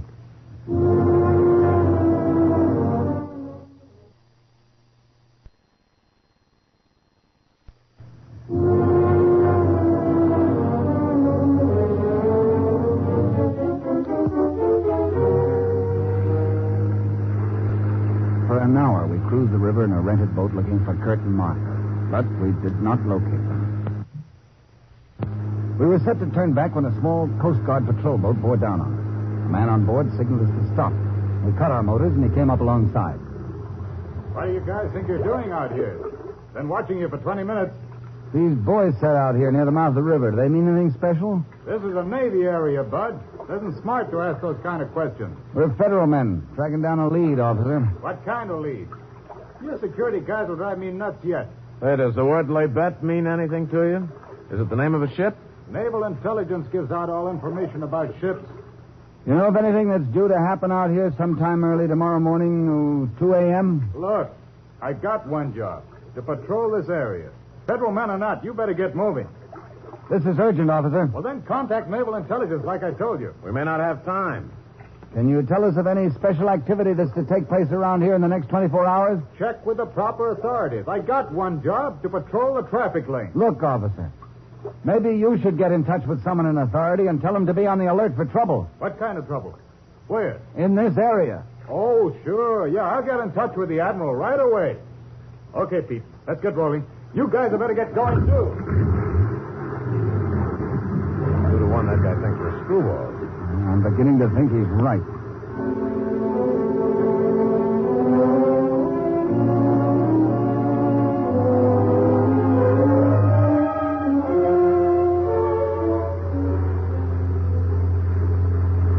What time you got, Bill? 7:15. You gonna call the chief? One more visit to Kurtz, and I'll call the chief. Trouble is, I got nothing to tell him. What do you hope to find in the boathouse, Eric? You're great on asking questions I can't answer. Supposing Kurt and Martha are there. Then I'll call the chief and let him take over. We moored the boat around a bend in the river and walked back to the ramshackle old boathouse. Kurt and Martha had not come back. We got into the building and started another search in Kurt's room. In the inside pocket of one of Kurt's jackets hanging in an improvised closet, I found a piece of paper with some intricate markings on it. Hey, what do you got there? It looks like a mechanical drawing. This part on top here looks like some kind of timing device. Hey, it's a time fuse, Eric. And this bottom portion here must be a depth bomb. A bomb? You kidding? Hey, Eric, you don't think they're going to try to... It's time to bring some help in. Lots of it. Get out and call the chief right away. What about you? I'll stay here till you get back. Now move. You're planning to bomb our ships right here in New York Harbor? Hey, this gives me the shakes. You wouldn't think in a million years. Get going and tell the chief to call Naval Intelligence. Quick.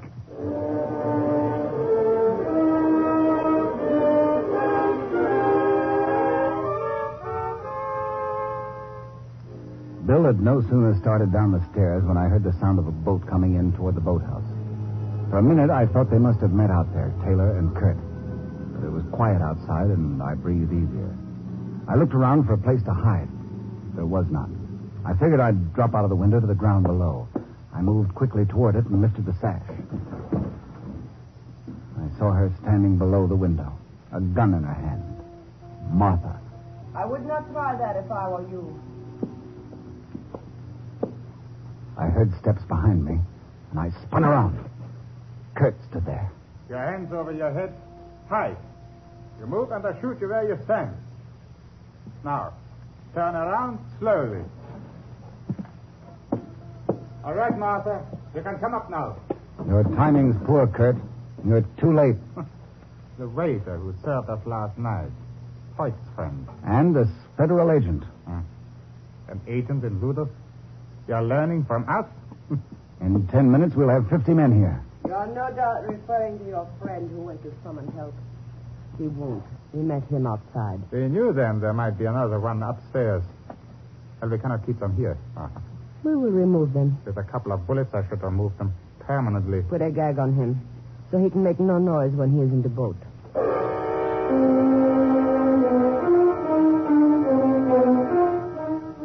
Kurt tied me, then half shoved me, half carried me down the steps to the boat. I was not alone. Taylor lay on the floor beside me, bound and gagged as I was.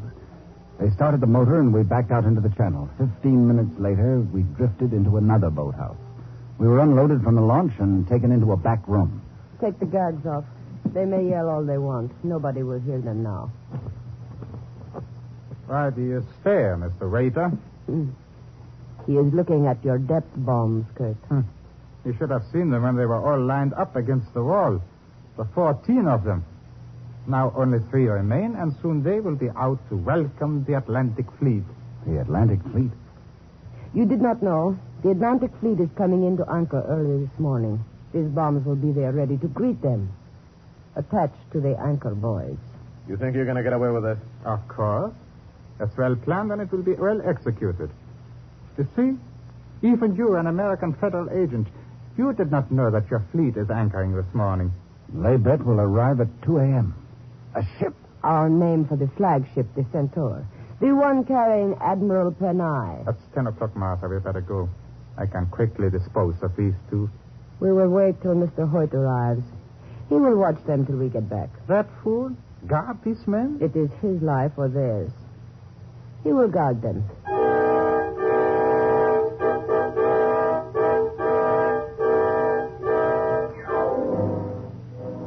We watched Kurt load the 3 remaining bombs on the launch. It was almost incredible to believe that each of these monsters might soon sink an American fighting ship at anchor in home waters. Kurt had tied us securely to a couple of wood-backed chairs. He and Martha went about their work on the launch.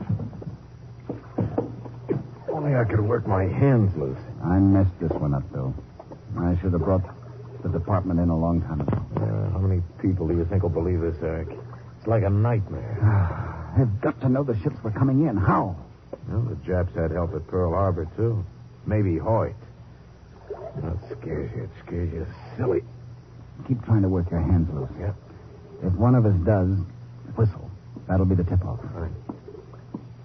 I forgot to tell you, the bombs were made completely of American materials. Fine. That is Hoyt. I will let him in. Come in. Meet a friend of yours. Eric. Yeah, a federal special agent, as is his friend. You're crazy. Ludo told me himself. Ludo was a fool, as you are. But what are you going to do with them? If they live, you die. Give me my money. I want to get out of here. You must watch them till we get back. Then you will be paid. I do no killing. You understand? I do no killing. We will look after everything ourselves. Kurt, give him your gun. Yeah. Here. Use it if you have to. I have no choice. That is exactly correct. You have no choice.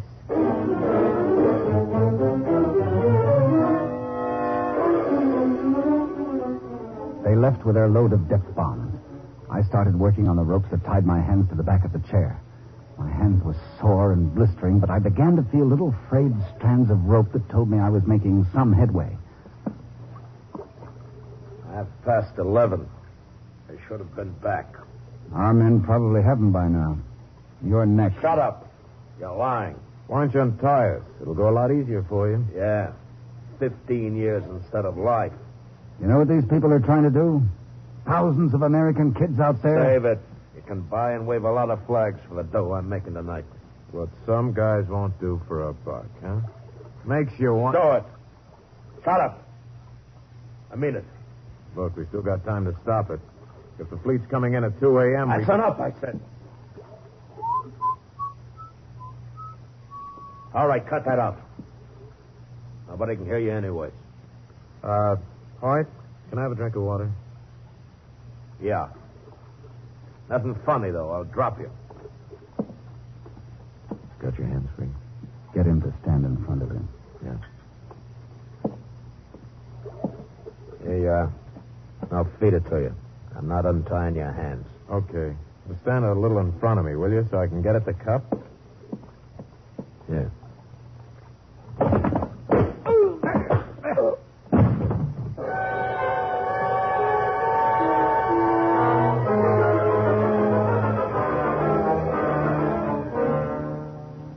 I got Taylor free, and then we tied Hoyt up and left him lying on the floor. Using a little forceful persuasion, we learned from him that he had tipped Martha off as to the exact movements of the fleet. It was due in less than an hour. No time for phone calls now. Only one thing to do. Stop one of the scouting ships as it came in. We borrowed a motorboat which was moored nearby. You wouldn't think they could get the bombs through all the patrols, would you? They had it timed down to seconds. Hoyt said they've been working on this thing for 5 months.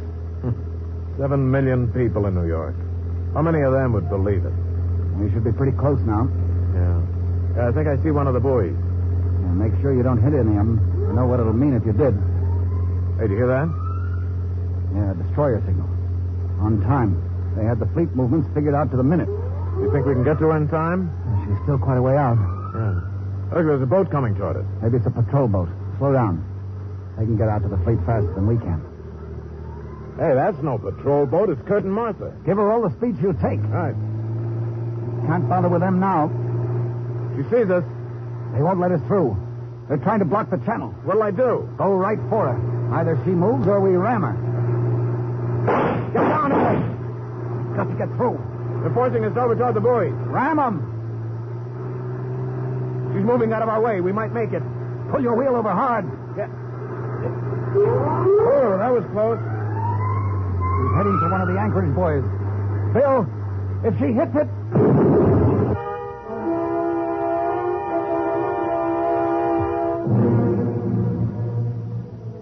Kurt and Martha were destroyed by one of their own weapons. And, ironically enough, the very explosion that took their lives was what halted the fleet as it steamed into anchor. In less than an hour, the remaining bombs were located and detonated. Later that morning, we made our reports to a group of naval intelligence officers and the heads of many branches of our federal government. Stephen Hoyt admitted his part in what might have almost been the second Pearl Harbor. And to the skeptics who think America is invulnerable to attack, who think we can sit it out in a neutral corner, this story is a grim reminder that it did happen here.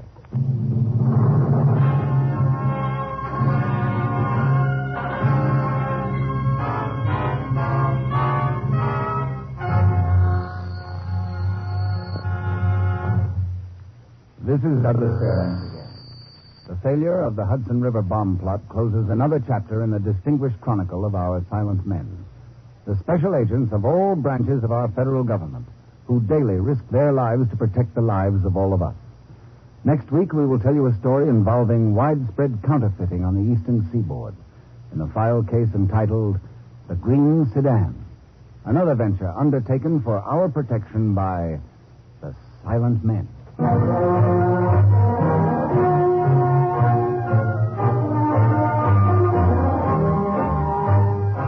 The Silent Men is produced and directed by Warren Lewis. Sabotage was written by Lewis and Russoff and transcribed in Hollywood. Only the names and places were fictional. Featured in our cast were Paul Frees, Bill Conrad, Joan Banks, Ben Wright, and Ruth Parrott. Your announcer is Don Stanley. Douglas Fairbanks is currently presenting Betty Davis, Gary Merrill, and Emmeline Williams in the motion picture Another Man's Poison.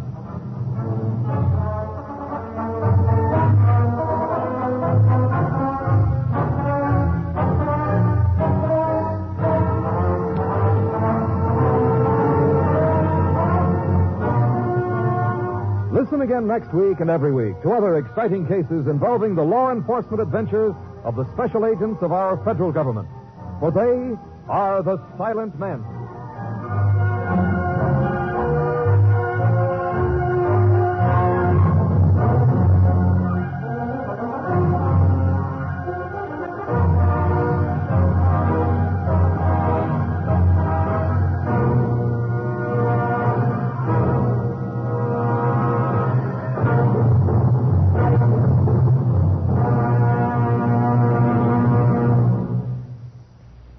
Follow the campaign of the next president on NBC, the National Broadcasting Company.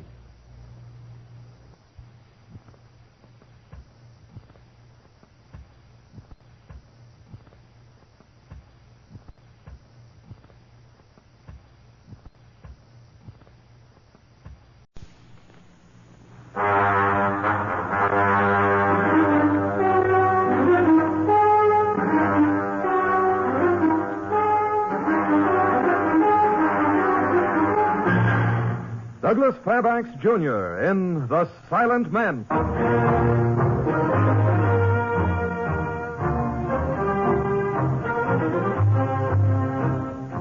The National Broadcasting Company proudly presents Douglas Fairbanks' production of The Silent Men, transcribed stories of the undercover operations of the special agents of every branch of our federal government and their relentless fight against crime. Now here is Douglas Fairbanks.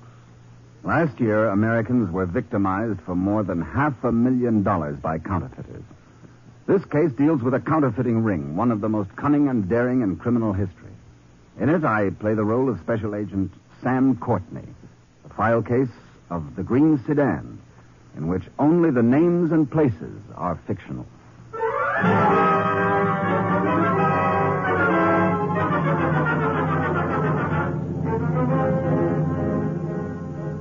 Queer, bogus, or paper is what the trade calls phony currency.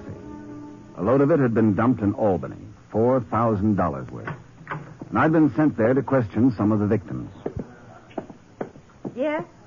I'd like to talk to Mrs. Corbett. I'm Mrs. Corbett. Oh, I do. About that counterfeit money, I'm a special federal agent. I'd like to ask a few questions. Questions? What good are questions? Just give me back my $50 I was stuck for. Well, the local report says you accepted 3 of the bills. Do I get my money back? Maybe when we catch him, you can put in a claim. When you catch 'em, that's a laugh. 3 people cashed the bills. 2 men and a woman. You described one of the men as having a scar on his neck. Yes. Now, what about the girl? Would you know her again? 75 people for lunch, and I'm supposed to take pictures. That money, the government ought to give it back. Oh, right, your congressman. The man with a scar, you'd recognize him? Maybe. He drove the car, I remember that. What kind of a car? Oh, green, I think. Big car, small one, 2-door, 4-door, what was it? I don't know about cars. All I know is I'm out $50. You don't think you could identify any of the 3, do you? I told you. Look, I got work to do. Okay. I may contact you again. But only if I have to.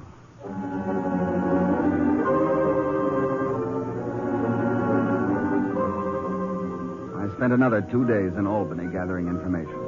Then I checked into my divisional chief in New York City. All right, Sam, come in. Chalk up another take for him, Chief. Close to 5,000 in Albany, 10s and 20s. This is making me look silly, Sam. I don't like looking silly. One of the pushers had a scar on his neck. Drove a green sedan, seen in 4 different places. The car's got a license, Sam. Did you run it down? 4 people saw the car, but not one of them remembers seeing the license plate. I might have known it. Only one thing they have in common, Chief. It's a green sedan, a light green sedan. Oh, great, Sam. Wonderful. They're turning out stuff good enough to get by the average banker. They keep hopping from city to city. We're in a rut, Sam. You and me both. Thanks. We're forgetting the most important thing. Not the crime itself, but the people behind it. Okay. So we know one of them has a scar on his neck, anyway. And one of them's a woman, a good-looking girl, about 25, about 5'3" or 4. Yeah, about. Sam, go out and find me a man with a big, ugly scar on his neck. Guy that drives a green sedan. Must be quite a few around town. Then run them down. One of them belongs to us.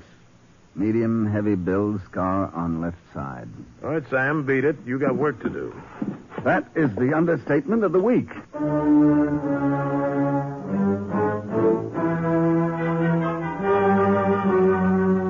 I spent the next 2 weeks in a maze of photographs trying to find the chief's Mr. Who. I tracked down every possible lead, but got nowhere. As a last resort, I contacted one of the characters of the underworld we lightly refer to as an informant. Got a match, mister? Sure. Thanks. Seen anybody around I might know? Oh, we're all right. We're looking for a guy with a scar on his neck. What's his name? We don't know. Think he's a New York boy? Last seen in Albany. What'd you want him for? Never mind that. Might be Ed Nello or Flashy Jordan. They're marked up like that.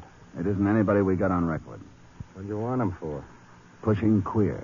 Oh, the boys have been doing so well upstate. Yeah. Know anything about him?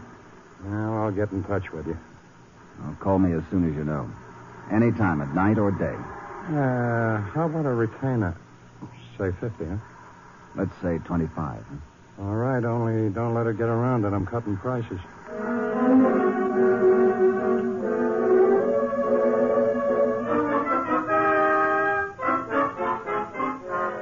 Maybe I was getting stale. A week went by and I was no nearer to anything. In the meantime, Washington sent down a half a dozen men to help out. We set up an elaborate protective system throughout the state. It wasn't functioning in time. They struck again before we were ready. Buffalo. They got buffaloes. 6,000 phony dollars reported in already. They've got a smart setup, Chief. Well, ours is smarter. I want those men, Sam. The green car show up? No. Neither did the man with the scar. Our big lead, and he doesn't show up. Well, he's around someplace. How about your friend, Ted? Haven't heard from him yet. Well, maybe you better get in touch with him. All right.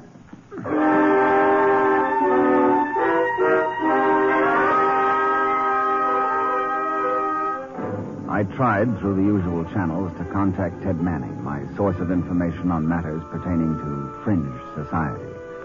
But he didn't call me back. I went looking for him. It took 2 days, but I finally located him sitting at the bar in the Green Light Cafe. I sat down beside him. For crying out loud, what'd you come here for? I left a lot of messages for you, Ted. You didn't answer. I ain't got nothing for you. You should have called me. You're not doing me any good sitting next to me here. Okay. Meet me outside in 10 minutes. Make it 15. Be there.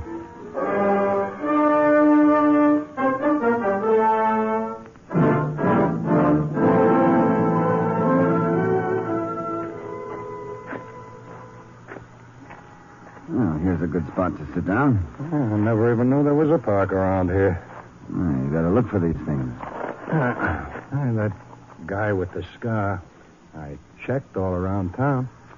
90% of my job is knowing when people are lying, Ted. Look, Mr. Courtney, you think I'd lie to a federal man? Who is he, Ted? Gus Manelli. Manelli. Name's familiar. Got out of Sing Sing about 7 months ago, armed robbery. Oh, I got him now, yeah. But as I recall, none of his pictures show a scar. He got cut up in a fight when he got out. Is he around town? I don't know. Are they working out in New York? It's like that kid in the beanstalk, Mr. Courtney. You start following it up, then you got an idea where it takes you, and you're back down in a hurry. And that's the way it was with this thing, huh? What I don't know, I can't talk about. Get it? All right. Just one thing. What's Manelli's part in the setup? Flunky. Errand boy. Where does he hang out when he's in town? So long, Mr. Courtney.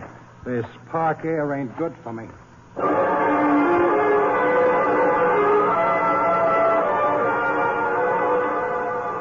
With a good lead to work on, some of my self-confidence returned. I got a batch of Manelli's police photographs and had one of the art boys paint in a scar on the left side of his neck. I took him down to Albany. 2 of the 4 people who had seen him were positive in their identification. The other 2, almost so. Back in New York, I learned about the fight Manelli had been in. The guy who'd knifed him was Nick Forbes, another thug, temporarily out of prison. Well, what did I tell you, Sam? We start looking for people instead of machines, and we're getting places. Now we've got 2 men to get, Gus Manelli and Nick Forbes. How do you figure they tie in together? Just because they're both among the missing? Men fight over 2 things, Sam. Women and money. We find Forbes, and we can eliminate one of them. You want me to call on Manelli's mother? Yes.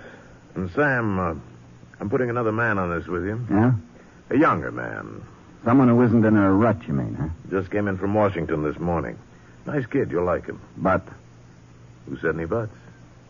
A certain curl in your left eyebrow said it. Well, he's 22 years old and kind of excited about the whole thing, you know. A novice. Oh, no. Oh, he topped the class in theory. Valedictorian, class of 51, eh? Well, he's apt to be a little over-anxious about his first assignment.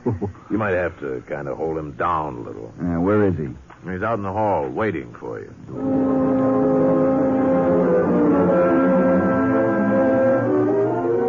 Al Banning was a nice kid, and like the chief said, young and eager. Walking beside him in the bright sunlight that afternoon made me feel a little old and tired. You understand, Al? We've got to find Gus Manelli or the guy who knifed him, Nick Forbes. You've studied their pictures, know their chief characteristics, don't you? I'd know them in a minute. That's the stuff, boy. You're going to keep Forbes' home covered in case he turns up. Sounds kind of inactive. He might not even show up. Well, it's happened that way lots of times. What about a relief man for food and such necessities? You'll improvise. The minute he shows up, call the office. If he comes out before we can get there, tail him. Do the best you can. I don't want to brag, Mr. Courtney. Call me Sam, just Sam. I topped the whole class in shadowing. Oh, yeah, the class, yeah. I forgot the class.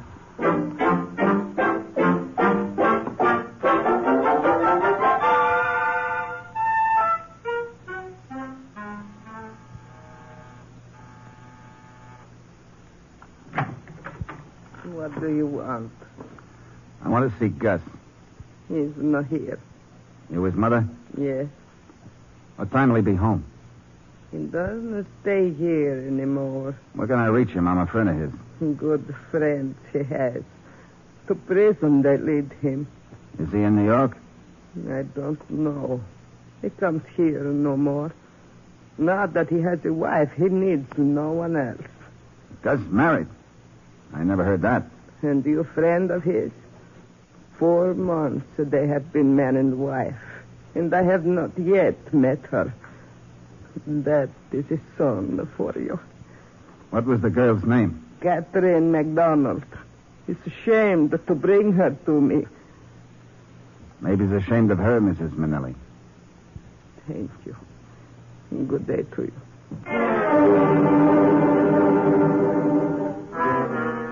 Like the song says, first there were none, then there was one, Gus Manelli. Then there were two, Nick Ford. And then there were three, Catherine MacDonald. Number 3 had no police record, but we found out where she had worked, and some friends of hers provided us with snapshots that we converted into pictures. We sent a couple of hundred of these out to post offices and police stations in the state.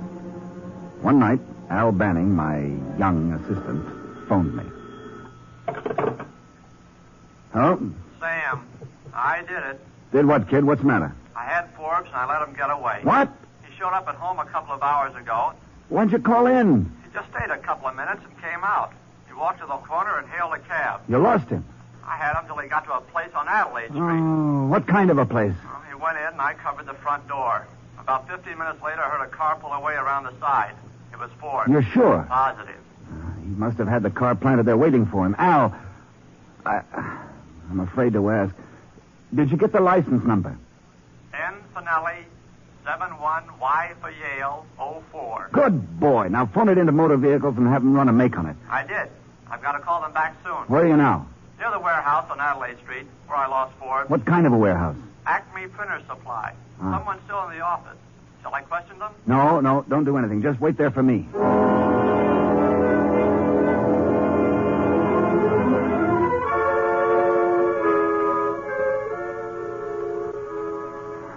I didn't figure he'd leave around the side.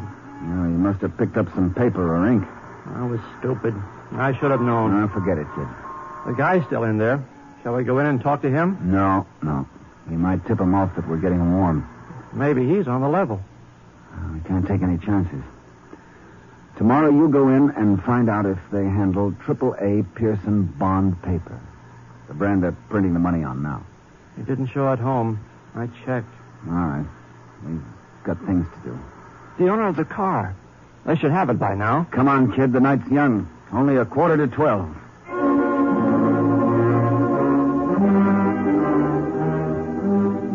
Police headquarters had the information on the car ready for us when we got there. It was owned by a Mr. Blake, Andrew Blake, certified accountant.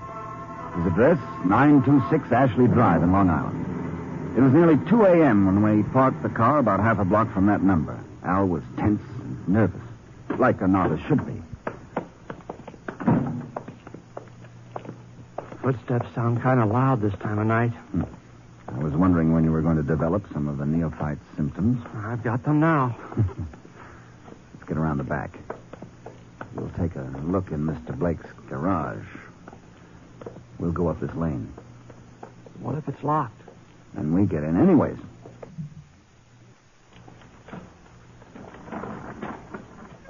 Place isn't locked. Put your light on. Here's the license number. N. Nellie 71 Y Yale 04. This the car? No. I don't get it. This car hasn't been out of this garage for 3 months. Tires are flat. I tell you, that's the license number. I saw it. But this isn't the car, huh? No. Maybe the plates were taken off and put back. You see the rust on these screws? These plates have been where they are for a long, long time. I wrote it down right away. I tell you, it's the same number. Sure. Let's go.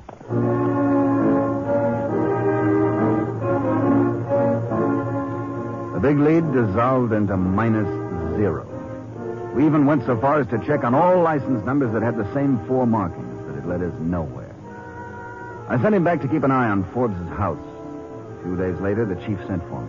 Sam, I've taken Al off Forbes' house. I put someone else there instead. All right with me. He asked me to let him follow a couple of leads of his own. You don't mind, do you?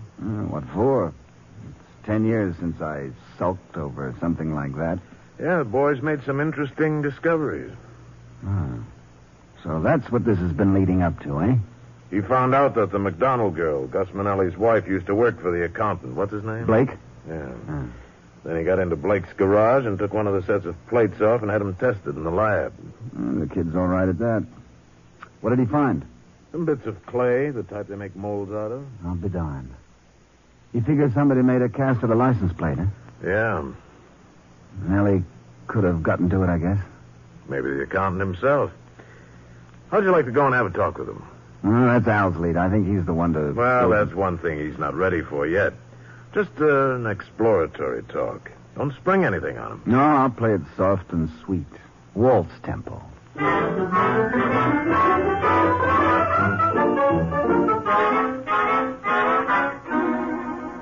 Mr. Blake, CPA, faced me across his desk. He was a thin, wiry, nervous little man. The secretary said you were a federal agent. Yeah, that's right.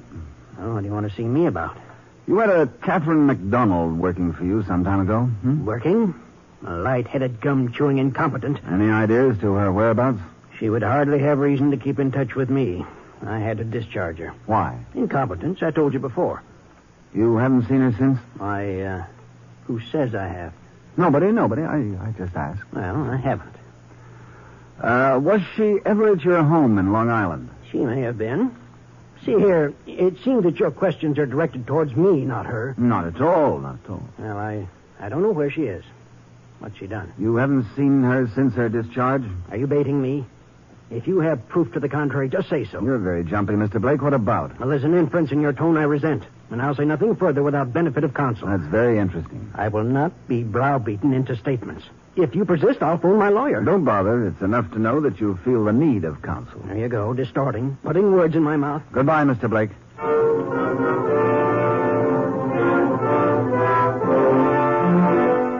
Sometimes high-strung people react like Mr. Blake to any law enforcement agent.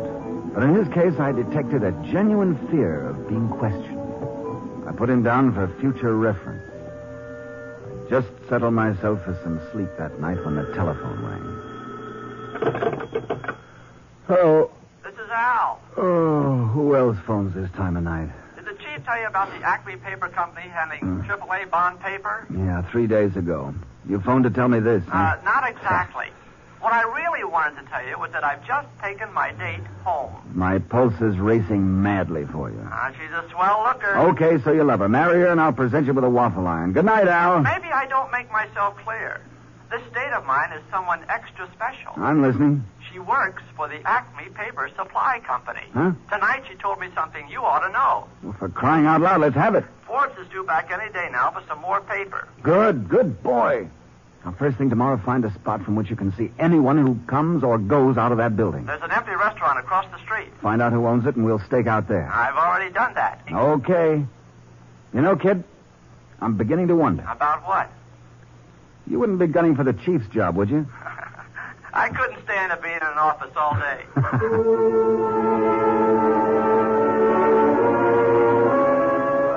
Next day, I joined Al in the empty restaurant. Everything had been removed but the smell of stale grease. 4 days went by. We took turns sleeping. Always one of us was stationed at the window looking out. It was late afternoon. From the buildings nearby, workers were pouring out to try and grab that seat on the subway. I wonder what it'll be like to eat a warm meal again, Sam. Oh, it goes a lot longer than this sometimes. 11 days I sweated it out once. It was down in... 4 more days, and I'll land in Bellevue. Huh. Sam, come here. What is it? That car around the side of the building, the green one. Forbes. That's not the same car I used last time. But the license number's the same. N71Y04. Switching plates. Put them on different cars. Oh, that's an old trick. He's coming out the front door. Cars around the side, but he's coming out the front door. We'd better do something quick. He'll get away again. Hold it. He must have left a spotter on the corner to see if he's being followed. Look, she's coming towards him now. You know her, Al? Take a good look. Gus Manelli's wife.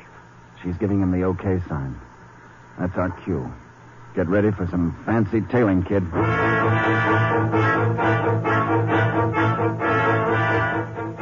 Forbes tried every known gimmick to test for a shadow. He ran signals, made unexpected left and right turns, stopped and started again suddenly. I kept up with his crazy maneuvers. I'd been at this sort of thing longer than he had. At last, he was satisfied that he was in the clear. He headed for Brooklyn. When he got there, he stopped in front of a little Italian restaurant. We pulled up half a block behind them. Forbes locked the car, and he and the girl went inside the cafe. I couldn't have followed him 5 blocks. This comes under the heading of postgraduate work, my boy. I could sure go for some food. Some other time, maybe tomorrow. Maybe we should pick them up now. Supposing we lose them. Such optimism I can do without.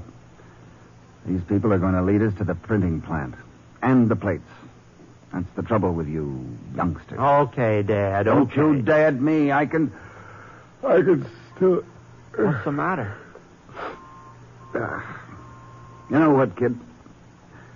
We may be up most of the night. How'd it be if I caught a few winks now? Hmm? Go ahead, Dad. I'll wake you. I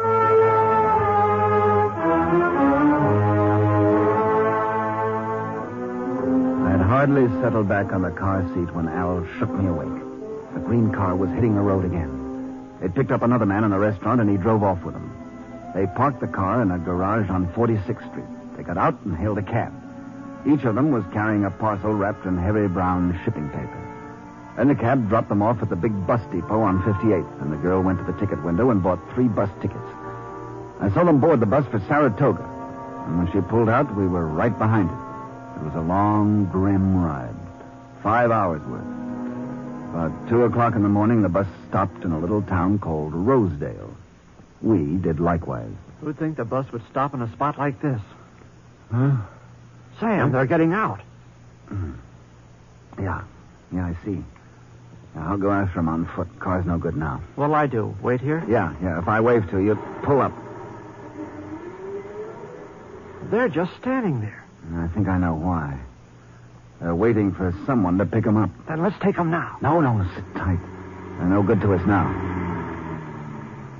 There it is. You're just going to sit here and let them get away? I told you they're no good to us now. We got to find the plant. It's around here someplace. If you're letting them get away, I'm going to start up. Turn the ignition off. Sam, turn it off. Come on. Where are we going? The general store. Small towns generally have the post office in one of the general stores. Here it is. Yes, but... Living quarters are in the back. Oh, the guy should have heard me by now. The light coming on in the corner window. Yeah. What do you want? Not serving anyone this time of night? Open up. United States federal agents. Agents? All right. This guy will be able to tell us where we can find them. Hope you're right. Federal agents? What do you want? Let us in.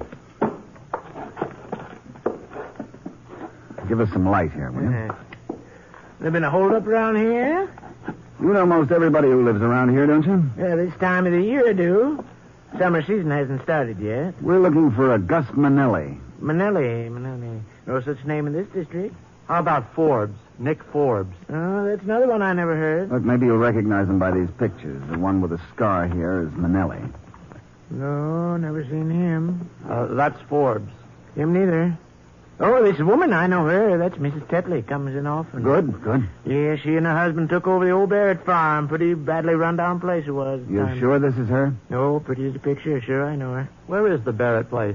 Oh, it's way up on the hill. Tough spot to get to while it's dark, though. You have to know these parts. You know these parts? None better. All right, get some clothes on. You'll take us there.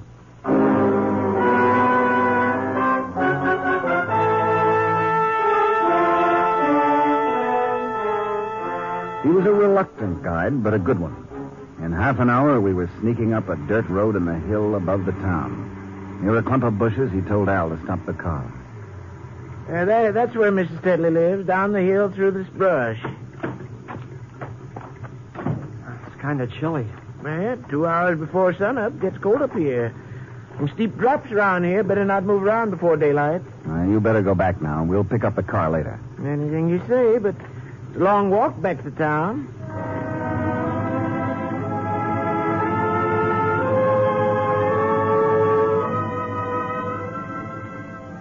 Daylight broke cold and frosty, and we started inching our way down the hill. It was a tough trip for a guy who'd been spending too much time in the cities. By 8 o'clock, we were close enough to get a good view of the farmhouse. I never knew a guy could be so cold and still be alive. Someone's coming out the front door now. I think it's Forbes. It is. Another couple behind him. Well, lots of company. There's our girl, Mrs. Manelli. This is it, Sam? I think so. It's a little exciting. My first, you know.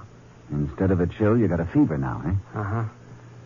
They're going into another building around the side. Let's work our way down. That'll bring us in pretty close. We'll be all right. They think they've got the world by the tail. We thought they perfected it. Yeah, they all do. Stop. We'd better. We're almost on top of them. Listen from that window. A printing press. Oh, brother, that's music to a weary agent's ears. Down. Here comes Mrs. Manelli with a tub. Ready to hang out her wash. Real domestic-like. Let's move in a bit.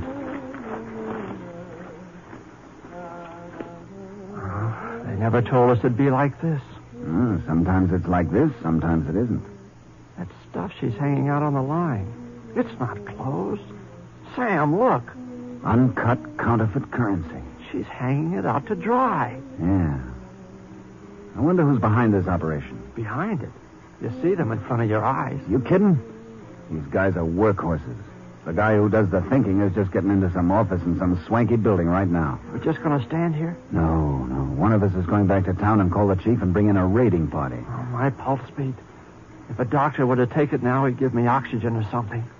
Should simmer down on your way back to town, Sonny. Okay, get moving.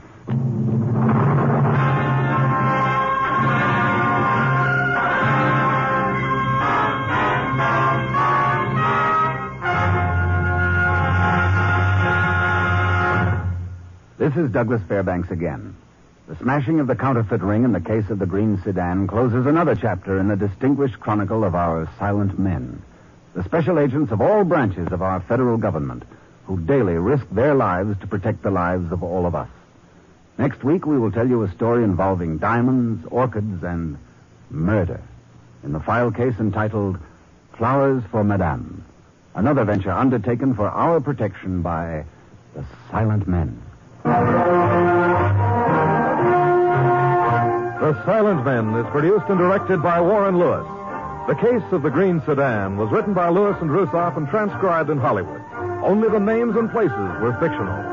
Featured in our cast were Charles Smith, Paul Frees, Virginia Gregg, Eddie Fields, and Dal McKinnon. Your announcer is Don Stanley. Douglas Fairbanks is currently to be seen in his own motion picture production of Mr. Drake's Duck. Listen again next week and every week for other exciting cases involving the law enforcement adventures of the special agents of our federal government. For they are the Silent Men.